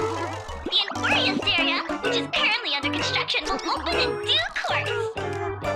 For this event, Perlux cordially invites several crew members of the Astral Express to visit and be interviewed, including the Trailblazer, who recently joined the Phantom Moon Games as a supplicant. That is certainly something to look forward to. I heard Perlux has also invited Blurry QR Cole, the author of Fluffy Across the Blue, for a signing session. It'll be the first time the author reveals their true face in public. An exhibition to gather wish power. Now that's an interesting scheme. Leave it to Pearl to come up with such a bizarre idea. Perlux excels at creating dreams for both children and adults. And the Astral Express is exactly the kind of otherworldly dream that fascinates the people of this world. Sometimes I wonder if Jade invited us here with the intention of giving her colleagues a winning edge in the Phantom Moon games. For Pearl, this Ionic game is probably also a good opportunity to observe and study the way we operate. Though, compared to our usual opponents, this Intellitron executive is a surprisingly rational decision maker. Her proposal for cooperation seems more trustworthy than most. It's not rationality that concerns me. It's the irrational factors. Exactly. News of the Dovebrook bloodbath has already blown up online. The Department of Aberration Defense tried to clamp down on the rumors, but plenty of people are still linking it to the Herald of Death from 15 years ago. With such a large crowd gathering there, this exhibition could very well become a target for the new Herald of Death. Pearl must have contingency plans for situations like this, right?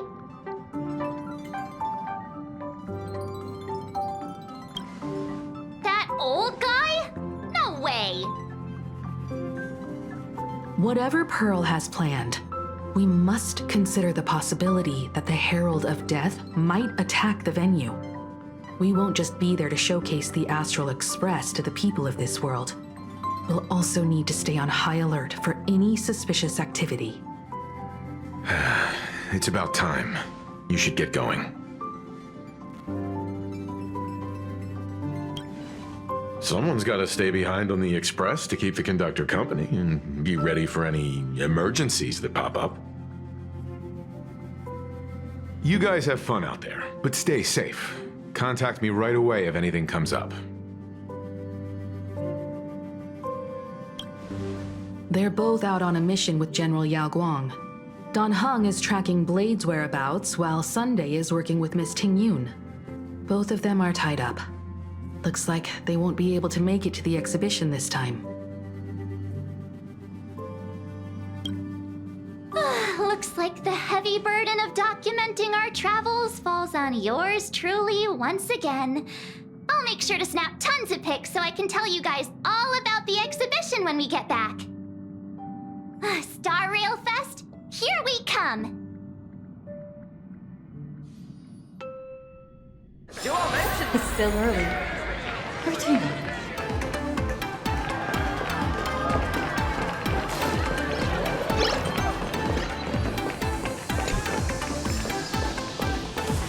Welcome to Perdido Station!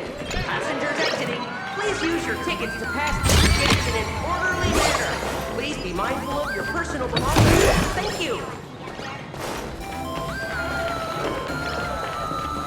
My head hurts whenever I look at how I'm supposed to. Passengers heading to Star Rail Fest, please prepare to board. Oh, if it isn't the heroes of the Astral Express! Oh, the trains have been placing bets on who will get to escort the Nameless to Star Rail Fest on opening day. It's such a super-duper Arcadian honor. And can you believe it? Turns out I'm the lucky one. Oh, I could already feel everyone's enthusiasm turning into waves of wish power along the way. No wonder everyone's running around with such high spirits.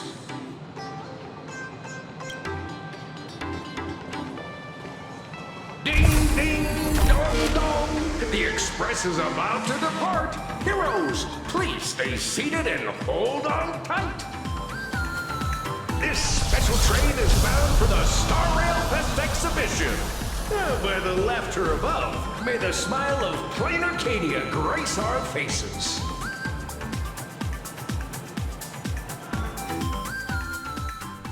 Line. Thank you for riding with us today. May the laughter watch over you, and please enjoy your journey. Hurry up! Hurry up! We'll miss out if we're late! Are those hired cosplayers over there?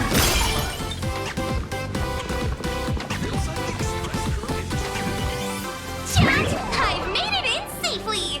For those who couldn't get tickets, you can catch the entire fest through my live stream today!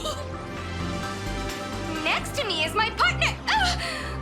Wait, what are you doing? 'Tis I, Cold Dragon Young, Don Hung. Where'd you get that mask from? It looks so weird. Such trifles matter not. What doth matter most is securing the autograph of Master Blurry QR Cult upon this book of mine. The signing event hasn't even started yet. Besides, Xian Dojo people don't talk like that. What's our motto? Stars we soar! The Express is our home! One crew, one heart! We'll never roam! Wow! That's some next level phantom energy! Carnival Express, we love you! We love the Trailblazer! 4-7 and beyond! Astral Express, we love you! We love the conductor, Himiko and Wells!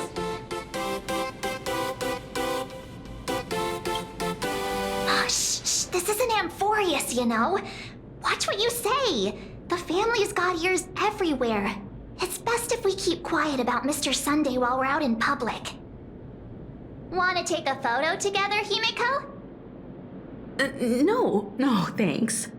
I'd take tense negotiations with Pearl over getting mobbed by my own fans any day. Who'd have thought there'd be social situations that even Himiko's afraid of? If Don Hung and Mr. Yang were here, I can't even imagine the looks on their faces. What a sight. Truly.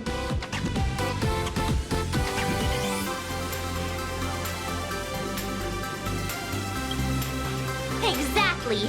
That's just how we roll. So many fans out there. Even more than the crowd that came to welcome us at the station when we landed. It's kinda going to my head. Oh, hold on. That's not good. We need to be on high alert. Who knows if that supplicant is hiding in the crowd, plotting something against us and our fans. So, I'm gonna brave the danger and check things out myself.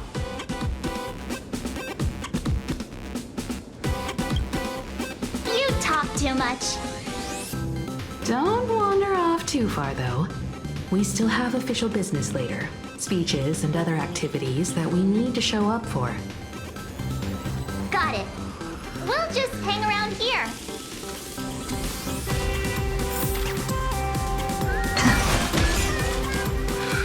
You guys go explore. I'll take a look around here, too.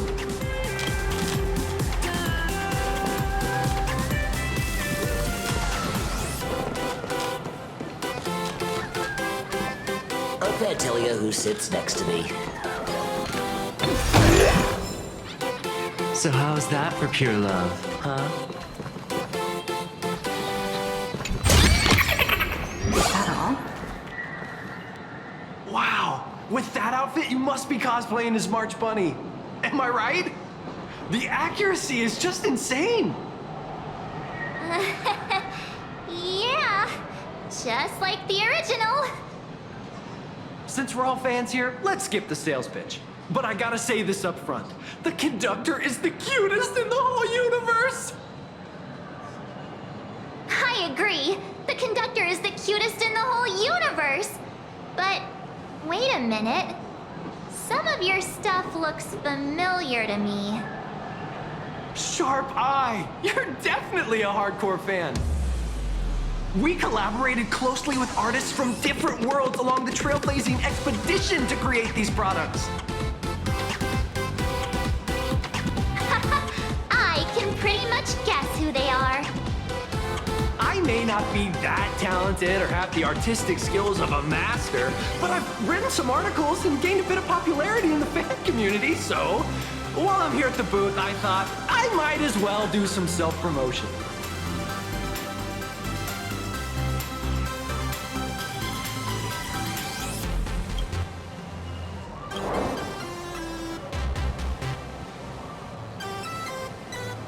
If any of you happen to be super hackers, space warriors, spirit whisperers, or those cursed by eons, come find me. I've said my piece. Looking for a sense of truth in fictional stories is just human nature.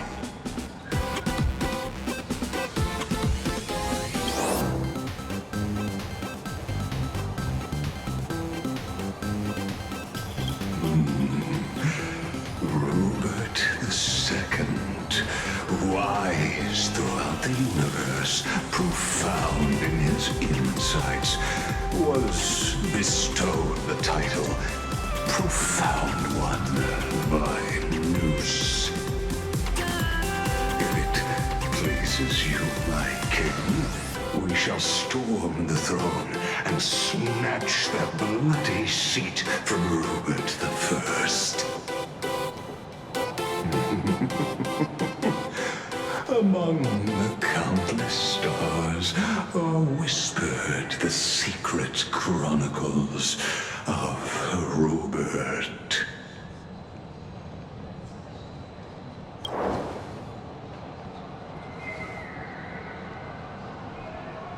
Our destiny lies only among the Sea of Stars.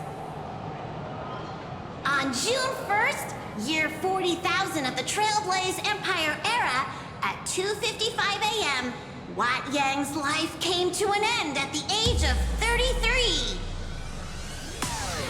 3 minutes later, he sat up again.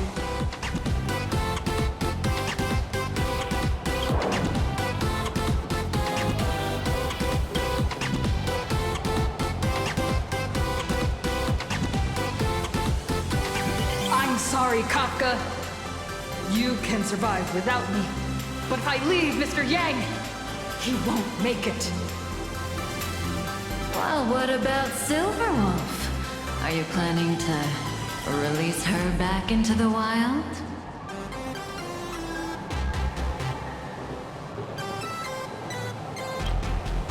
The folks here seriously don't hold back. Nothing's off limits to them. Buy one item, get a free novel. It's a venue exclusive deal. First come, first serve. Better act fast or you might regret it forever. When the fluffy figurines hit the shelves the other day, this mysterious old guy snatched them all up, saying something about using them as art references for students. He loaded up a whole cart like he was stocking inventory. Even the scalpers were no match for him, I'd say. Not long after he left, a girl with bunny ears came to buy figurines too. She was clearly a collector, buying complete sets of everything. Then she discovered that in every collection she wanted, there was one Hemacat missing. That old man bought all the Hemacats. Oh, that's horrifying. I can't let this happen to me. I have to make the best use of my wallet while things are still in stock.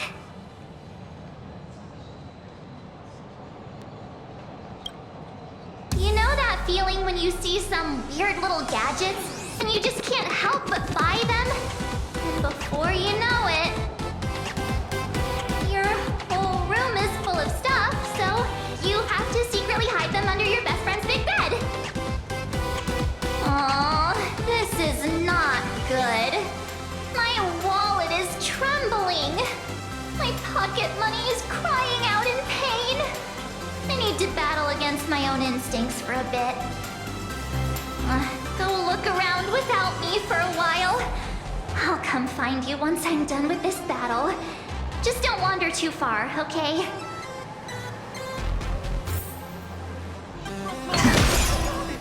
Aw, this is not good. Go look around with... Hey, little raccoon. Over here. I'm right here.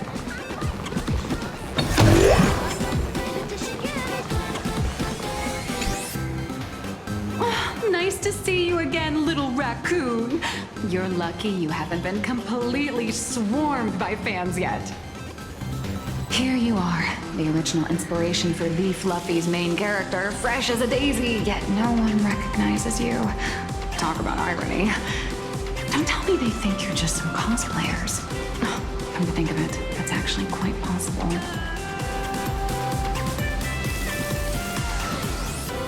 Well, none of my readers have seen my real face yet. But that's all gonna change once the book signing starts. It's honestly heartbreaking that the organizers only gave me this dinky little booth. I was hoping for something more prominent, like a spot on the main stage or something.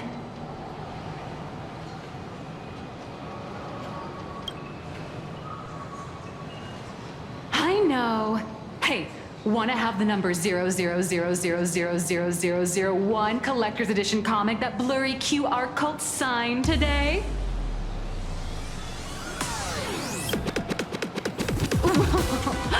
Since when did we get all polite? Of course it's free.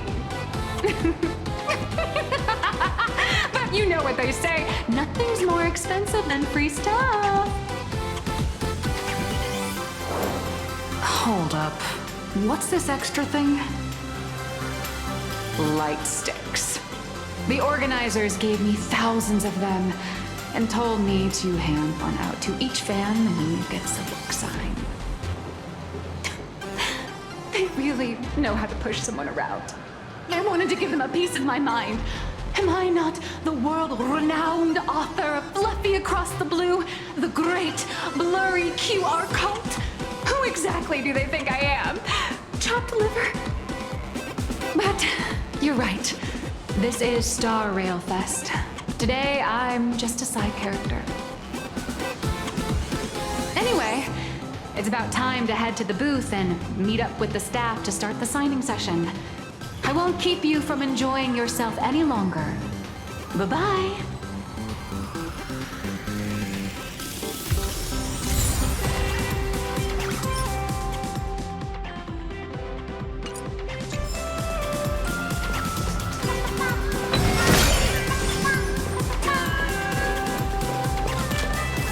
Three, two, one.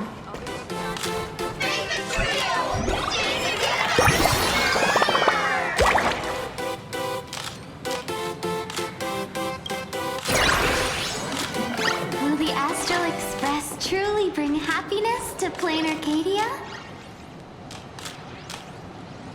Do you think the people from the Astral Express can really bring happiness to Plain Arcadia?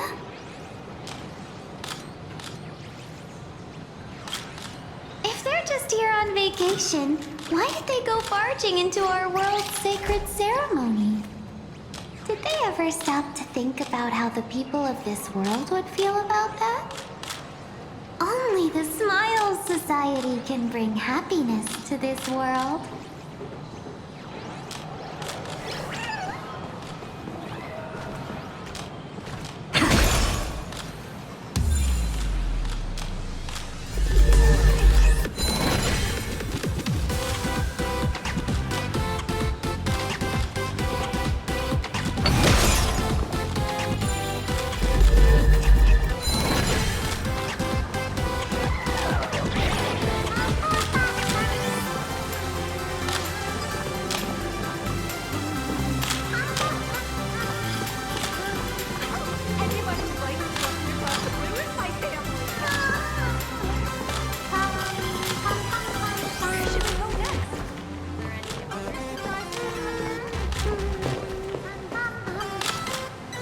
Hi!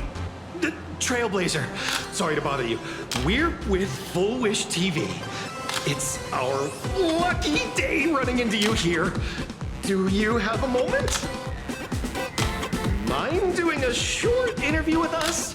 It won't take long.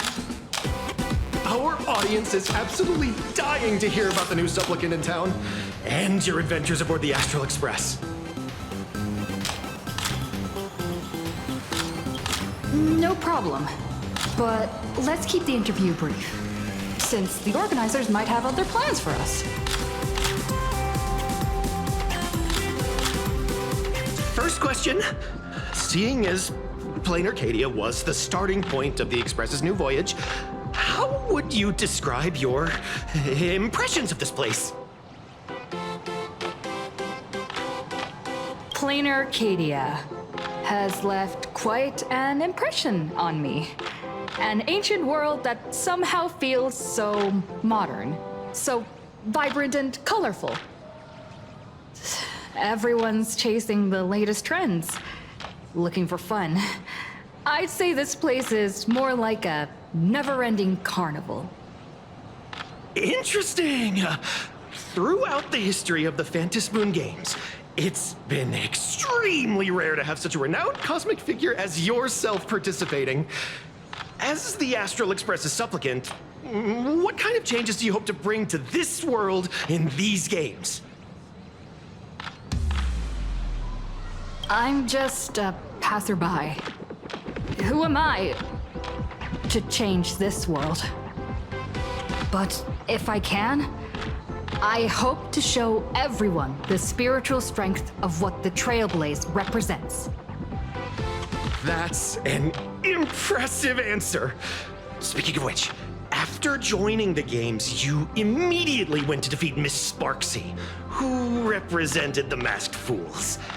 What are your thoughts on potentially facing native supplicants in the future?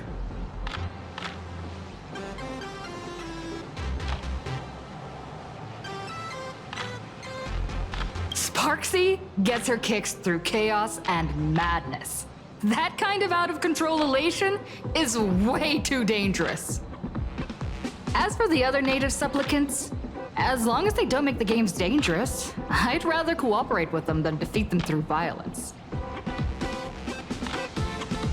Speaking of local supplicants, we've noticed that Star Rail Fest is Perlux Corp's way of rolling out the red carpet for the Express.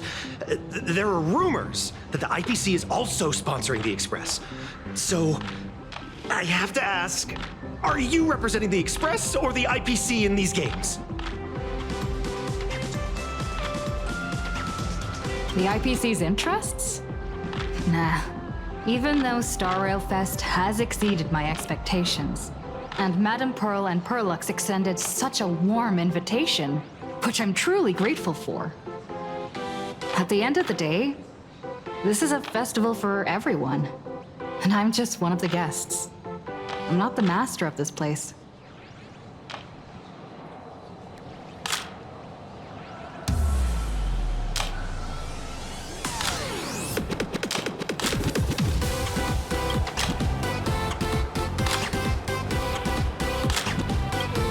Thank you for your valuable time. We won't keep you from your plans at the exhibition any longer.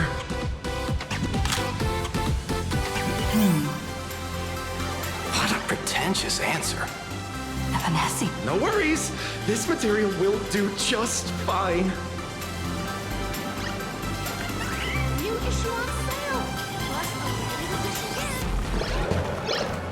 I got the actual front model. I got it. I'm dressed up as Martin Bunny today. Target confirmed. Mine's ready. Toast on price. Ignition, right now!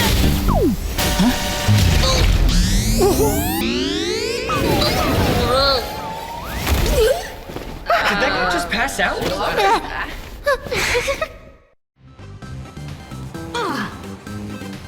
I'm so sorry. Are you alright? Sorry, I had no idea I could pack such a punch when sprinting at full speed. Good thing I'm built tough. I just wanted to recreate that classic teen rom-com moment. You know, bumping into a schoolgirl running late with toast in her mouth. I'm really sorry. Why am I here? Well, probably because the plot demands it. That's got to be the lamest excuse I've ever heard. How could such a classic trope fall out of fashion so quickly?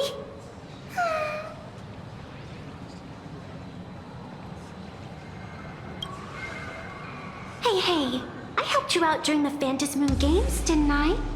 Is it really fair to glare at me like I'm some kind of fill-in?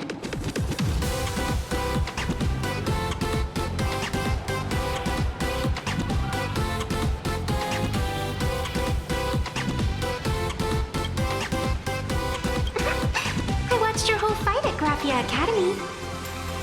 I'm more than happy to befriend those who are destined to be part of these games, as long as they can show me their wish.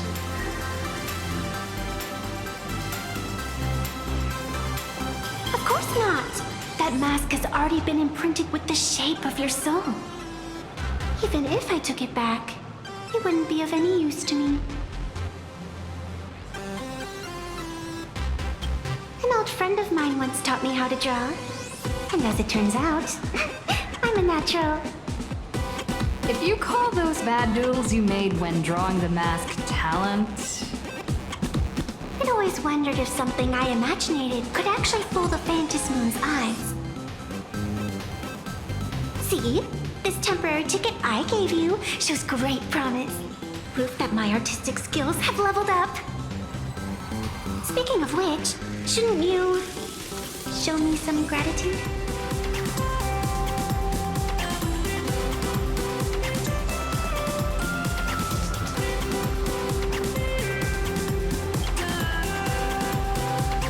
The staffers are completely out of control. I couldn't snag a single ticket to the exhibition. Could you sneak me in?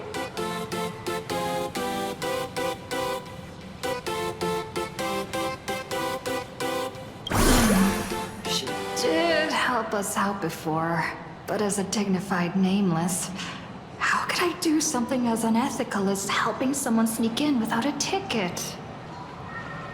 After all she's done for us, you're gonna be stingy about a tiny favor? Besides, since when were we such paragons of virtue? I sure don't remember any of that.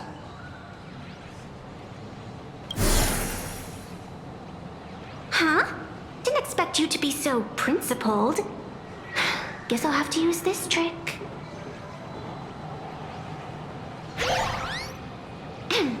Little raccoon, I've actually been a huge fan of yours all along. From the very first page of The Fluffy, Volume 1, Chapter 1, I was already captivated by you. That afternoon, as I passed by the Graphia Academy building, I caught a glimpse of you by the window. Right then, I knew my heart had been stolen, and nothing else would ever make me feel so alive again. Getting to share a few happy moments with you at this exhibition, that's all I could ever ask for in this lifetime.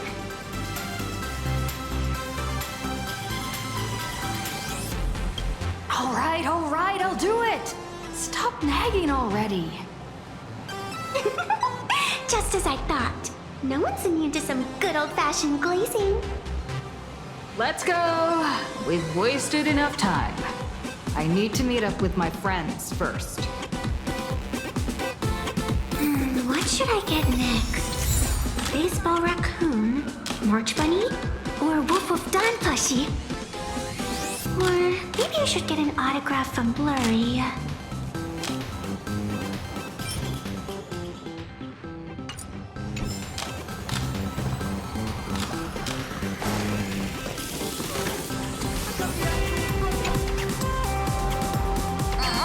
I tried, but I still just couldn't keep my wallet shut. Wait, that girl behind you looks kind of familiar. Have we met somewhere before?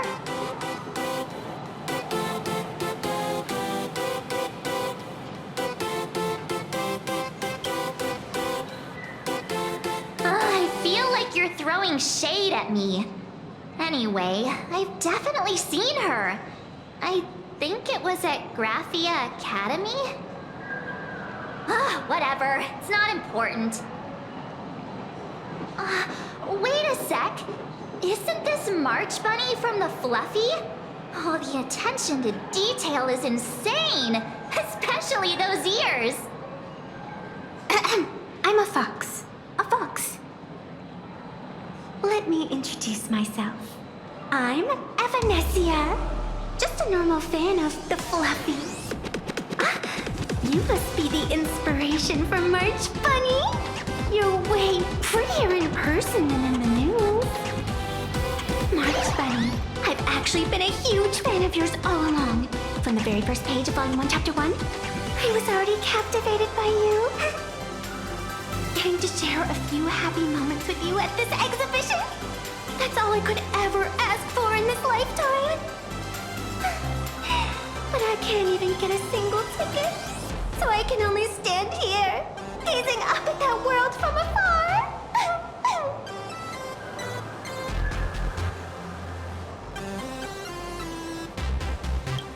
Oh, you poor thing.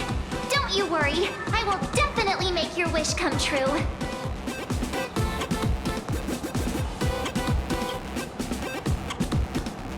Wanna join us? Such an adorable little fox girl could never have any bad intentions. It's not like she's another Fantilia, right? Besides, this place doesn't even have any Stellaron or Ambrosial Arbor. Don't worry, Nessia. Just leave it to me.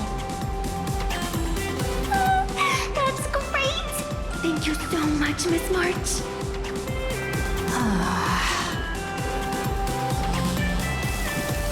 Himeko just messaged me. It's about time to head in now.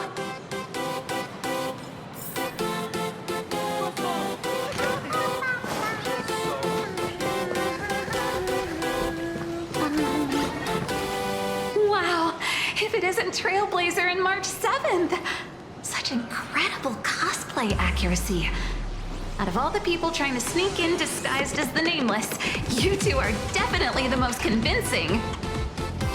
Have you considered the possibility that they might be the real deal? And how inappropriate it is to ask our distinguished guests for tickets? Hello there, we meet again. HQ arranged for me to wait here and welcome all of you. Miss Himeko has already entered the venue. Miss Trailblazer, Miss March 7, and this is... She's,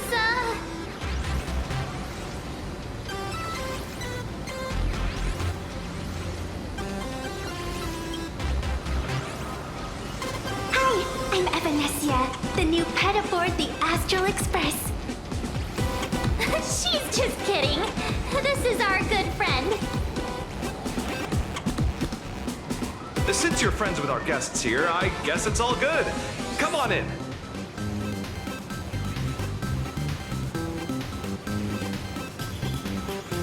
Ladies and gentlemen, the guests from the Astral Express are about to make their entrance. Get ready to make some noise!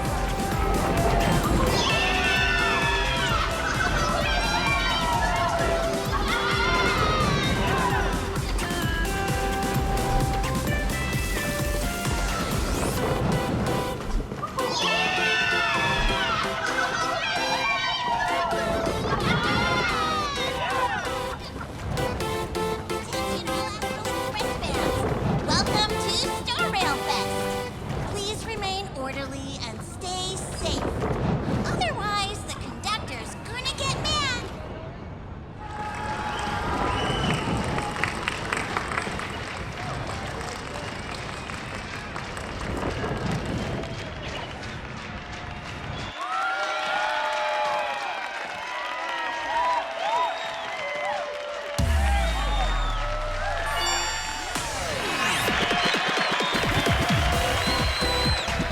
Hello, dear visitors and spectators! Before we officially kick off the Star Rail Fest exhibition, I'd like to thank our host, Pearlux Entertainment, as well as extend our gratitude to Blue Industries, Turbogen Heavy Industries, and Full Wish TV for their collaborative support. The exhibition area is now open will transport you straight into the Astral Express's incredible journey across the Sea of Stars. And right now, ladies and gentlemen, you're standing in none other than Bellowbog! Now, let me hear you call out the name of our hero from the ice and snow!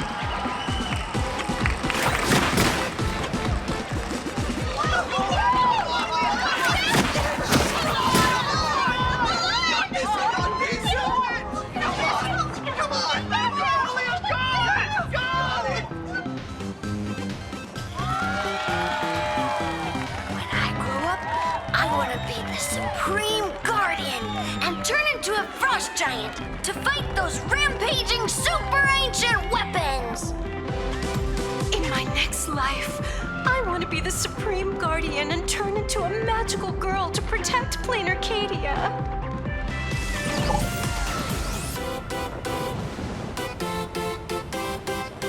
Wait, this isn't right. Why is everyone supporting Cocolia?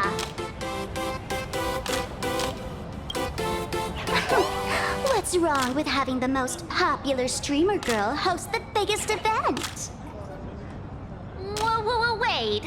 Aren't you supposed to be on the Department of Aberration Defense's wanted list? That's right. So I'll have to go into hiding right after this job. Come to think of it, maybe I should lie low using my Sparkle identity. After all, what does Sparkle have to do with this Sparksy thereafter? Oh, right. Nameless. Won't you take pity on me and give me back my mask? In your dreams. Yoo-hoo! Since we have two Nameless from the Astral Express here with us today, let's kick off an exciting The Fluffy Trivia Quiz!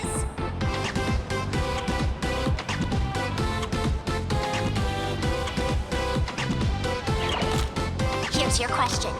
In the final chapter of the Fluffy's Bellabog arc, the Supreme Guardian's Bond, what did Cocolia summon to fight by her side? Oh, the Guardian wand that could transform her into an ice giant? Ding ding! That's correct! Well, looks like this young lady here is quite the devoted reader of the Fluffy, answering even faster than the Nameless.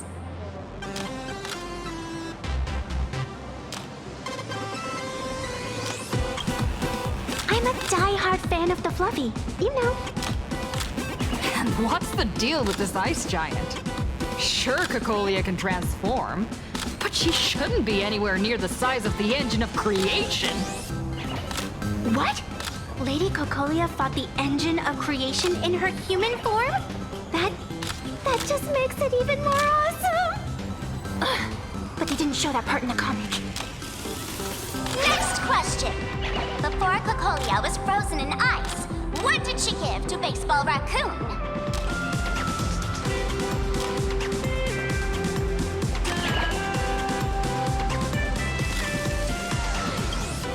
Oops! Wrong answer! The Flaming Lance! In the end, the little raccoon used that lance to channel everyone's light to Cocolia, restoring her power so she could descend in her wildfire form! Ding ding! That's correct! Every time I turn to that page, I can't help but burst into tears!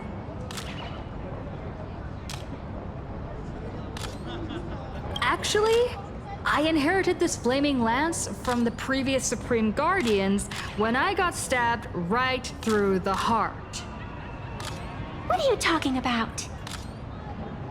In Bellabog's final battle, wasn't it like this? Despite her grievous wounds, the Supreme Guardian transformed herself into a frost giant for the sake of the people of the Winterlands, joining forces with the Nameless to counter the destruction engine that was about to flatten Bellabog. So the Fluffy storyline follows the official Bellabogian narrative? Wait, is that not how things went? Could you at least spill a little? Just a little?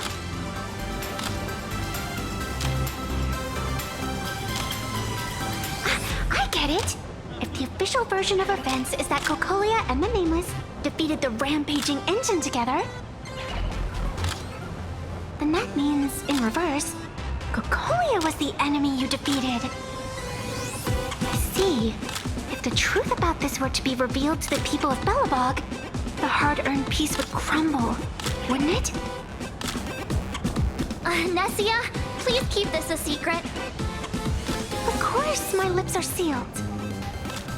But I have to say, I'm surprised that even the heroes of the Astral Express can tell lies.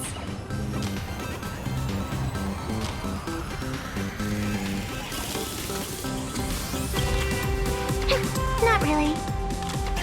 They say lies don't last forever. And while Bellabog's future may be built on a lie, I hope it can endure for a long, long time.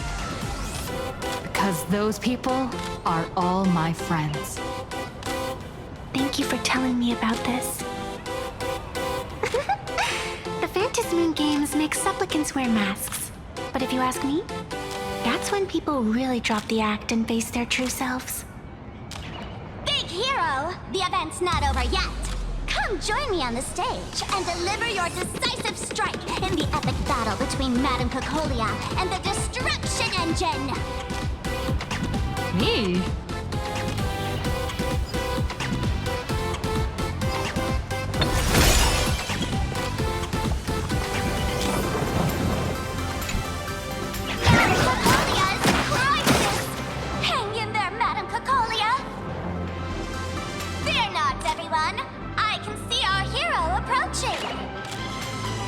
Today, we are honored to welcome to Star Rail Fest the hero of the Astral Express, one who survived the Battle of Belobog, the Trailblazer!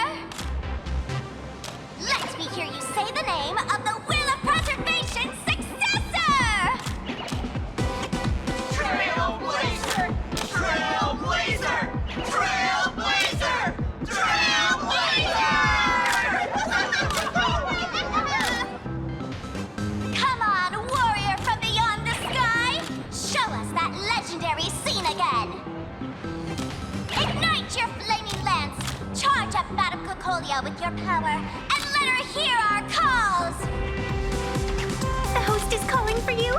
Time to take the stage, great hero!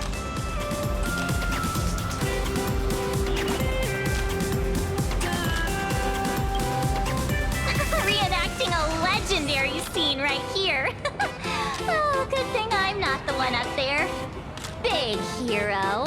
You're gonna shout that line when you ignite it, right?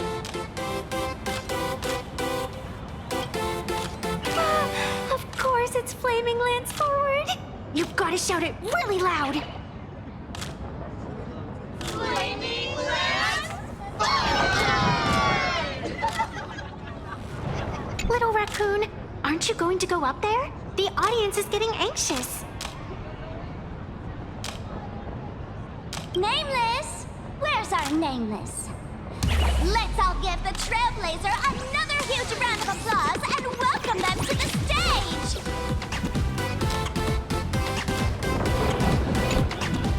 Flaming Lance forward! The spear tip has been ignited. Kids and grown-ups alike, raise your glow sticks high and let's show our support for Cocolia, shall we?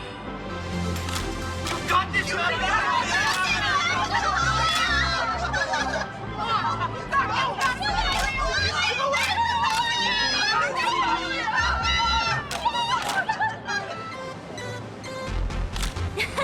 Seeing everyone so fired up makes me want to join in on the cheering too. You've got this, Madame Cocolia! Don't give up, Madame Cocolia!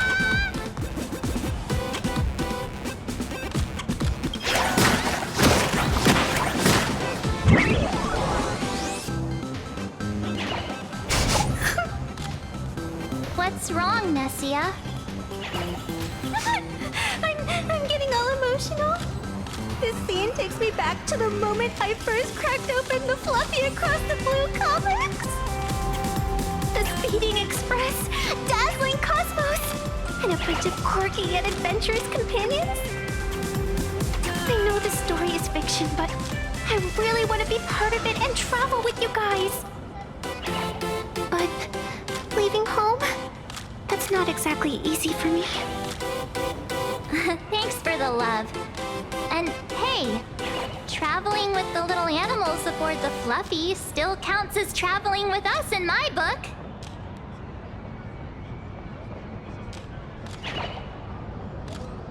A friend once told me, the stars we see may not be their original forms, but their light isn't a lie.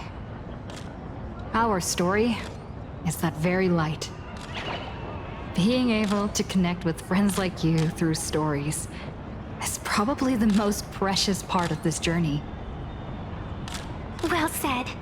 Shall we head to the next exhibition area then? All right, let's get moving.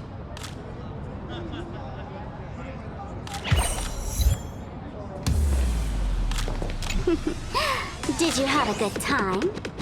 Let's see what they have at the next stop.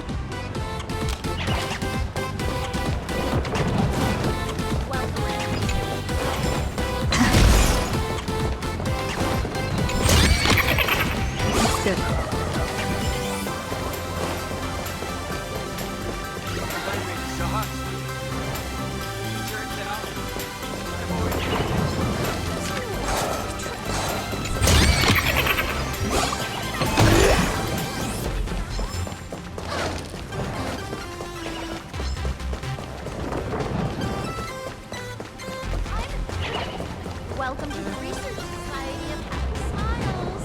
Take some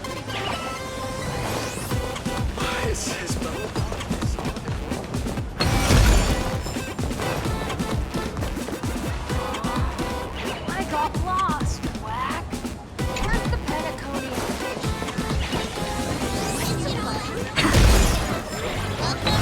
Star Rail Fest.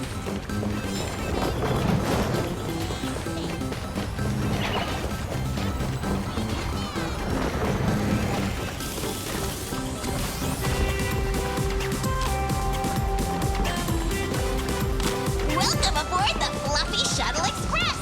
Together we'll trailblaze into the future. Next stop, Cienjo Lafu Exhibition Area.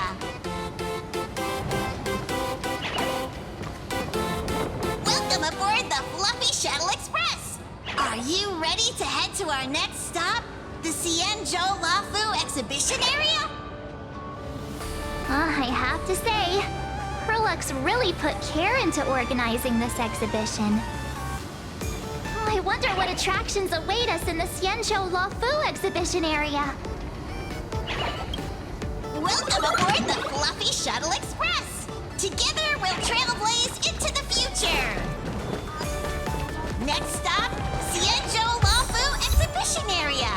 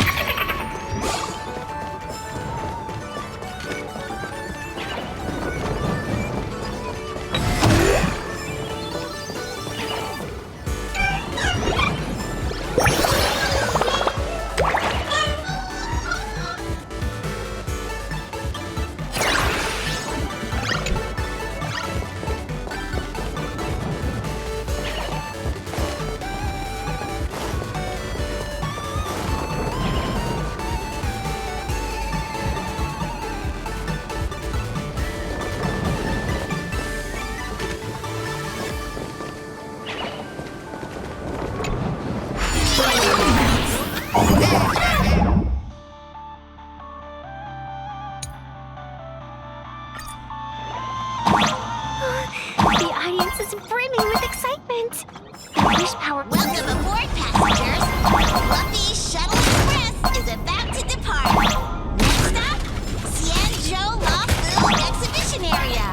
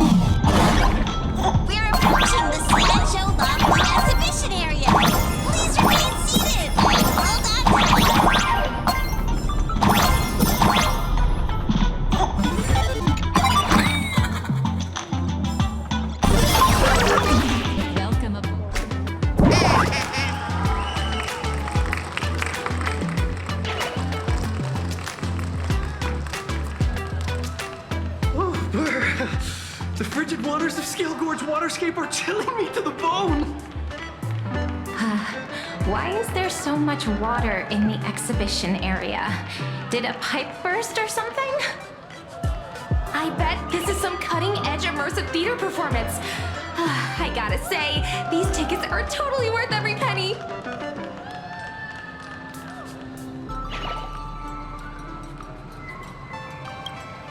Based on what we saw in the Bellabog area, the Fluffy's adventure on the Cienjo should be... Ah, I got it! It must be Woof Woof Dawn teaming up with Jing Yuan Yuan to battle against Lord Ravager Fanti.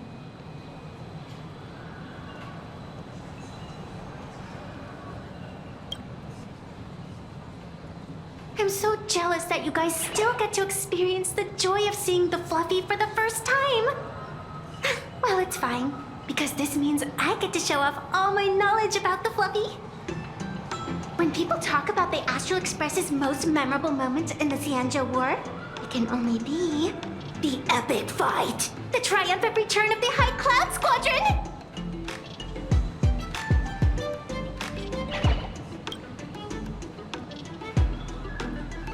When people say squadron, they mean a bunch of superheroes teaming up. Did I get too excited? Sorry. I really got carried away. Not at all. I'm guessing this High Cloud Squadron must be referring to the Cienjo's High Cloud Quintet, right? Did a memo snatcher steal my memories? When we fought Fantilia, did we really have that many people helping us? 5 at once?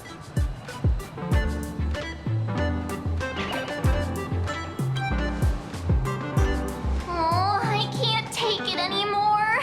I'm bursting with curiosity. Quick, let's go inside and take a look.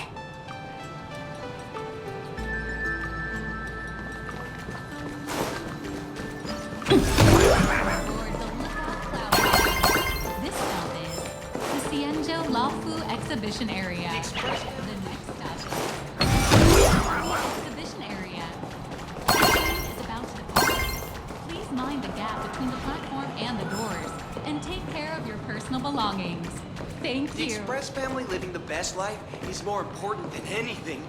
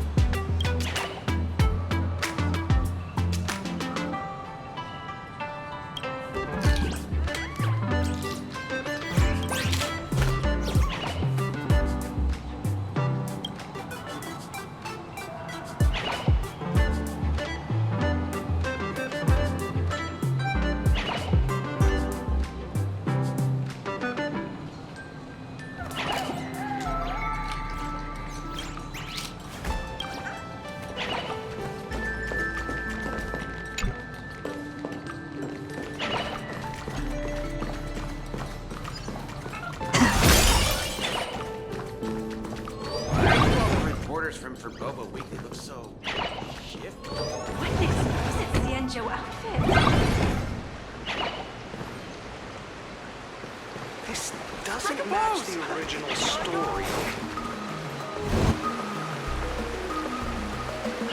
Holy moly, they nailed the Scale Gorge waterscape. The whole exhibition area is completely submerged. Little Raccoon, I want to see that thing. Nessia means that thing. With a flick of the hand, the ancient sea splits apart. Wolf of Dawn, I've actually been a huge fan of yours all along. From the very first page of Volume 1, Chapter 1, I was already captivated by you.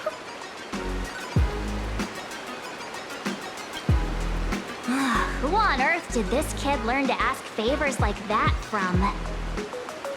From March Bunny in the comic, if you must know. What? This is absolutely the biggest personal attack on me ever! Never mind. I'll go ask someone about what's going on.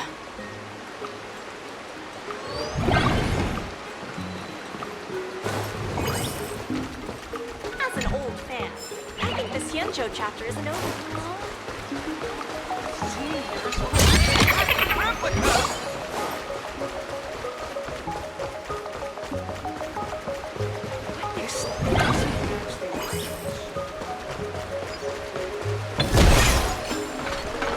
I say it's got less power than this.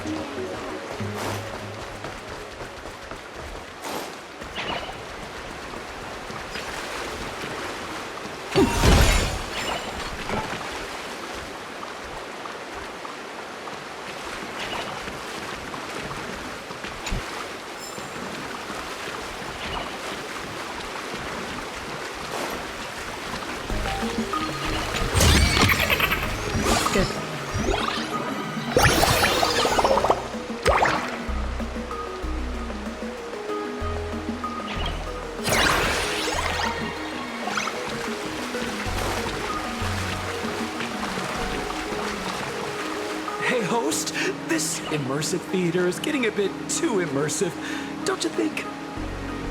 Ugh, it's been almost 20 minutes. Where's the actor who's gonna split the sea? That's right. The script for this exhibition stage play was written under the guidance of Xianzhou's legendary literary master, Mr. Cien. We guarantee you'll get an authentic recreation of the Express's most iconic moments.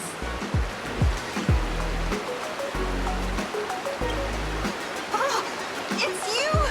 Trailblazer! I don't know what happened, but water just started gushing out everywhere.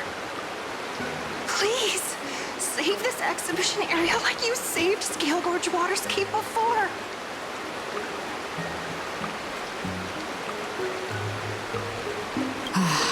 All right then.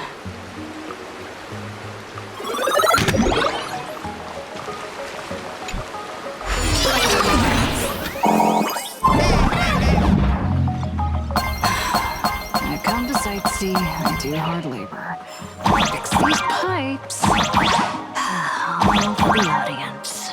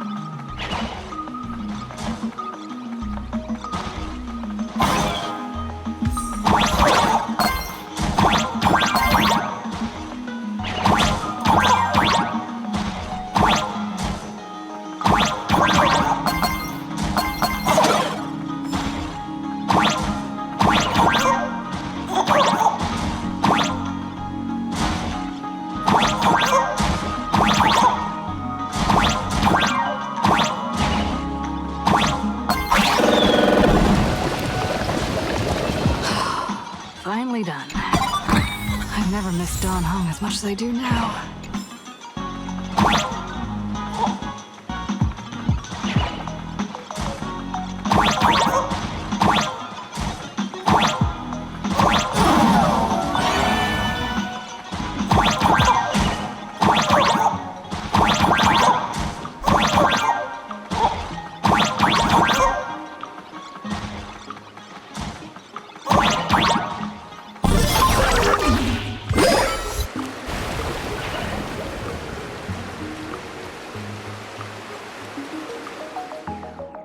Welcome, dear visitors and spectators. At this moment, you've arrived along with the Astral Express at the ancient and mysterious Xianzhou! It's the Xianzhou Luofu! Oh, that's right. The Xianzhou Luofu Scale Gorge Waterscape! Let's give thanks to the Trailblazer, hero of the Astral Express, who not only saved the Xianzhou Luofu, but also happened to save our little venue today. Whew, and now, it's showtime! Adapted from the true adventures of the Astral Express, we present Battle at Scale Gorge Waterscape! High Cloud Squadron, assembles! Thanks to the support of Full Wish TV, we invited the 4 main stars of the action hero series, Daybreak Squadron, to perform in this show! And now, Trailblazer, please come up on stage and reenact that heart-stopping battle where you drove away the Lord Ravager!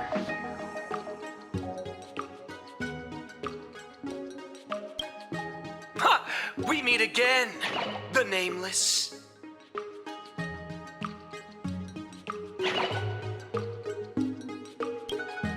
I don't think that's necessary.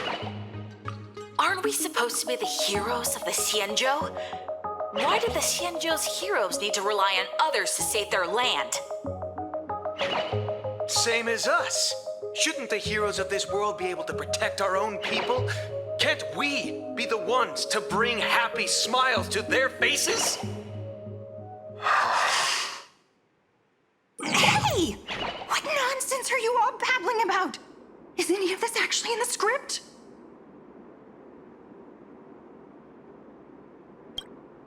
No, quite the opposite. Star Rail Fest is the perfect opportunity! As supplicants stepping into the Vantis Moon Games, the Daybreak Squadron challenges you! You wouldn't back down now, would you, supplicant of the Astral Express?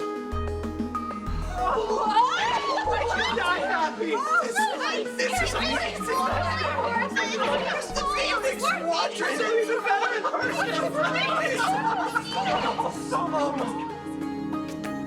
What? This is way too sudden. These people, something's not right about them. I feel like they're way too hyped up. Even characters in action comics don't talk like this. Yeah, in comics, a challenge like this is always a cover for some massive conspiracy. I've gotta fight alongside her. March, you need to have faith in her abilities. Rather than rushing into battle, what you should be doing now is getting in touch with your companions.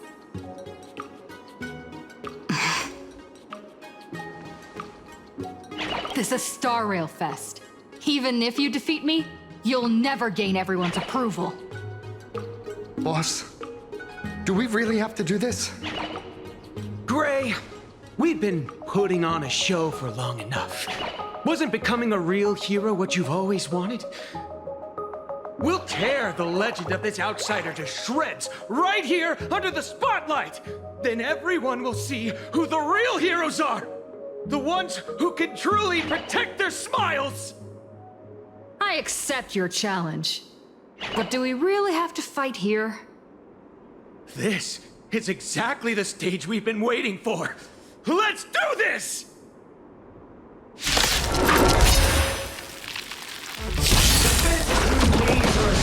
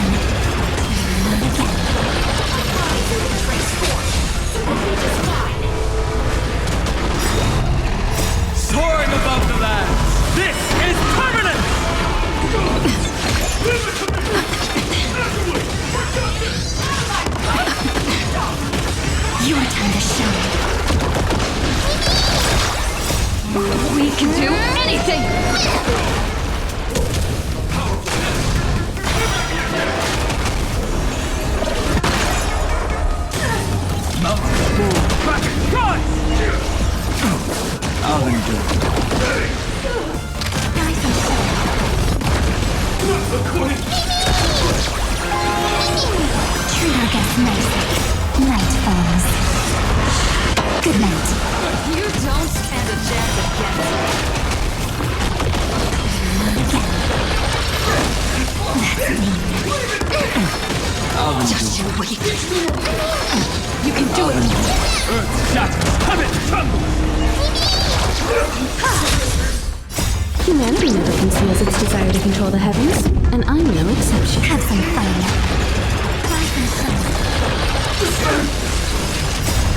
We can do anything!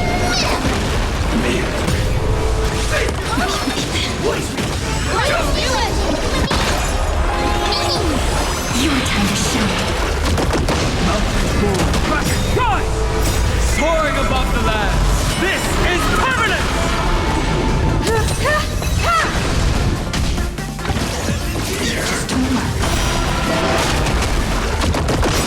Night falls.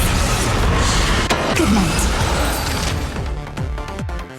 Have you calmed down now? Can we talk? Once a supplicant's challenge begins, it won't stop until one side falls. Don't get it wrong. This is just a prelude to the real showdown, witnessed by the Phantasmoon!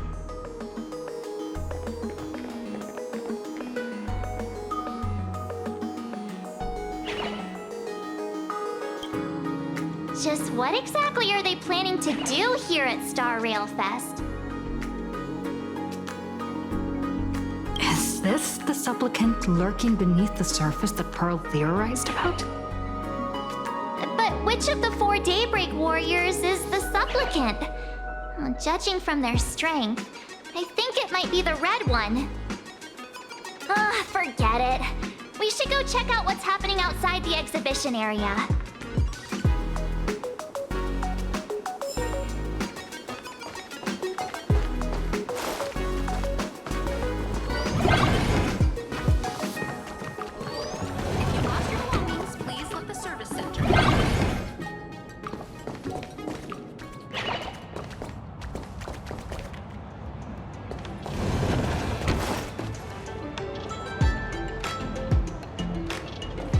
Interrupting a show for no reason. But to be honest, I wasn't dying to watch that High Cloud Squadron Assembles play anyway. So, don't tell me this whole Cienjo story is also something Blurry made up? Funny. Can't say I'm surprised at all. I wouldn't dare take credit for what I didn't do, since it was in fact General Jing Yuan and Dan Heng who teamed up to defeat Phantilia. As for the High Cloud Quintet, it's been over 700 years since those 5 made their mark. I know it may sound wild, but Cienjo folks generally live really long lives. You've read the Fluffy comics, haven't you? Pretty sure they covered all that lore in there. Yeah, immortality. Some see it as a curse. But personally, I don't think the abundance is as terrifying as their reputation suggests.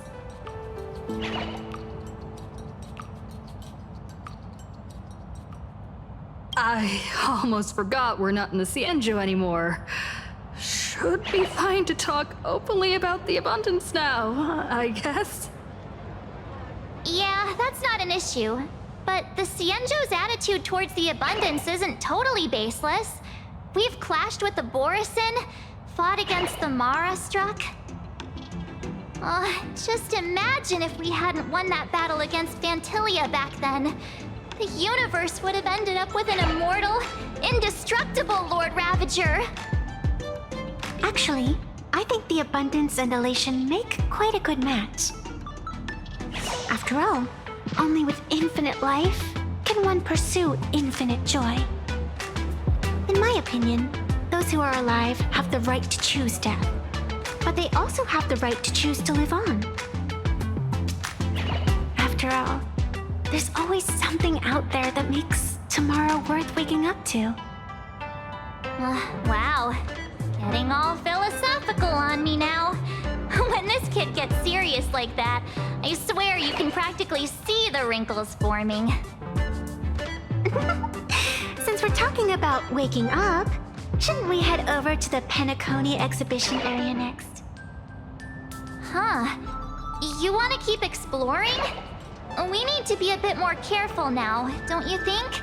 I mean, the Daybreak squadron already came gunning for us. Who knows if there are other supplicants lurking around, just waiting to make their move. Oh, come on, March. Don't be such a worrywart. Didn't our little raccoon take out those guys in no time at all? Such reassuring words. Little raccoon, I've actually been a huge fan of yours all along. All right. Don't push it. Here we come, Penacony! Exhibition area!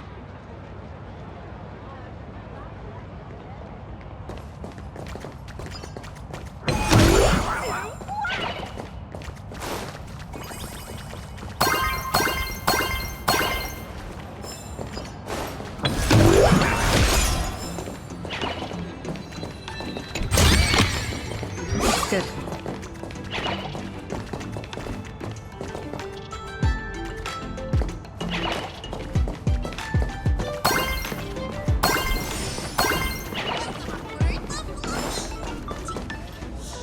Himeko, you're here! Are you two all right? Well told me to watch the live stream, and I saw the Daybreak squadron challenging her.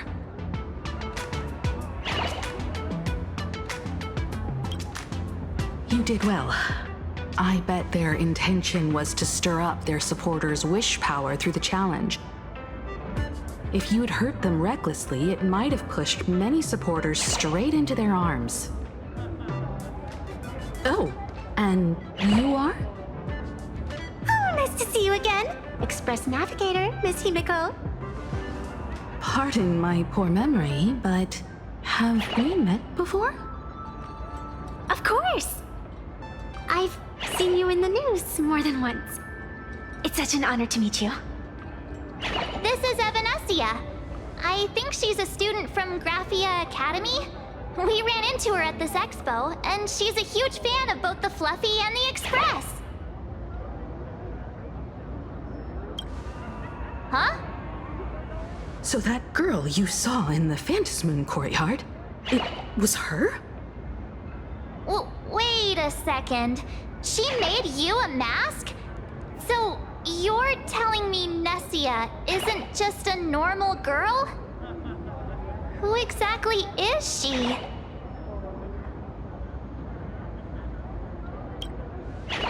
Who exactly are you? Me? I'm no different from you.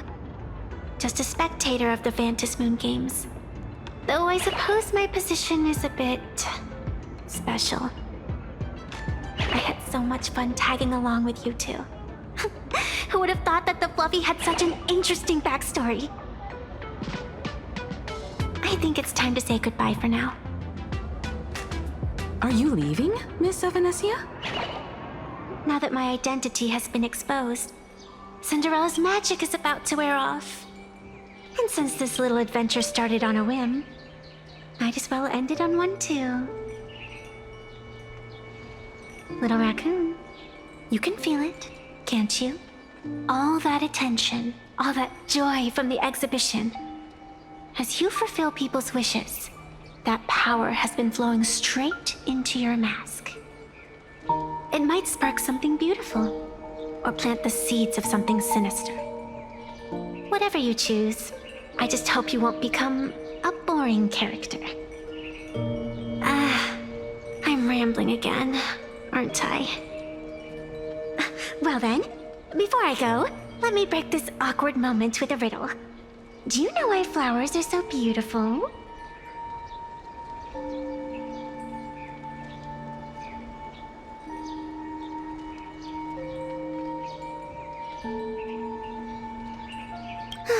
I know you're never serious about anything, so I guess I'll just have to answer my own question. Because flowers are always so fleeting. Ah. You left your own special effects behind. She's gone. Unexpected people and unexpected things always make an appearance in the Phantasmoon games. Although, Miss Sevenessia claims to be just a spectator. As someone who can create masks and allow others to become supplicants, there's no way she's just some ordinary girl. I just don't know what to make of everything happening to you.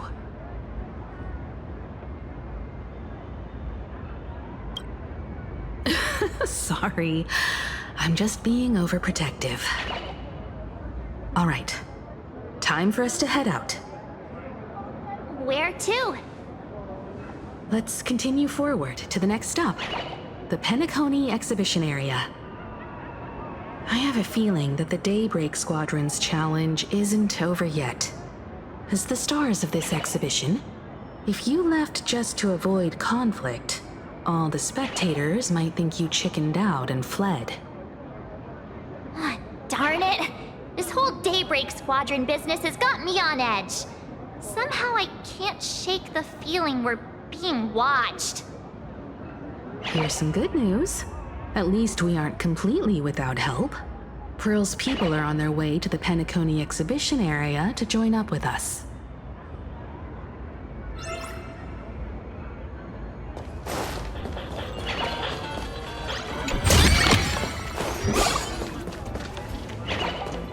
Welcome aboard the Fluffy! Together we'll trailblaze into the future!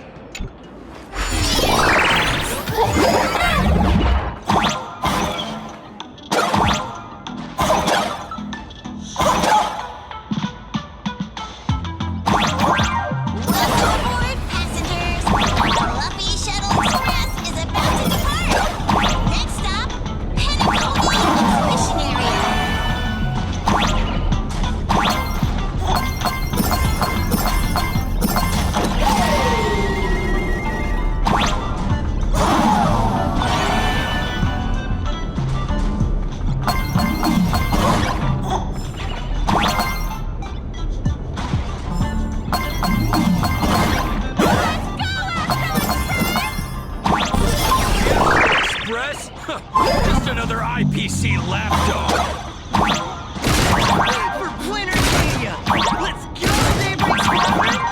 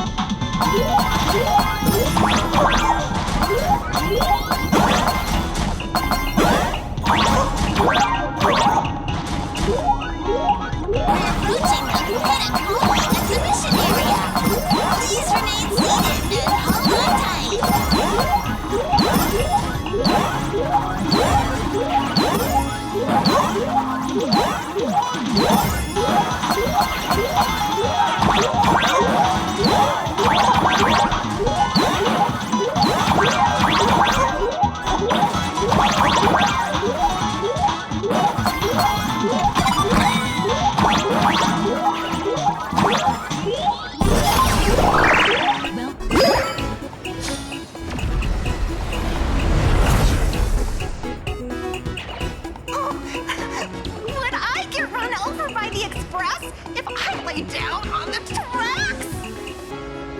Yup, and you get blasted straight into a comic book. Who knows? Maybe you'll be reborn as some superhero or something? That's what I call true happiness! It's hard to believe they recreated the scene where the Express crashes into the Great Septimus. All the previous exhibitions were so hilarious, but they really nailed the Great Septimus part.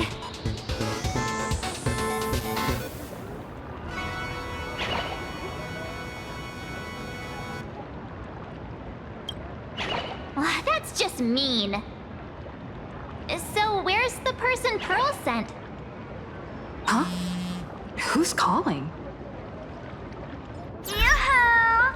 How you doing, gray hair?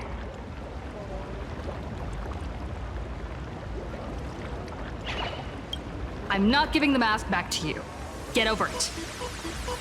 I heard about your big fight with the superheroes, and since I actually respect you as a rival, I thought I'd give you a heads up. You might think you scored a massive win in the Phantasm Moon games, but most people probably don't see it that way. Anyway, the news is on right now. Why don't you go check it out?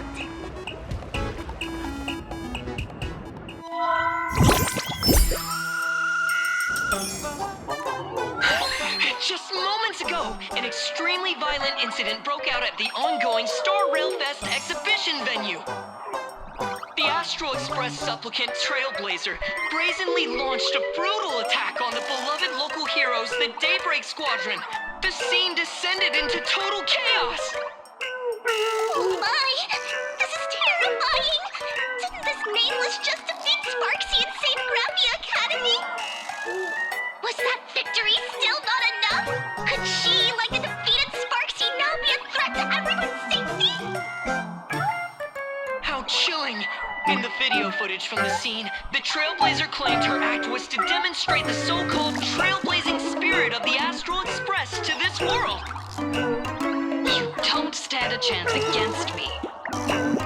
Is this what she calls a trailblaze? Using brute force and violence to strike down the guardians of this Arcadia and trample over our own heroes? Was it a sudden violent outburst?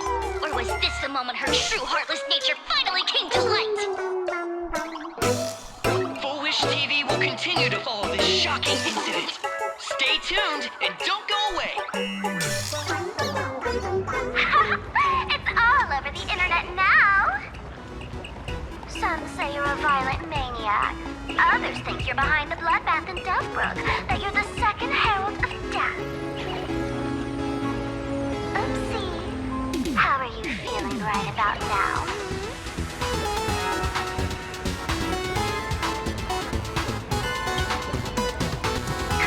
Of course, someone's definitely pulling strings behind the scenes and stirring up drama. As a top streamer in this field, Sparksicle can spot these tricks from a mile away. All right. Didn't you also do a TV news interview?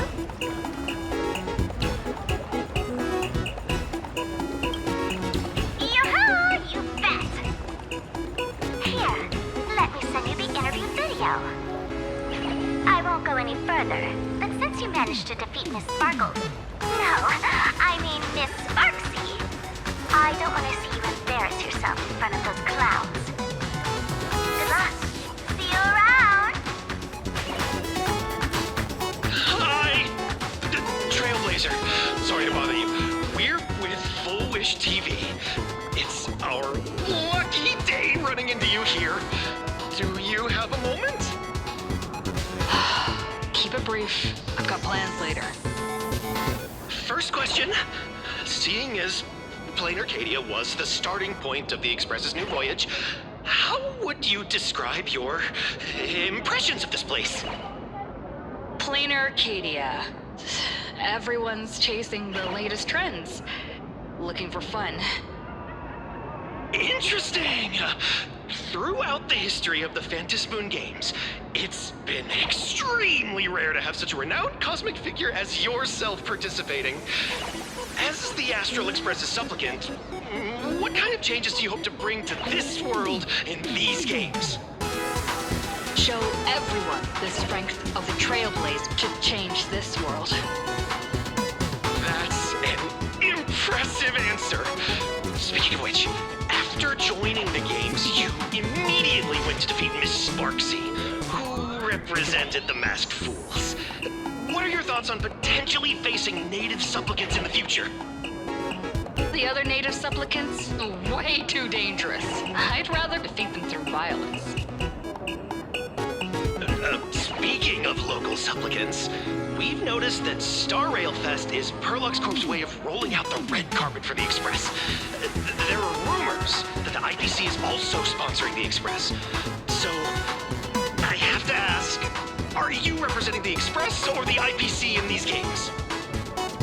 At the end of the day, this is is a festival for the IPC's interests? Madame Pearl and Perlux extended such a warm invitation. I'm not one of the guests. I'm the master of this place. Wait, what? This is totally a malicious edit to frame her! How shameless.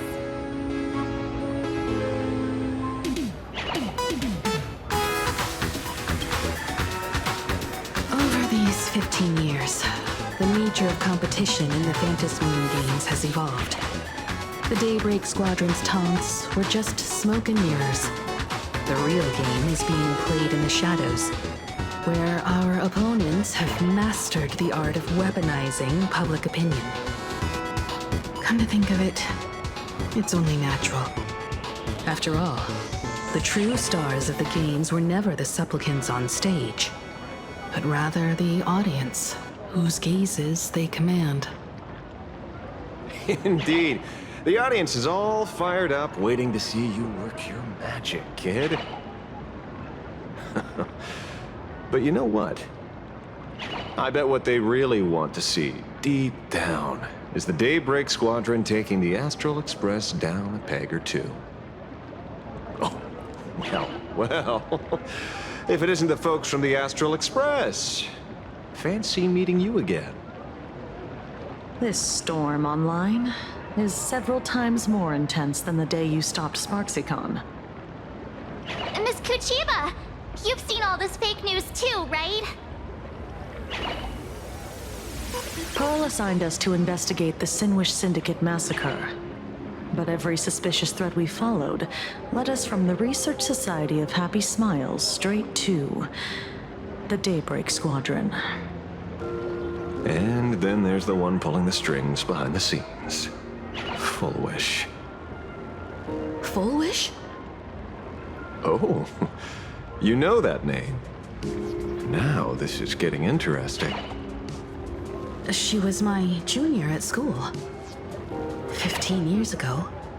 She was also the only student who survived at Graphia Academy. The good news is, your junior is living better than anyone else. She owns TV stations, charity organizations, has a huge business empire, and wields both wealth and power. Oh, as for the bad news, she's probably plotting something for the Phantom Moon games. And I mean the worst kind of something. My gut tells me that the Sinwish Syndicate massacre, well, that's probably on her tab too. Madame Pearl sent Mr. Ashvale to ensure everyone's safety. Of course, I understand that with the Nameless's skills, there's no real need for extra protection. But Madame Pearl didn't want to take any chances.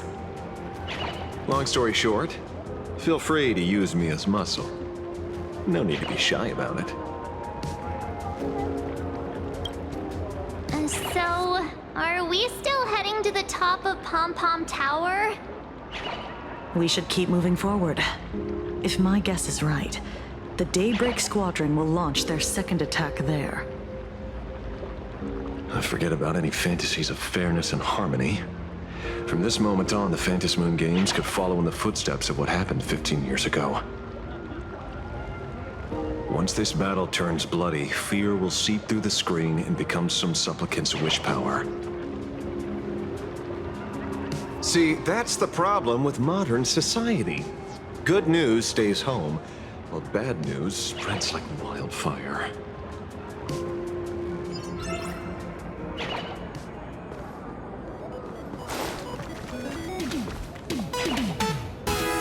To move forward, we'll need to fuel up the Shuttle Express first.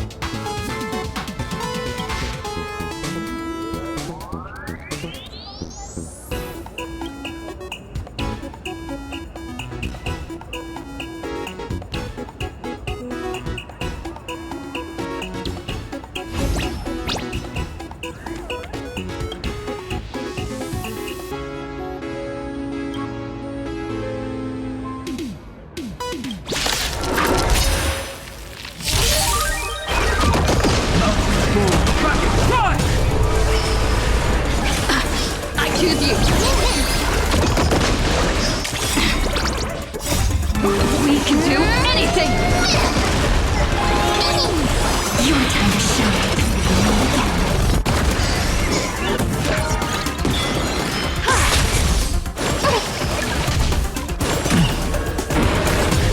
Earth's shadows have it tremble! As we've written.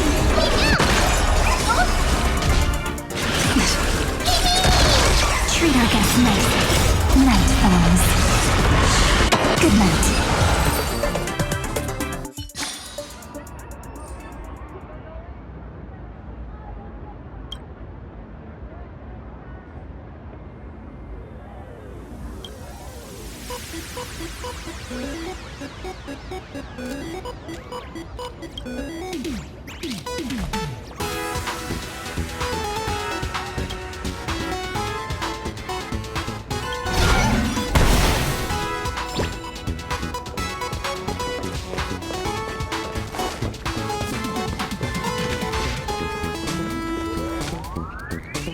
To move forward, we'll need to fuel up the shuttle express first.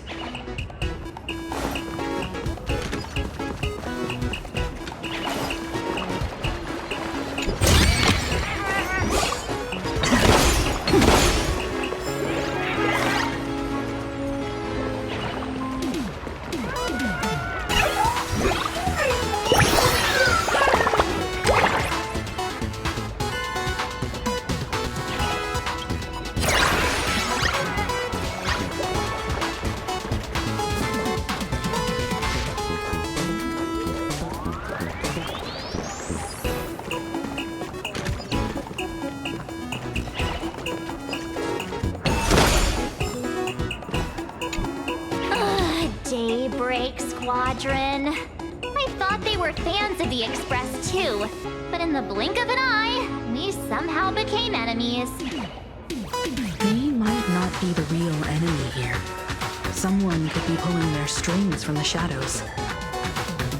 If possible, I'd rather persuade them to back down, since once a battle starts, it'll be like pouring fuel into a fire, stoking the audience's bloodlust. A Phantom Moon game like that would only descend into madness. And I certainly do not want to see what happened 15 years ago repeat itself on these lands. Ooh, I know about this exhibition area, thanks to the comic Miss March gave me.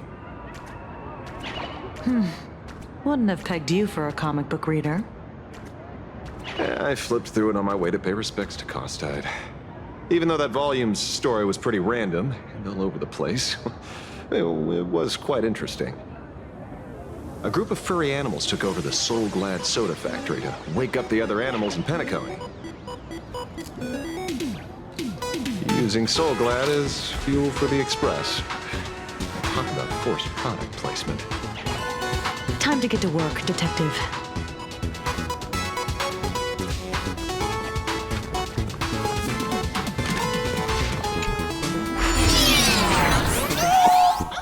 Come on, let's fuel up the Express.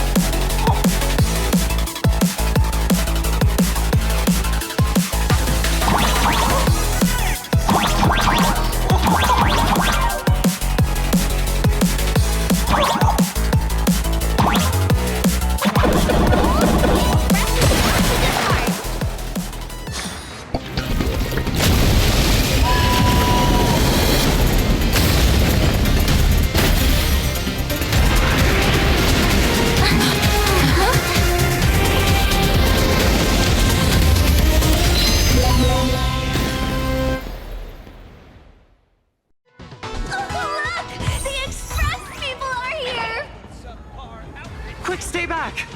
It'd be terrible if you got caught in the crossfire.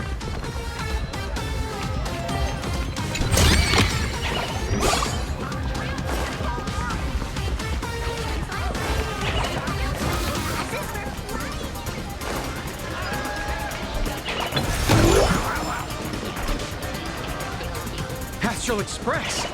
We've been waiting for you for quite a while.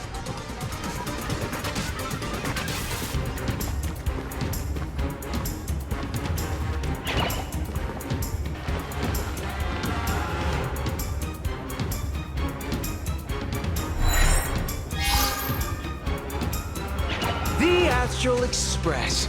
Just as I thought you weren't going to show up.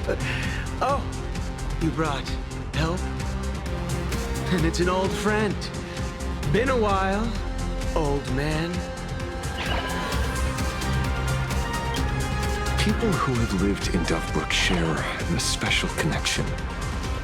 Since you're treating me as an old friend, I don't want to act like some high and mighty adult telling you what you should and shouldn't do. But let me tell you this. What you're doing right now has already crossed a dangerous line. Whatever orders Full Wish gave you, there's still time to turn back if you stop now.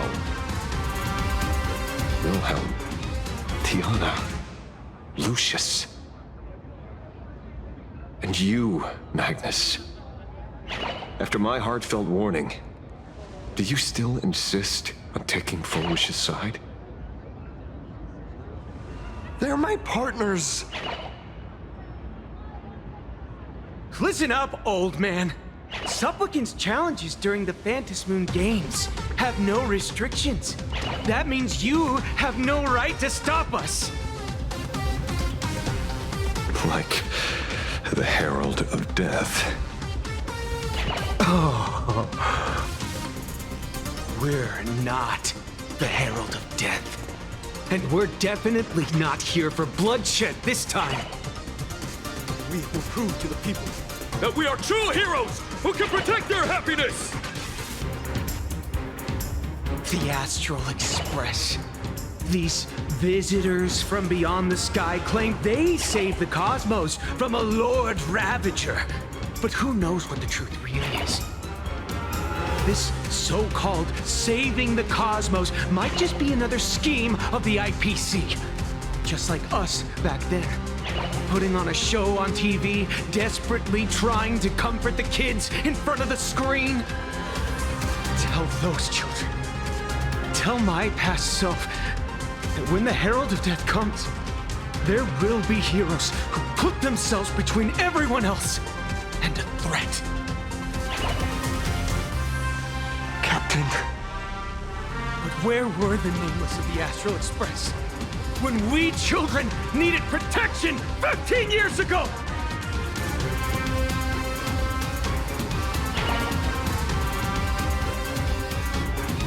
Ray, don't be fooled by these flashy, cosmic heroes. The Astral Express doesn't care about our happiness at all. They come and go like all tourists. No, they're even more heartless than tourists. Because they're here to trample on the elation ceremony and steal the Arcadian people's attention! They replaced our fantasies of heroes with their own image. All to satisfy their vanity called the Trailblazing Spirit. Tell me, have you ever, even for a moment, felt what it's like to tremble on blood-soaked ground at dusk?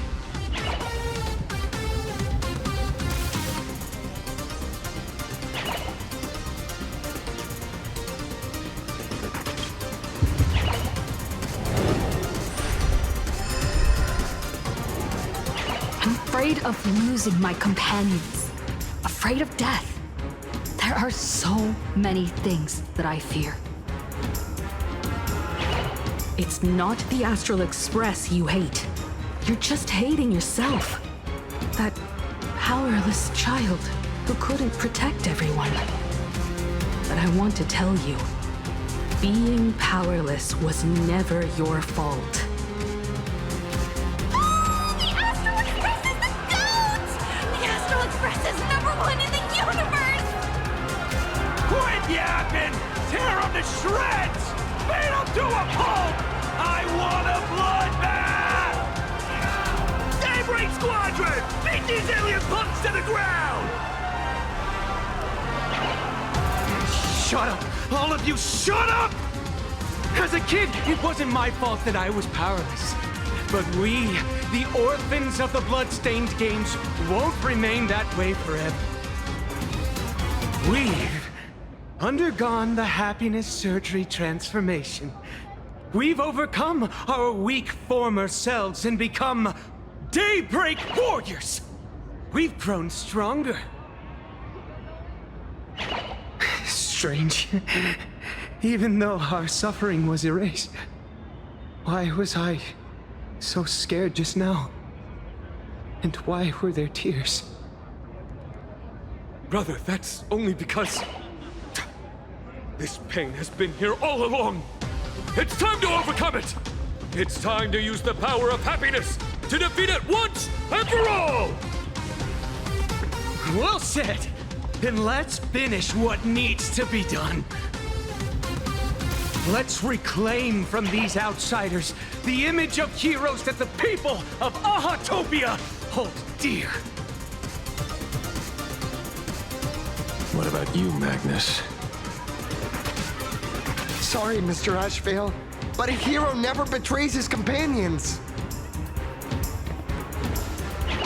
We are the Daybreak Squadron, 4 warriors of one heart, united to protect the world.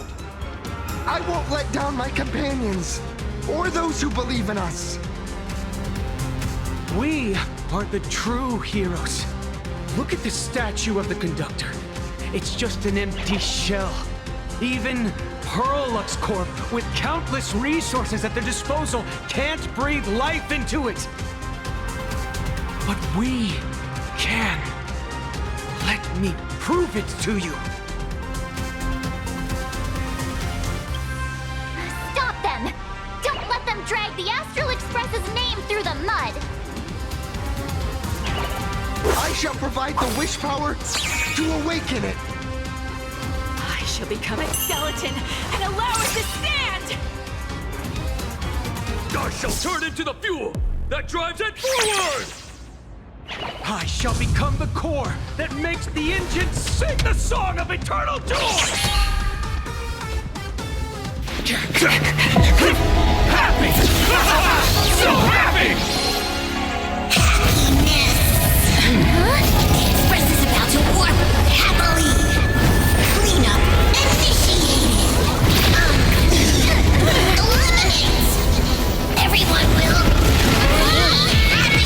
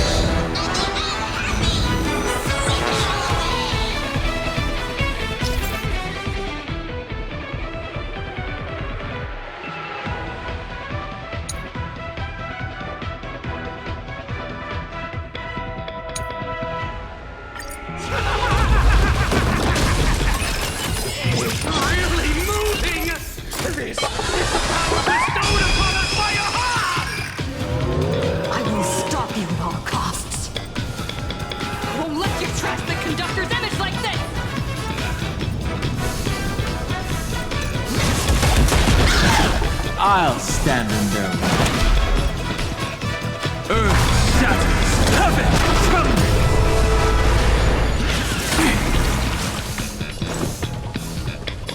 Come on, choose you. There we go. Combat is a series of precise machinations. Come one, come on. Dragons, obey this calamity unknown, soaring above the lands. This is permanent.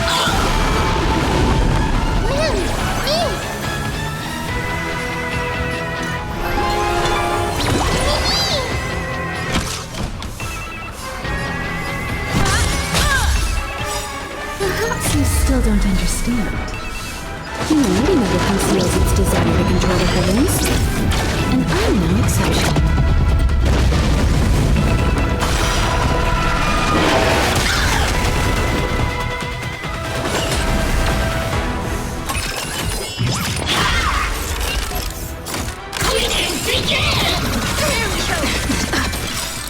Trust me.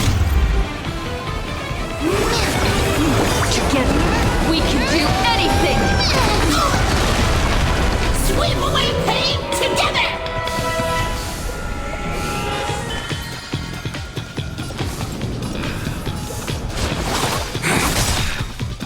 Don't worry. Just close your eyes. The night will soon fall. Good night.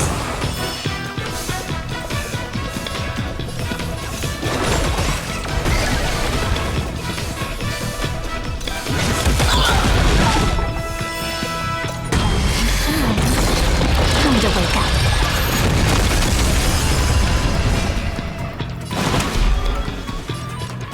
Mountains grow. Dragons, rise!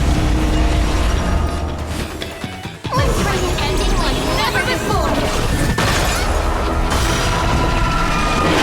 Do not disturb!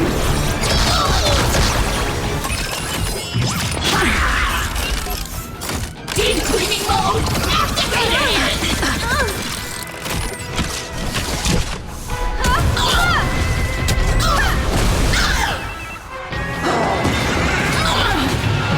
Insufficient cleaning power!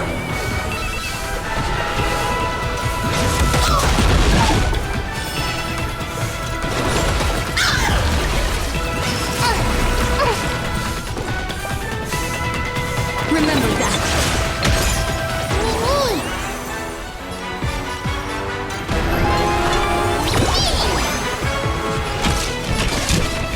Someone, come on. Come on, stop now. Let's do that again. All right. Everyone, My strength is not what it was. Earth shatters, heaven trembles. Dragons, obey this order. Calamity unknown, soaring above the lands. This is permanence.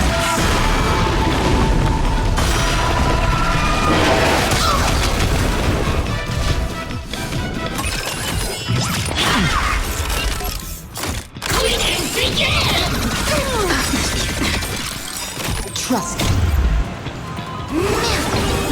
Together, we can do anything! Sweep away pain together!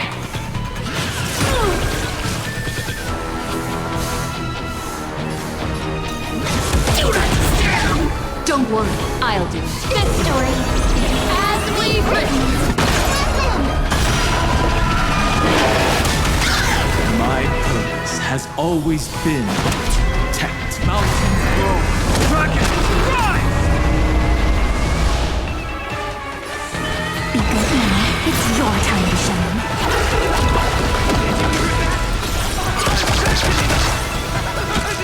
We don't have to be afraid anymore! Let laughter be eternal!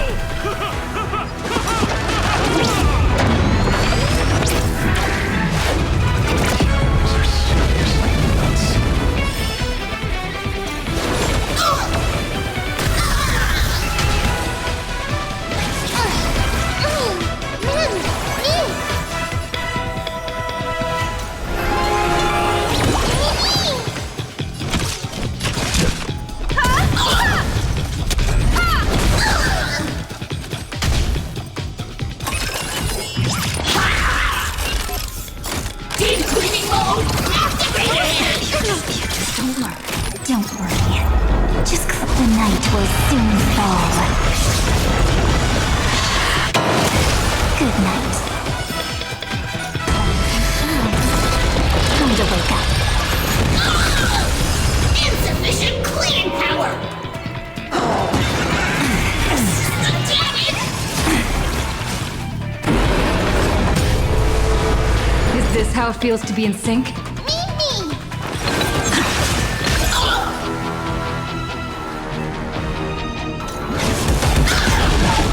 My strength is not what it was. Earth shatters, heaven trembles. Dragons, obey this calamity unknown, soaring above the lands. This is permanent. The Express is nothing but the IBC's lapdog. We've already done.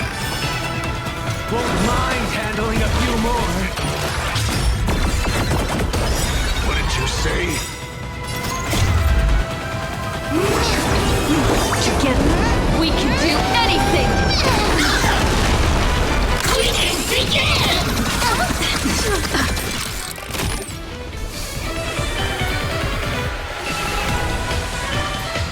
Make sure you have fun.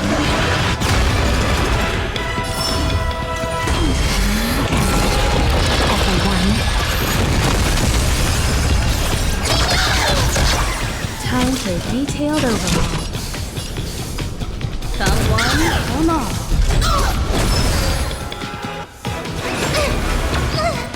Sweep away pain together!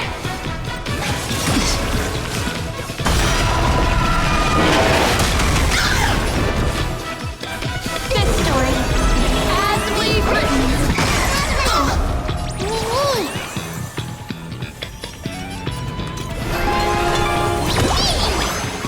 Combat is a series of precise methods. Do not disturb! Perhaps you still don't understand. Humanity never conceals its desire to control the heavens. And I'm no exception. Deep cleaning mode activated! Do not disturb! Let's do a thorough cleaning! My purpose has always been mountains grow, dragons rise!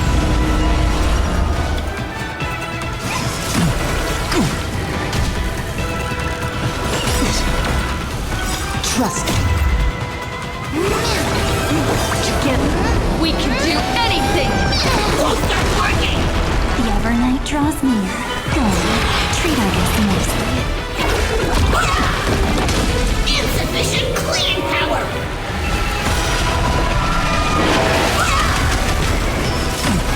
I'll endure.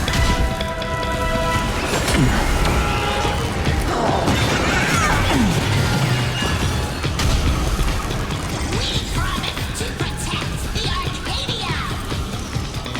Filth, pain, so much! Eliminate pain! Everyone smile!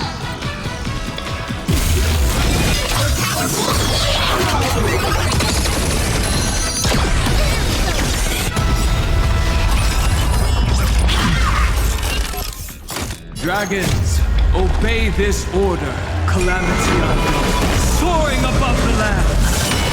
This is permanent. Don't worry.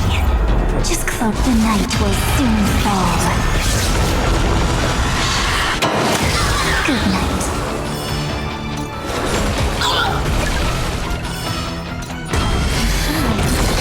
Time to wake up. Don't worry, I'll do it. Let's write an ending like never before.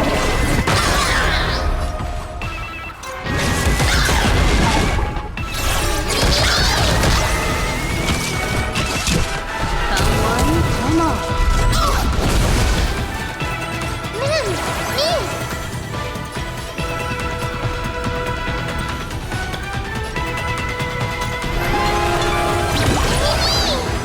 Time for a detailed overhaul.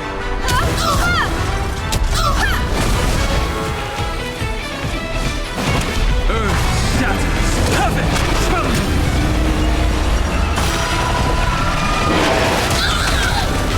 away pain together! I'll endure. Come on, stop messing. Let's do that again. All right.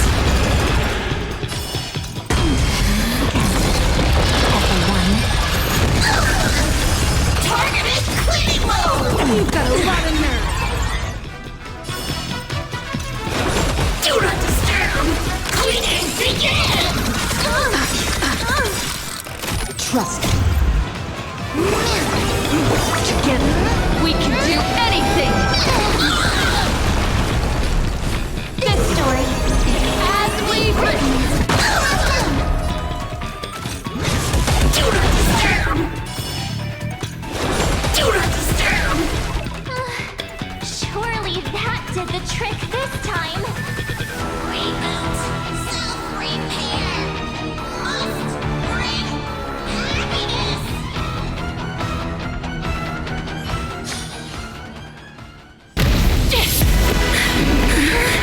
With everyone, we'll be happy.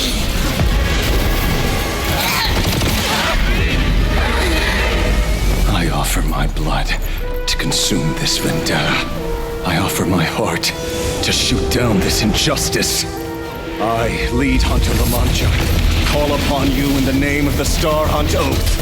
O Skyboom, gaze upon this broken-legged wolf and steer my hunt toward victory! So happy. Now arriving at Terminal Station, land of sneering gods. Welcome back into the gods' embrace. Shh. Quiet now. It's time for bed.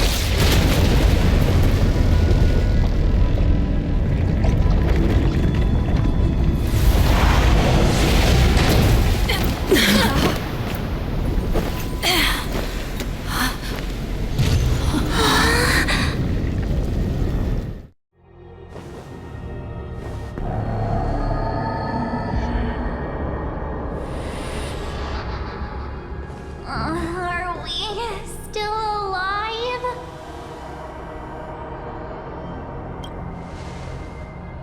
Oh, hey, don't say things like that. I remember the out-of-control express taking us down and through an abandoned tunnel. Theoretically speaking, this should be a station deep underground. But what's with all these ruined buildings? And that weird space in the distance? Is this really an underground station? A place this big exists beneath plain Arcadia? Perhaps we're no longer in reality. We may have landed somewhere within the world in canvas for unknown reasons. Then, can we still make it back? We need to find everyone and get out of here as soon as possible. Where's Mr. Ashvale and the others?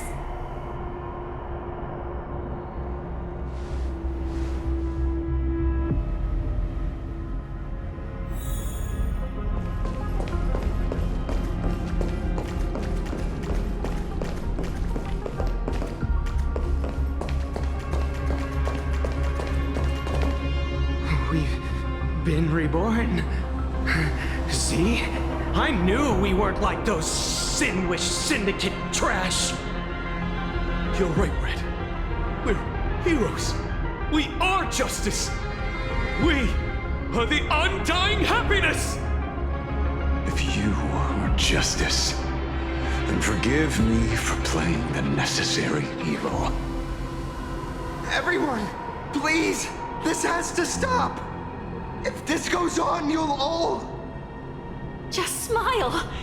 Embrace the everlasting bliss and true happiness. I beg you, please, listen to me. It's not too late. We could still go back to the Department of Aberration Defense with Miss Kuchiba and explain everything. It's no use. They are just creatures that can only react to joy now. All shall be blessed with happiness. all shall live forever. So smile and laugh, and let our laughter infect all of plain Arcadia. My senior, Mr. Ashvale, I'm begging you, please tell them that it's not too late.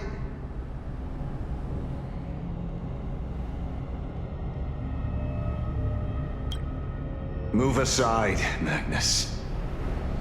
Please, just give me another minute. You know they're good people. It's best if you just move aside. A true hero never abandons his friends.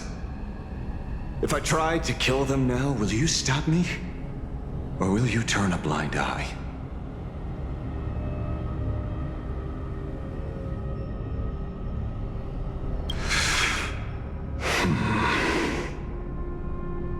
Tribute of life unto death, and the debt paid in blood. The Sinwish Syndicate, a gang that once ruled the streets of Daybreak. They sparked massive turf wars that left many with grievous injuries, and racked up charges for robbery, extortion, and a whole laundry list of other crimes. Pullwave and Koss died. They were far from saints. Any good deeds they did in their lifetimes were just like a few pretty soap bubbles floating up from a stagnant pool of filth. That's why we brought them down. They and this whole world have now become happier. Yes, they may have had sins to atone for, but that doesn't justify you murdering them as if they were just toys. Thank you for your aid. I am the Blaze Weaver Warrior, captain of the Daybreak Squadron! May I... Hey, where are you going? Play? We're not playing. Everyone's just laughing along happily. Mr. Detective, do you know about the Galaxy Rangers? I heard they are a group of righteous heroes roaming the universe. In that sense, are we the city's rangers? Ah! Mr. Ashville! Could you do us a favor?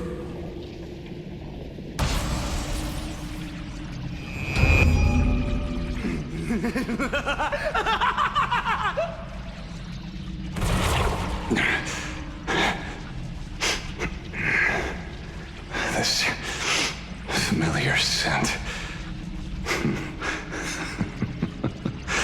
Ah, I see. What have you done? Remember what happened today, Magnus.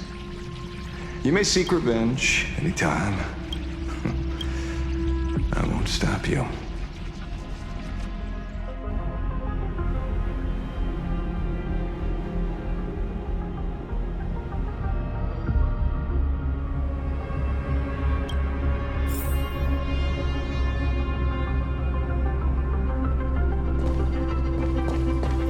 And so concludes the new Herald of Death case.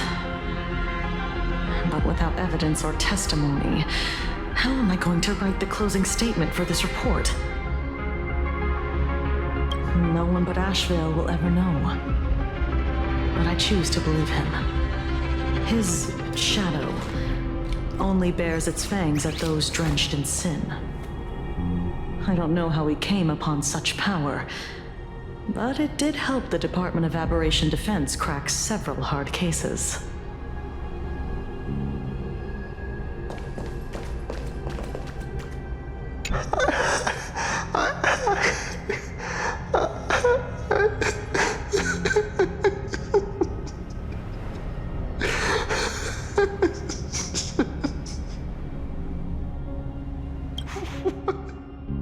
What have we done?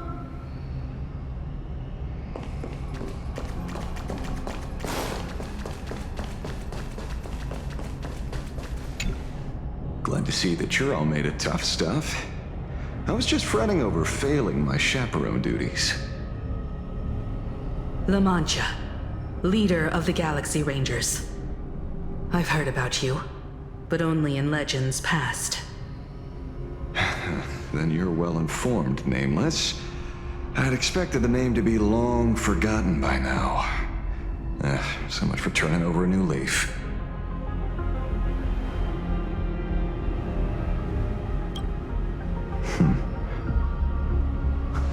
You mean the esteemed Silver Gun Shura and dazzling ninja hero? Of course not. I retired a long time ago. Out of the Rangers I know who are still alive, one sees me as a traitor. The other is prey. And just so we're clear, I want you all to forget the name you just heard.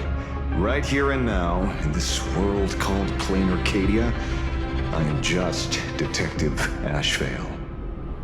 Instead of obsessing over my identity, or pitying the 3 dead criminals, I advise you to work on a way out of this place first.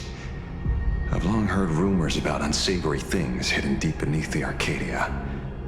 It's strange how the people here can sleep so soundly. The train broadcast called this place the Land of Sneering Gods. I don't think I've ever seen this station on a map. Are we going to be trapped here forever? Mr. Ashvale, despite being at such a bizarre location, you've been oddly confident and unconcerned over your safety since the very beginning. Do you truly know nothing about this place?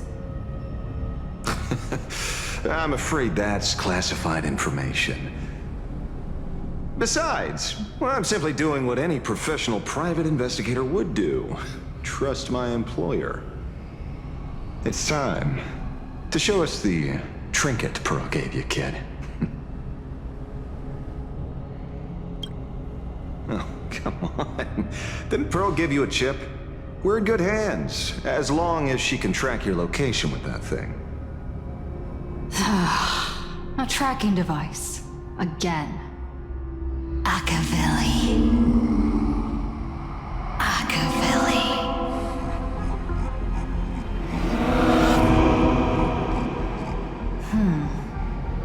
Come this way.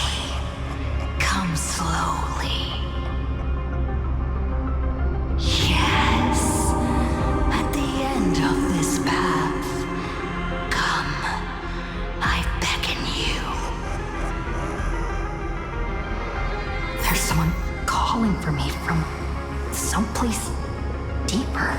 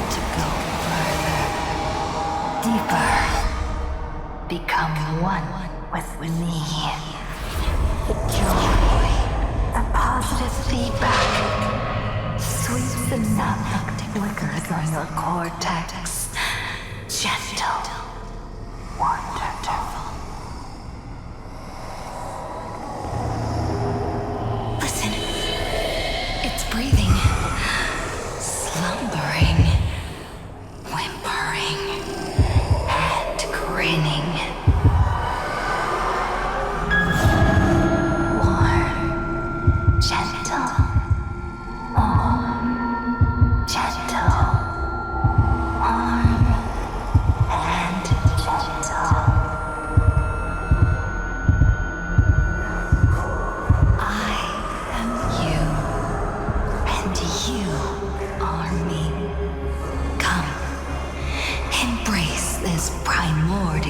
joy. Life, in exchange for a boarding pass on the Express toward the end. Become one with me. Become a part of me. Become mine.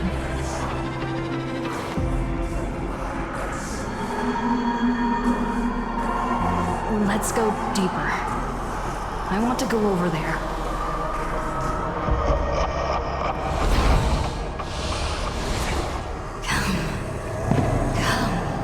Come. Just like that. Step forward.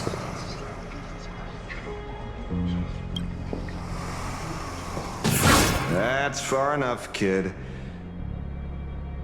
My golden principle while working on cases in this world is to keep my curiosity in check and not get involved with matters beyond the case itself, especially things that already look considerably dangerous. However, the thing that slumbers in the deep here does look awfully familiar.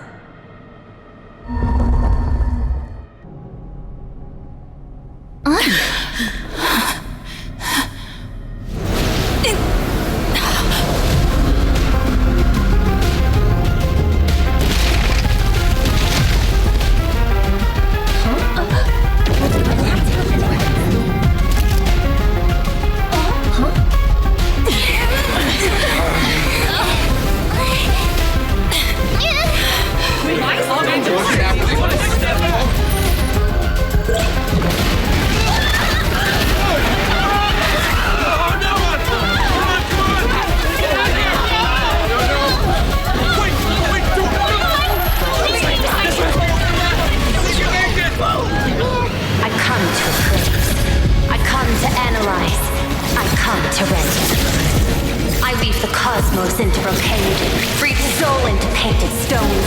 Let the jewels of heaven rise as they will. All for the Amber Lord.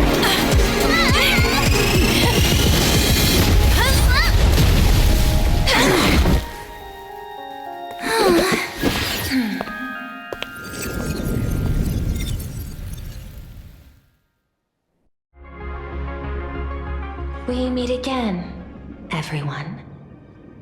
Fortunately, her lucky chip helped me locate you. Please accept my sincerest apologies for not intervening in time and putting all of you in danger.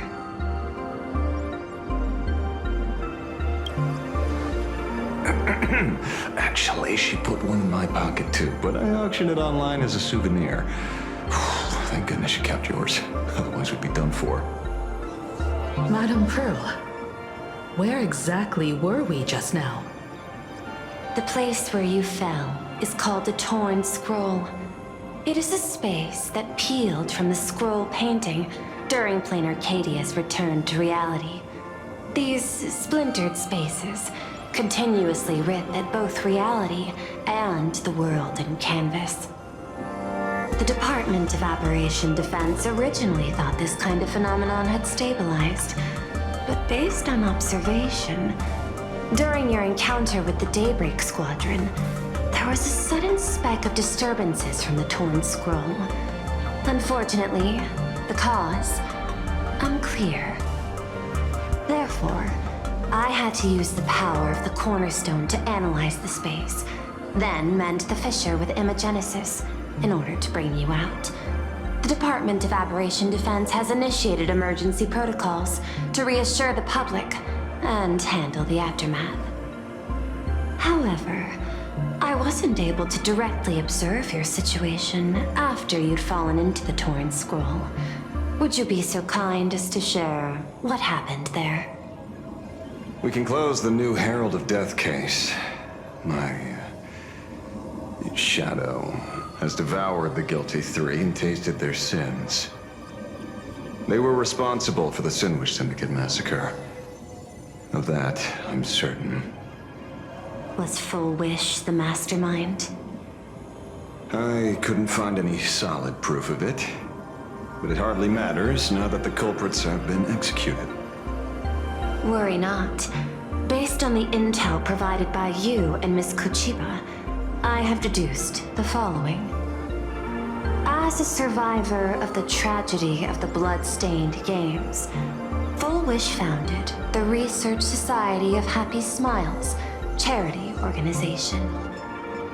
The organization has since been providing an unapproved medical treatment named happiness surgery to its members, which neutralizes their physiological capacity to feel pain. The procedure drew many more followers as a result. And the Daybreak Squadron, members of the Smile Society, imitated the Herald of Death's modus operandi for their crimes, and challenged the Astral Express during the exhibition.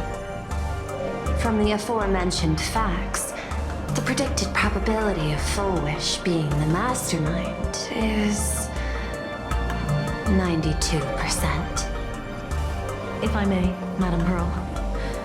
Management in Plain Arcadia should be dictated by the chain of evidence rather than extrapolated probability. I understand. I will observe the human laws and customs. In any case, we have achieved our goal through Star Rail Fest, luring the supplicant with ill intent out of hiding.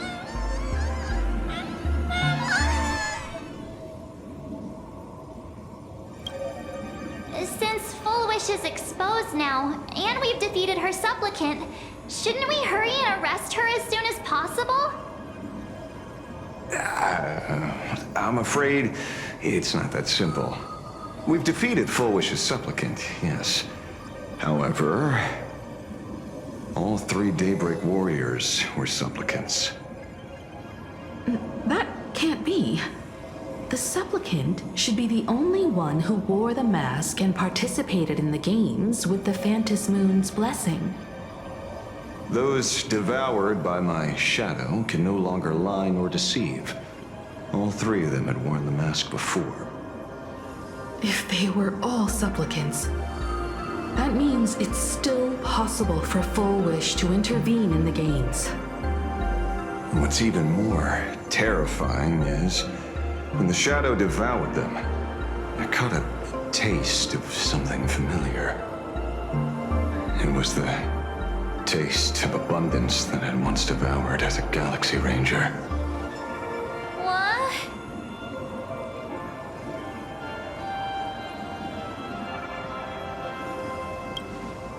Yes. I didn't think this world would go that far. But I was wrong. Living in seclusion dulls one's senses. I should have realized it earlier. Darn it. There is no point in beating yourself up over it. Therefore, the conclusion must be corrected. The Research Society's happiness surgery is a medical technology related to the abundance, and not simply about relieving pain. Assessing the risk involved in this procedure. Unable to extrapolate. General Yao Guang told us that she foresaw a great calamity upon Plain Arcadia. According to her divinations, Blade, the Stellaron hunter, could be its catalyst. So that's why she asked me for the authority to extradite Blade. Regardless, none of us had anticipated this. Plain Arcadia's calamity had already taken root, long before the arrival of the Stellaron hunter.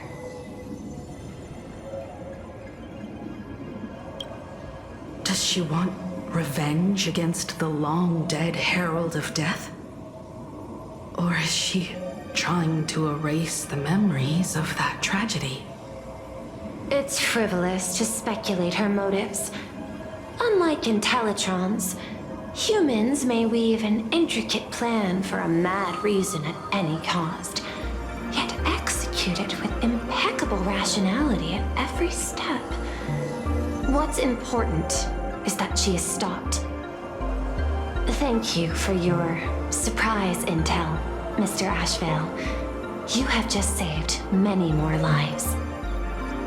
Henceforth, the Department of Aberration Defense will place Full Wish and the members of the Research Society of Happy Smiles on a special watch list. Given Full Wish's control over media outlets, I recommend closer monitoring of her dissemination channels. Understood. We will also implement pre-disaster measures at the calamity level standard per the safety response protocol against aberrant threats. Full Wish is not working alone. For normal people to be able to get an abundance transformation, that implies far more sinister supporters behind the scenes. These are enemies not to be easily contended with. Therefore, as the administrator, I beseech you all, please, lend your aid and help Plane Arcadia through this crisis.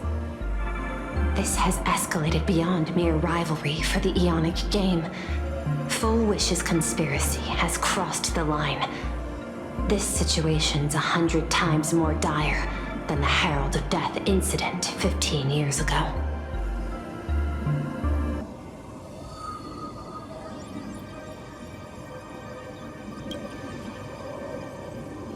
Please, Madam Pearl. This is my homeworld, and I won't allow the tragedy to repeat itself. Besides, there may be an even greater conspiracy behind all this. As a Nameless, it is my duty to see it through to the end. Indeed, there are old scars and fresh wounds to settle. For the way she toys with life, and the taste of that flesh, Full Wish must be held accountable once and for all. You have my eternal gratitude. I won't forget this bond from our shared trials. Now then, I shall prepare an action plan, as well as share relevant information with General Yao Guang. The seed of abundance planted by Full Wish must be uprooted and eradicated as soon as possible.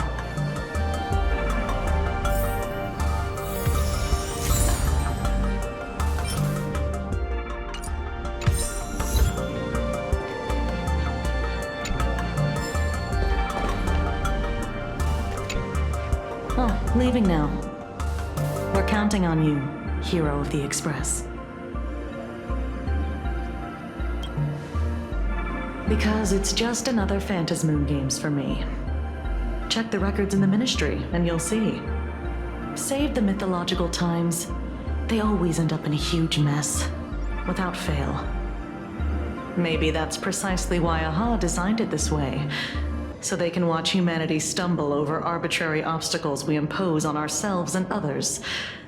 Otherwise, they'd probably die from the boredom of an orderly universe.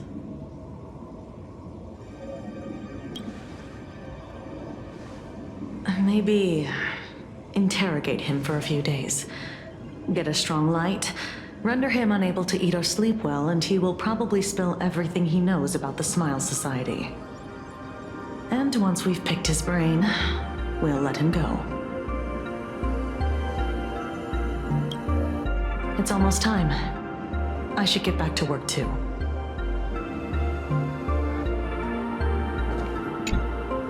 So it's true. The captain and the rest really did kill all those people from the Sinwish Syndicate. And this Full Wish is also plotting something terrible. This is absurd. It's been 15 years since my life turned into a montage of nightmarish amalgams. And it's still going. Thank you. Mr. Ashvale is right. This is not the same as playing the hero on a stage. In the end, I'm just an actor.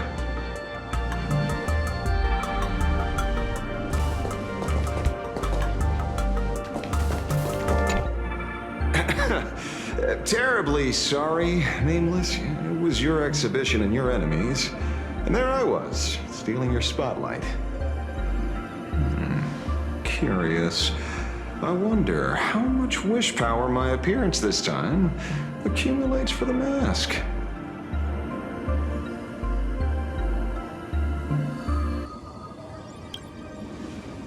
Oh, don't be like that. You can tell them that I'm Welt. We already look similar enough. Who knows? Maybe that'll redirect some wish power toward your account instead?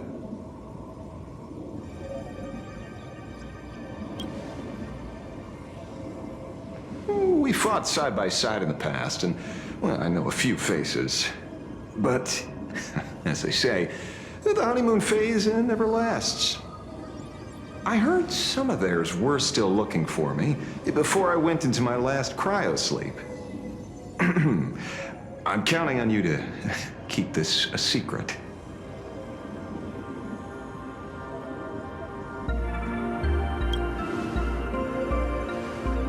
Some people want the head on my shoulders, while others want the shadow in my arm. I'm old, and I just want some peace and quiet. That's all there is to it.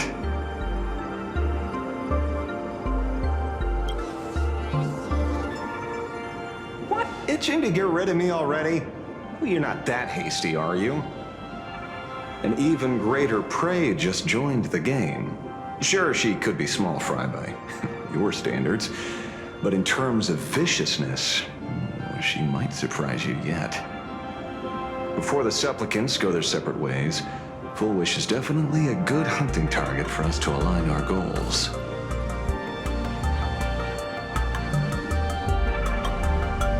Such confidence. Can't help but smile at that.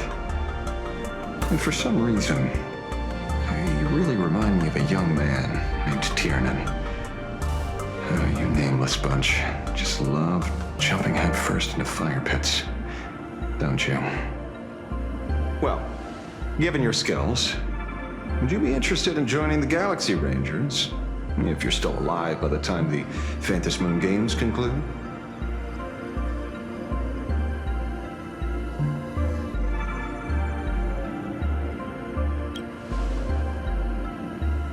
Good question. I guess old habits die hard when I see someone with potential. Being a ranger holds little appeal, really.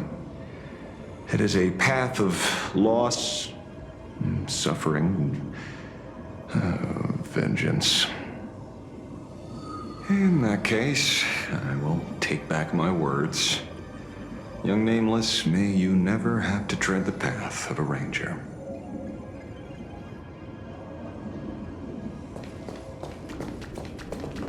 Full Wish's partner. Perhaps someone far more dangerous has already set their sights on this round of the Phantom Moon Games. Oh no. They are definitely up to no good.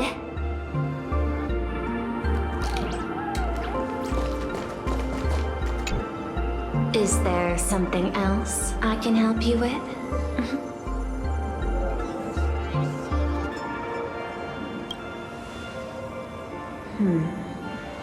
I had put them on a temporary watch list before, due to significant decreases in crime rates in certain regions. But now, we finally know how they achieved such a miracle. Personally speaking, I cannot fault the citizens who joined the society, nor do I wish to fixate on the accountability of those who governed at the time. After all, for the corporation, the Smile Society is a tool for maintaining stability, and the members are simply following the human instinct to avoid suffering. You've been to Penacony. You should know. There, the family's members lull guests to sleep with power of the harmony and soothe their pain. From a human ethics point of view, it is well within people's rights to avert pain in moderation. Humans cannot turn off their innate negative feedback like Intellitrons do. I understand and deeply sympathize with that. My assigned theme is analytical art, but at the same time, I am fortunate to be appointed governor of a world. The portrayal and sublimation of pain in human works of art shine among humanity's greatest treasures. Tragedy, elegy and lost epics. Their soul-stirring power springs from a profound understanding of this negative feedback. This so-called happiness surgery does more than just obliterate people's perception of pain. It strips away human complexity and turns what was dynamic and brilliant into a monotonous blotch. To me, governing this world is like creating a painting. My vision is to maintain the diversity of life forms and preserve their potential for growth and change. The Research Society has disrespected my work. Thus, my duty and theme have become one and the same.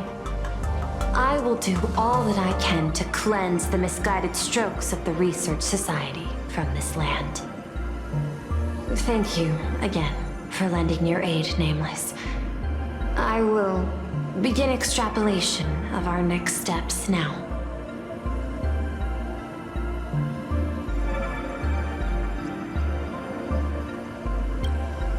I hope you all get some proper rest before moving out again.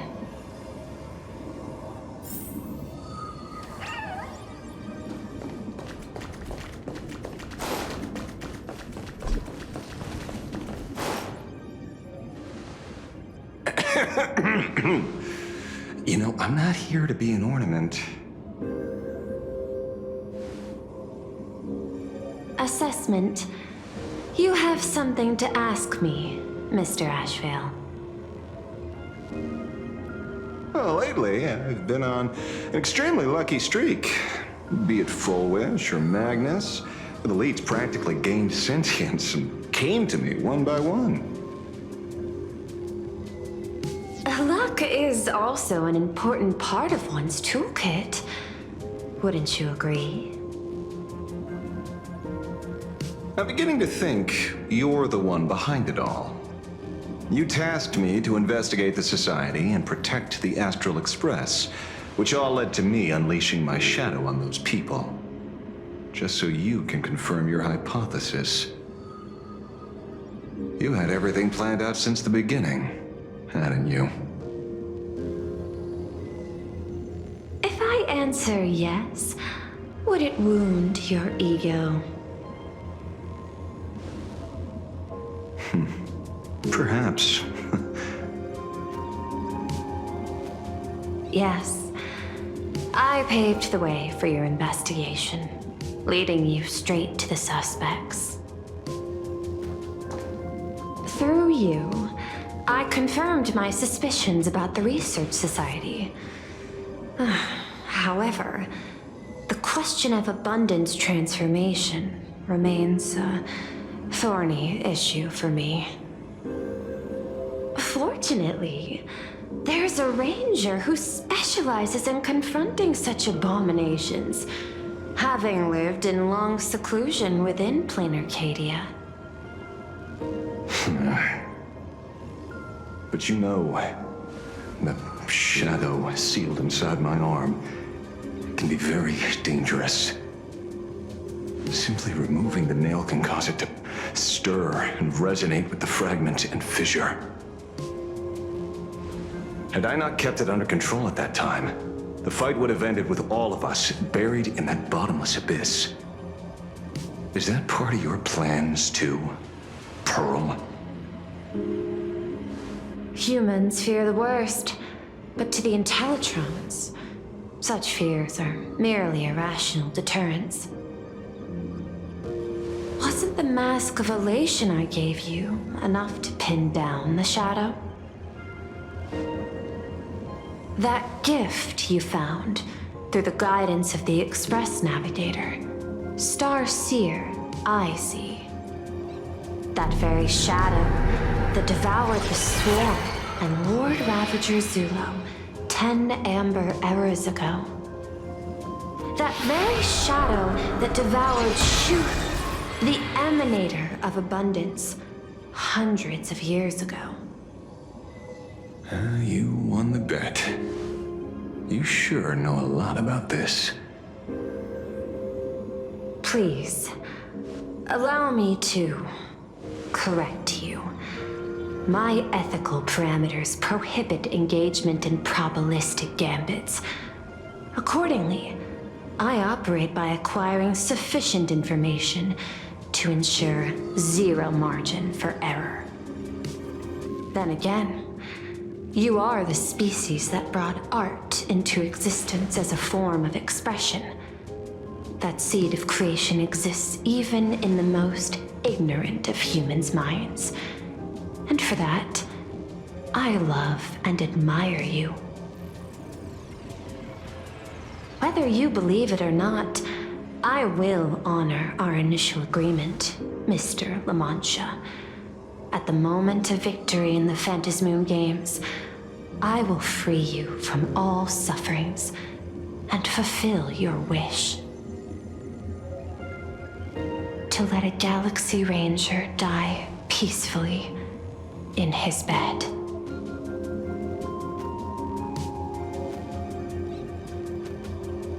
In that case, I will continue to fight for you, my lady.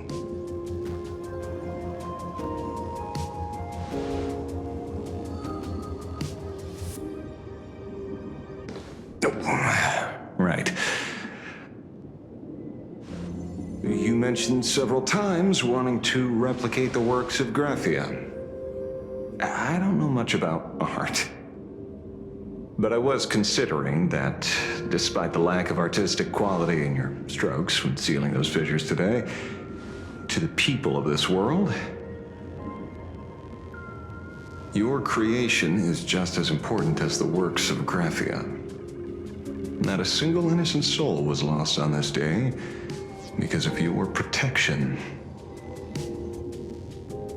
Looking back to the ancestral painter of the Cinderth Age, do you truly think she cared about the artistic value of each stroke when she created world and canvas?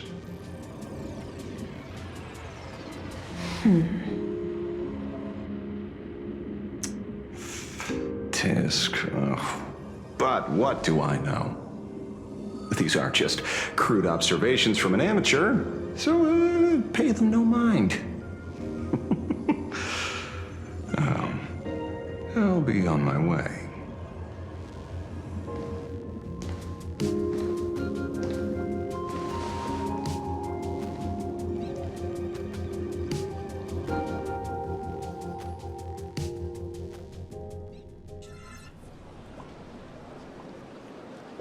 We meet again, Ashen Detective.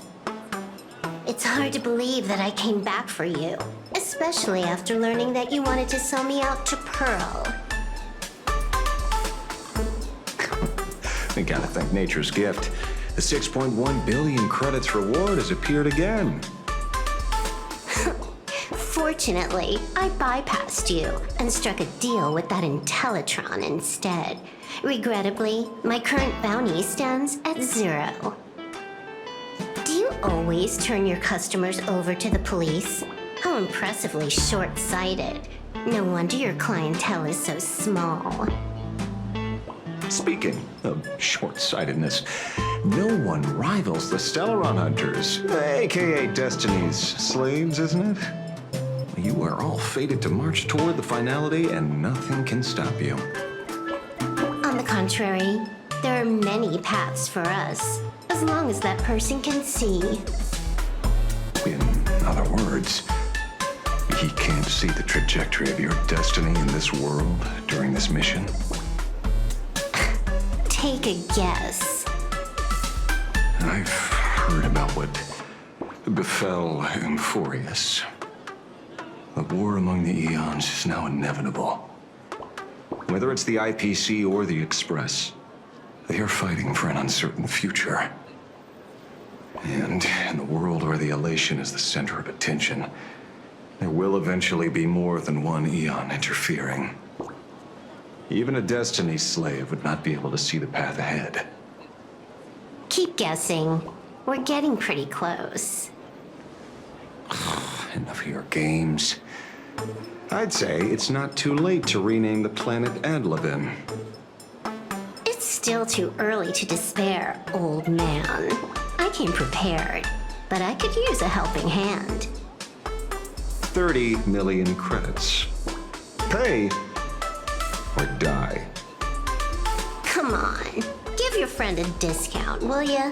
Say 0 credits? I ain't your friend. I meant him.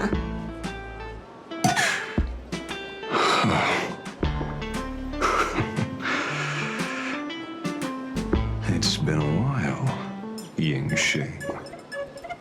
It's been too long, Mr. La Mancha.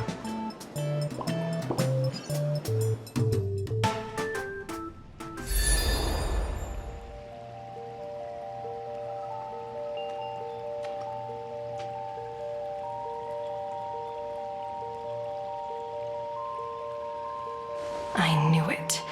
There must be an explanation for the unusual fate of this world. Though I lost sight of the sparrow, I discovered a mysterious tree. I finally found the heart of the Phantasmoon games, thanks to this little birdie.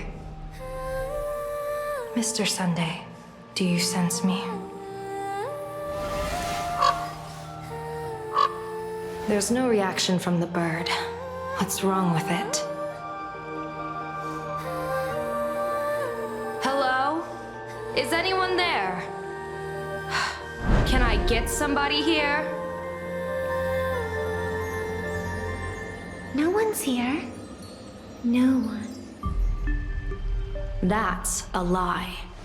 I saw a pretty girl hiding right here through the bird's eyes. Who are you? That's none of your business. None of your business. If that's how it's going to be, then I'm done playing nice here. If my eyes weren't playing tricks on me, the ancient tree here must be the ambrosial arbor of abundance, yes?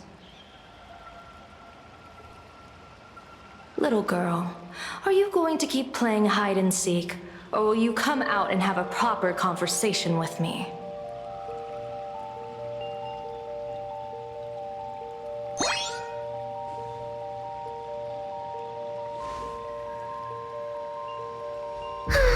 The Department of Aberration Defense often comes here to record game progress. And now my movements have been exposed to complete outsiders. I suppose it's time to leave. You sound unpleasant to talk to, but since you have eyes keen enough to tell what I am at a glance, I'll have a short chat with you. I will answer 3 questions, so ask away. Once you have your answers, I'm going to show you the door.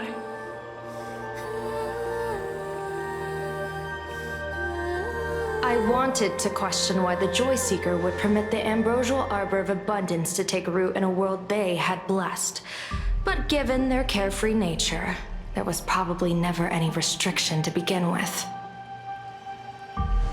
On my second question, are you a Feykind native to Ahatopia, or are you one of the long-life species shaped by the ambrosial arbor? Aren't you good at divination? Can you help me take a look whether the slip on my head says wheel or woe?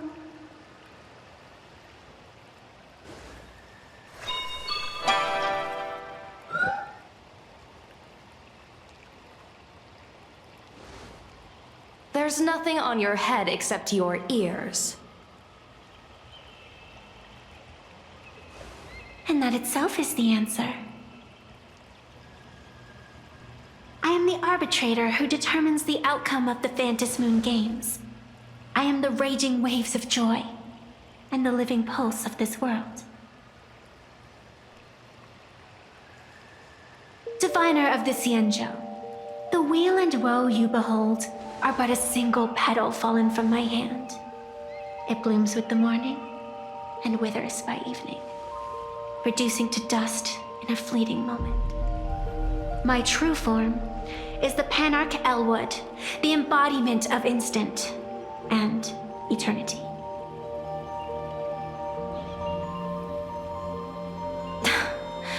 Interesting.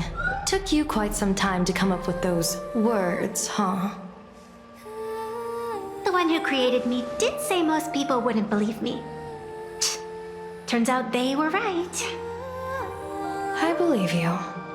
I feel the same way. For many do not trust the words of a diviner. Besides, no weal or woe has befallen you, which means your fate cannot be determined like that of ordinary mortals. You're not the first one I've met with this condition since my arrival here.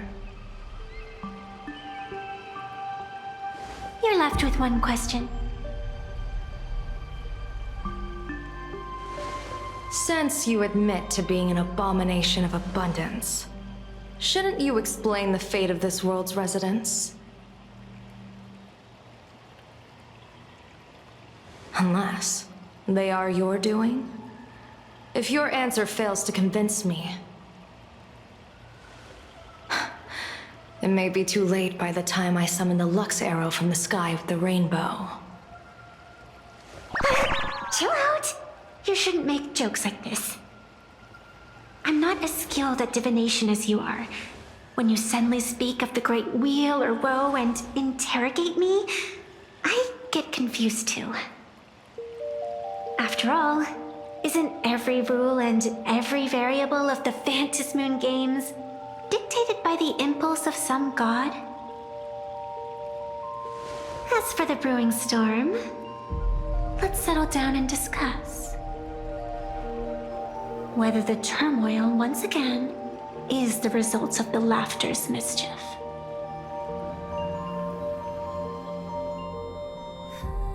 This entire day has felt unreal. We had situations lined up one after another, and a growing crisis on our hands. The Research Society is insane to meddle with the power of abundance. There's no telling how many have already undergone the happiness surgery. Full Wish witnessed the tragedy caused by the Herald of Death 15 years ago.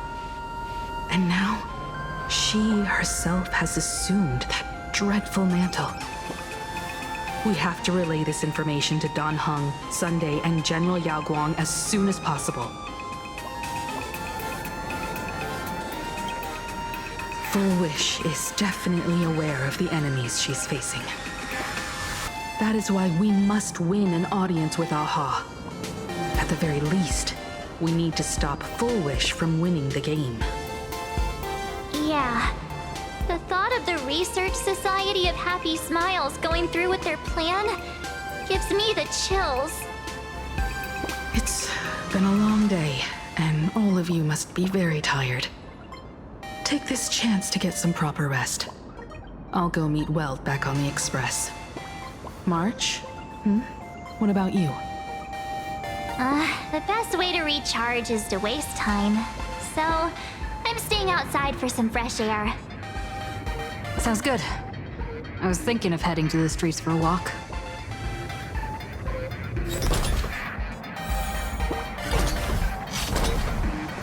Hey, I'm too tired to join in the fun. Go ahead if you want to play. I'll wait here for you. Comics are on the third floor.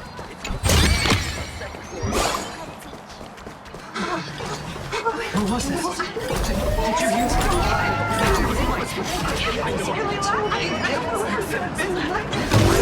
Hey there, all the smarties and dummies, children and adults, fools and entertainers.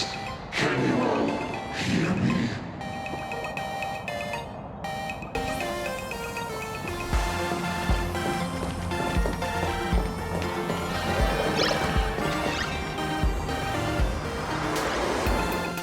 Now that everyone has made their appearance, no need to keep further secrets as a spark must grow into wildfire. As an extra one of these Phantasmoon games shall receive all of my authority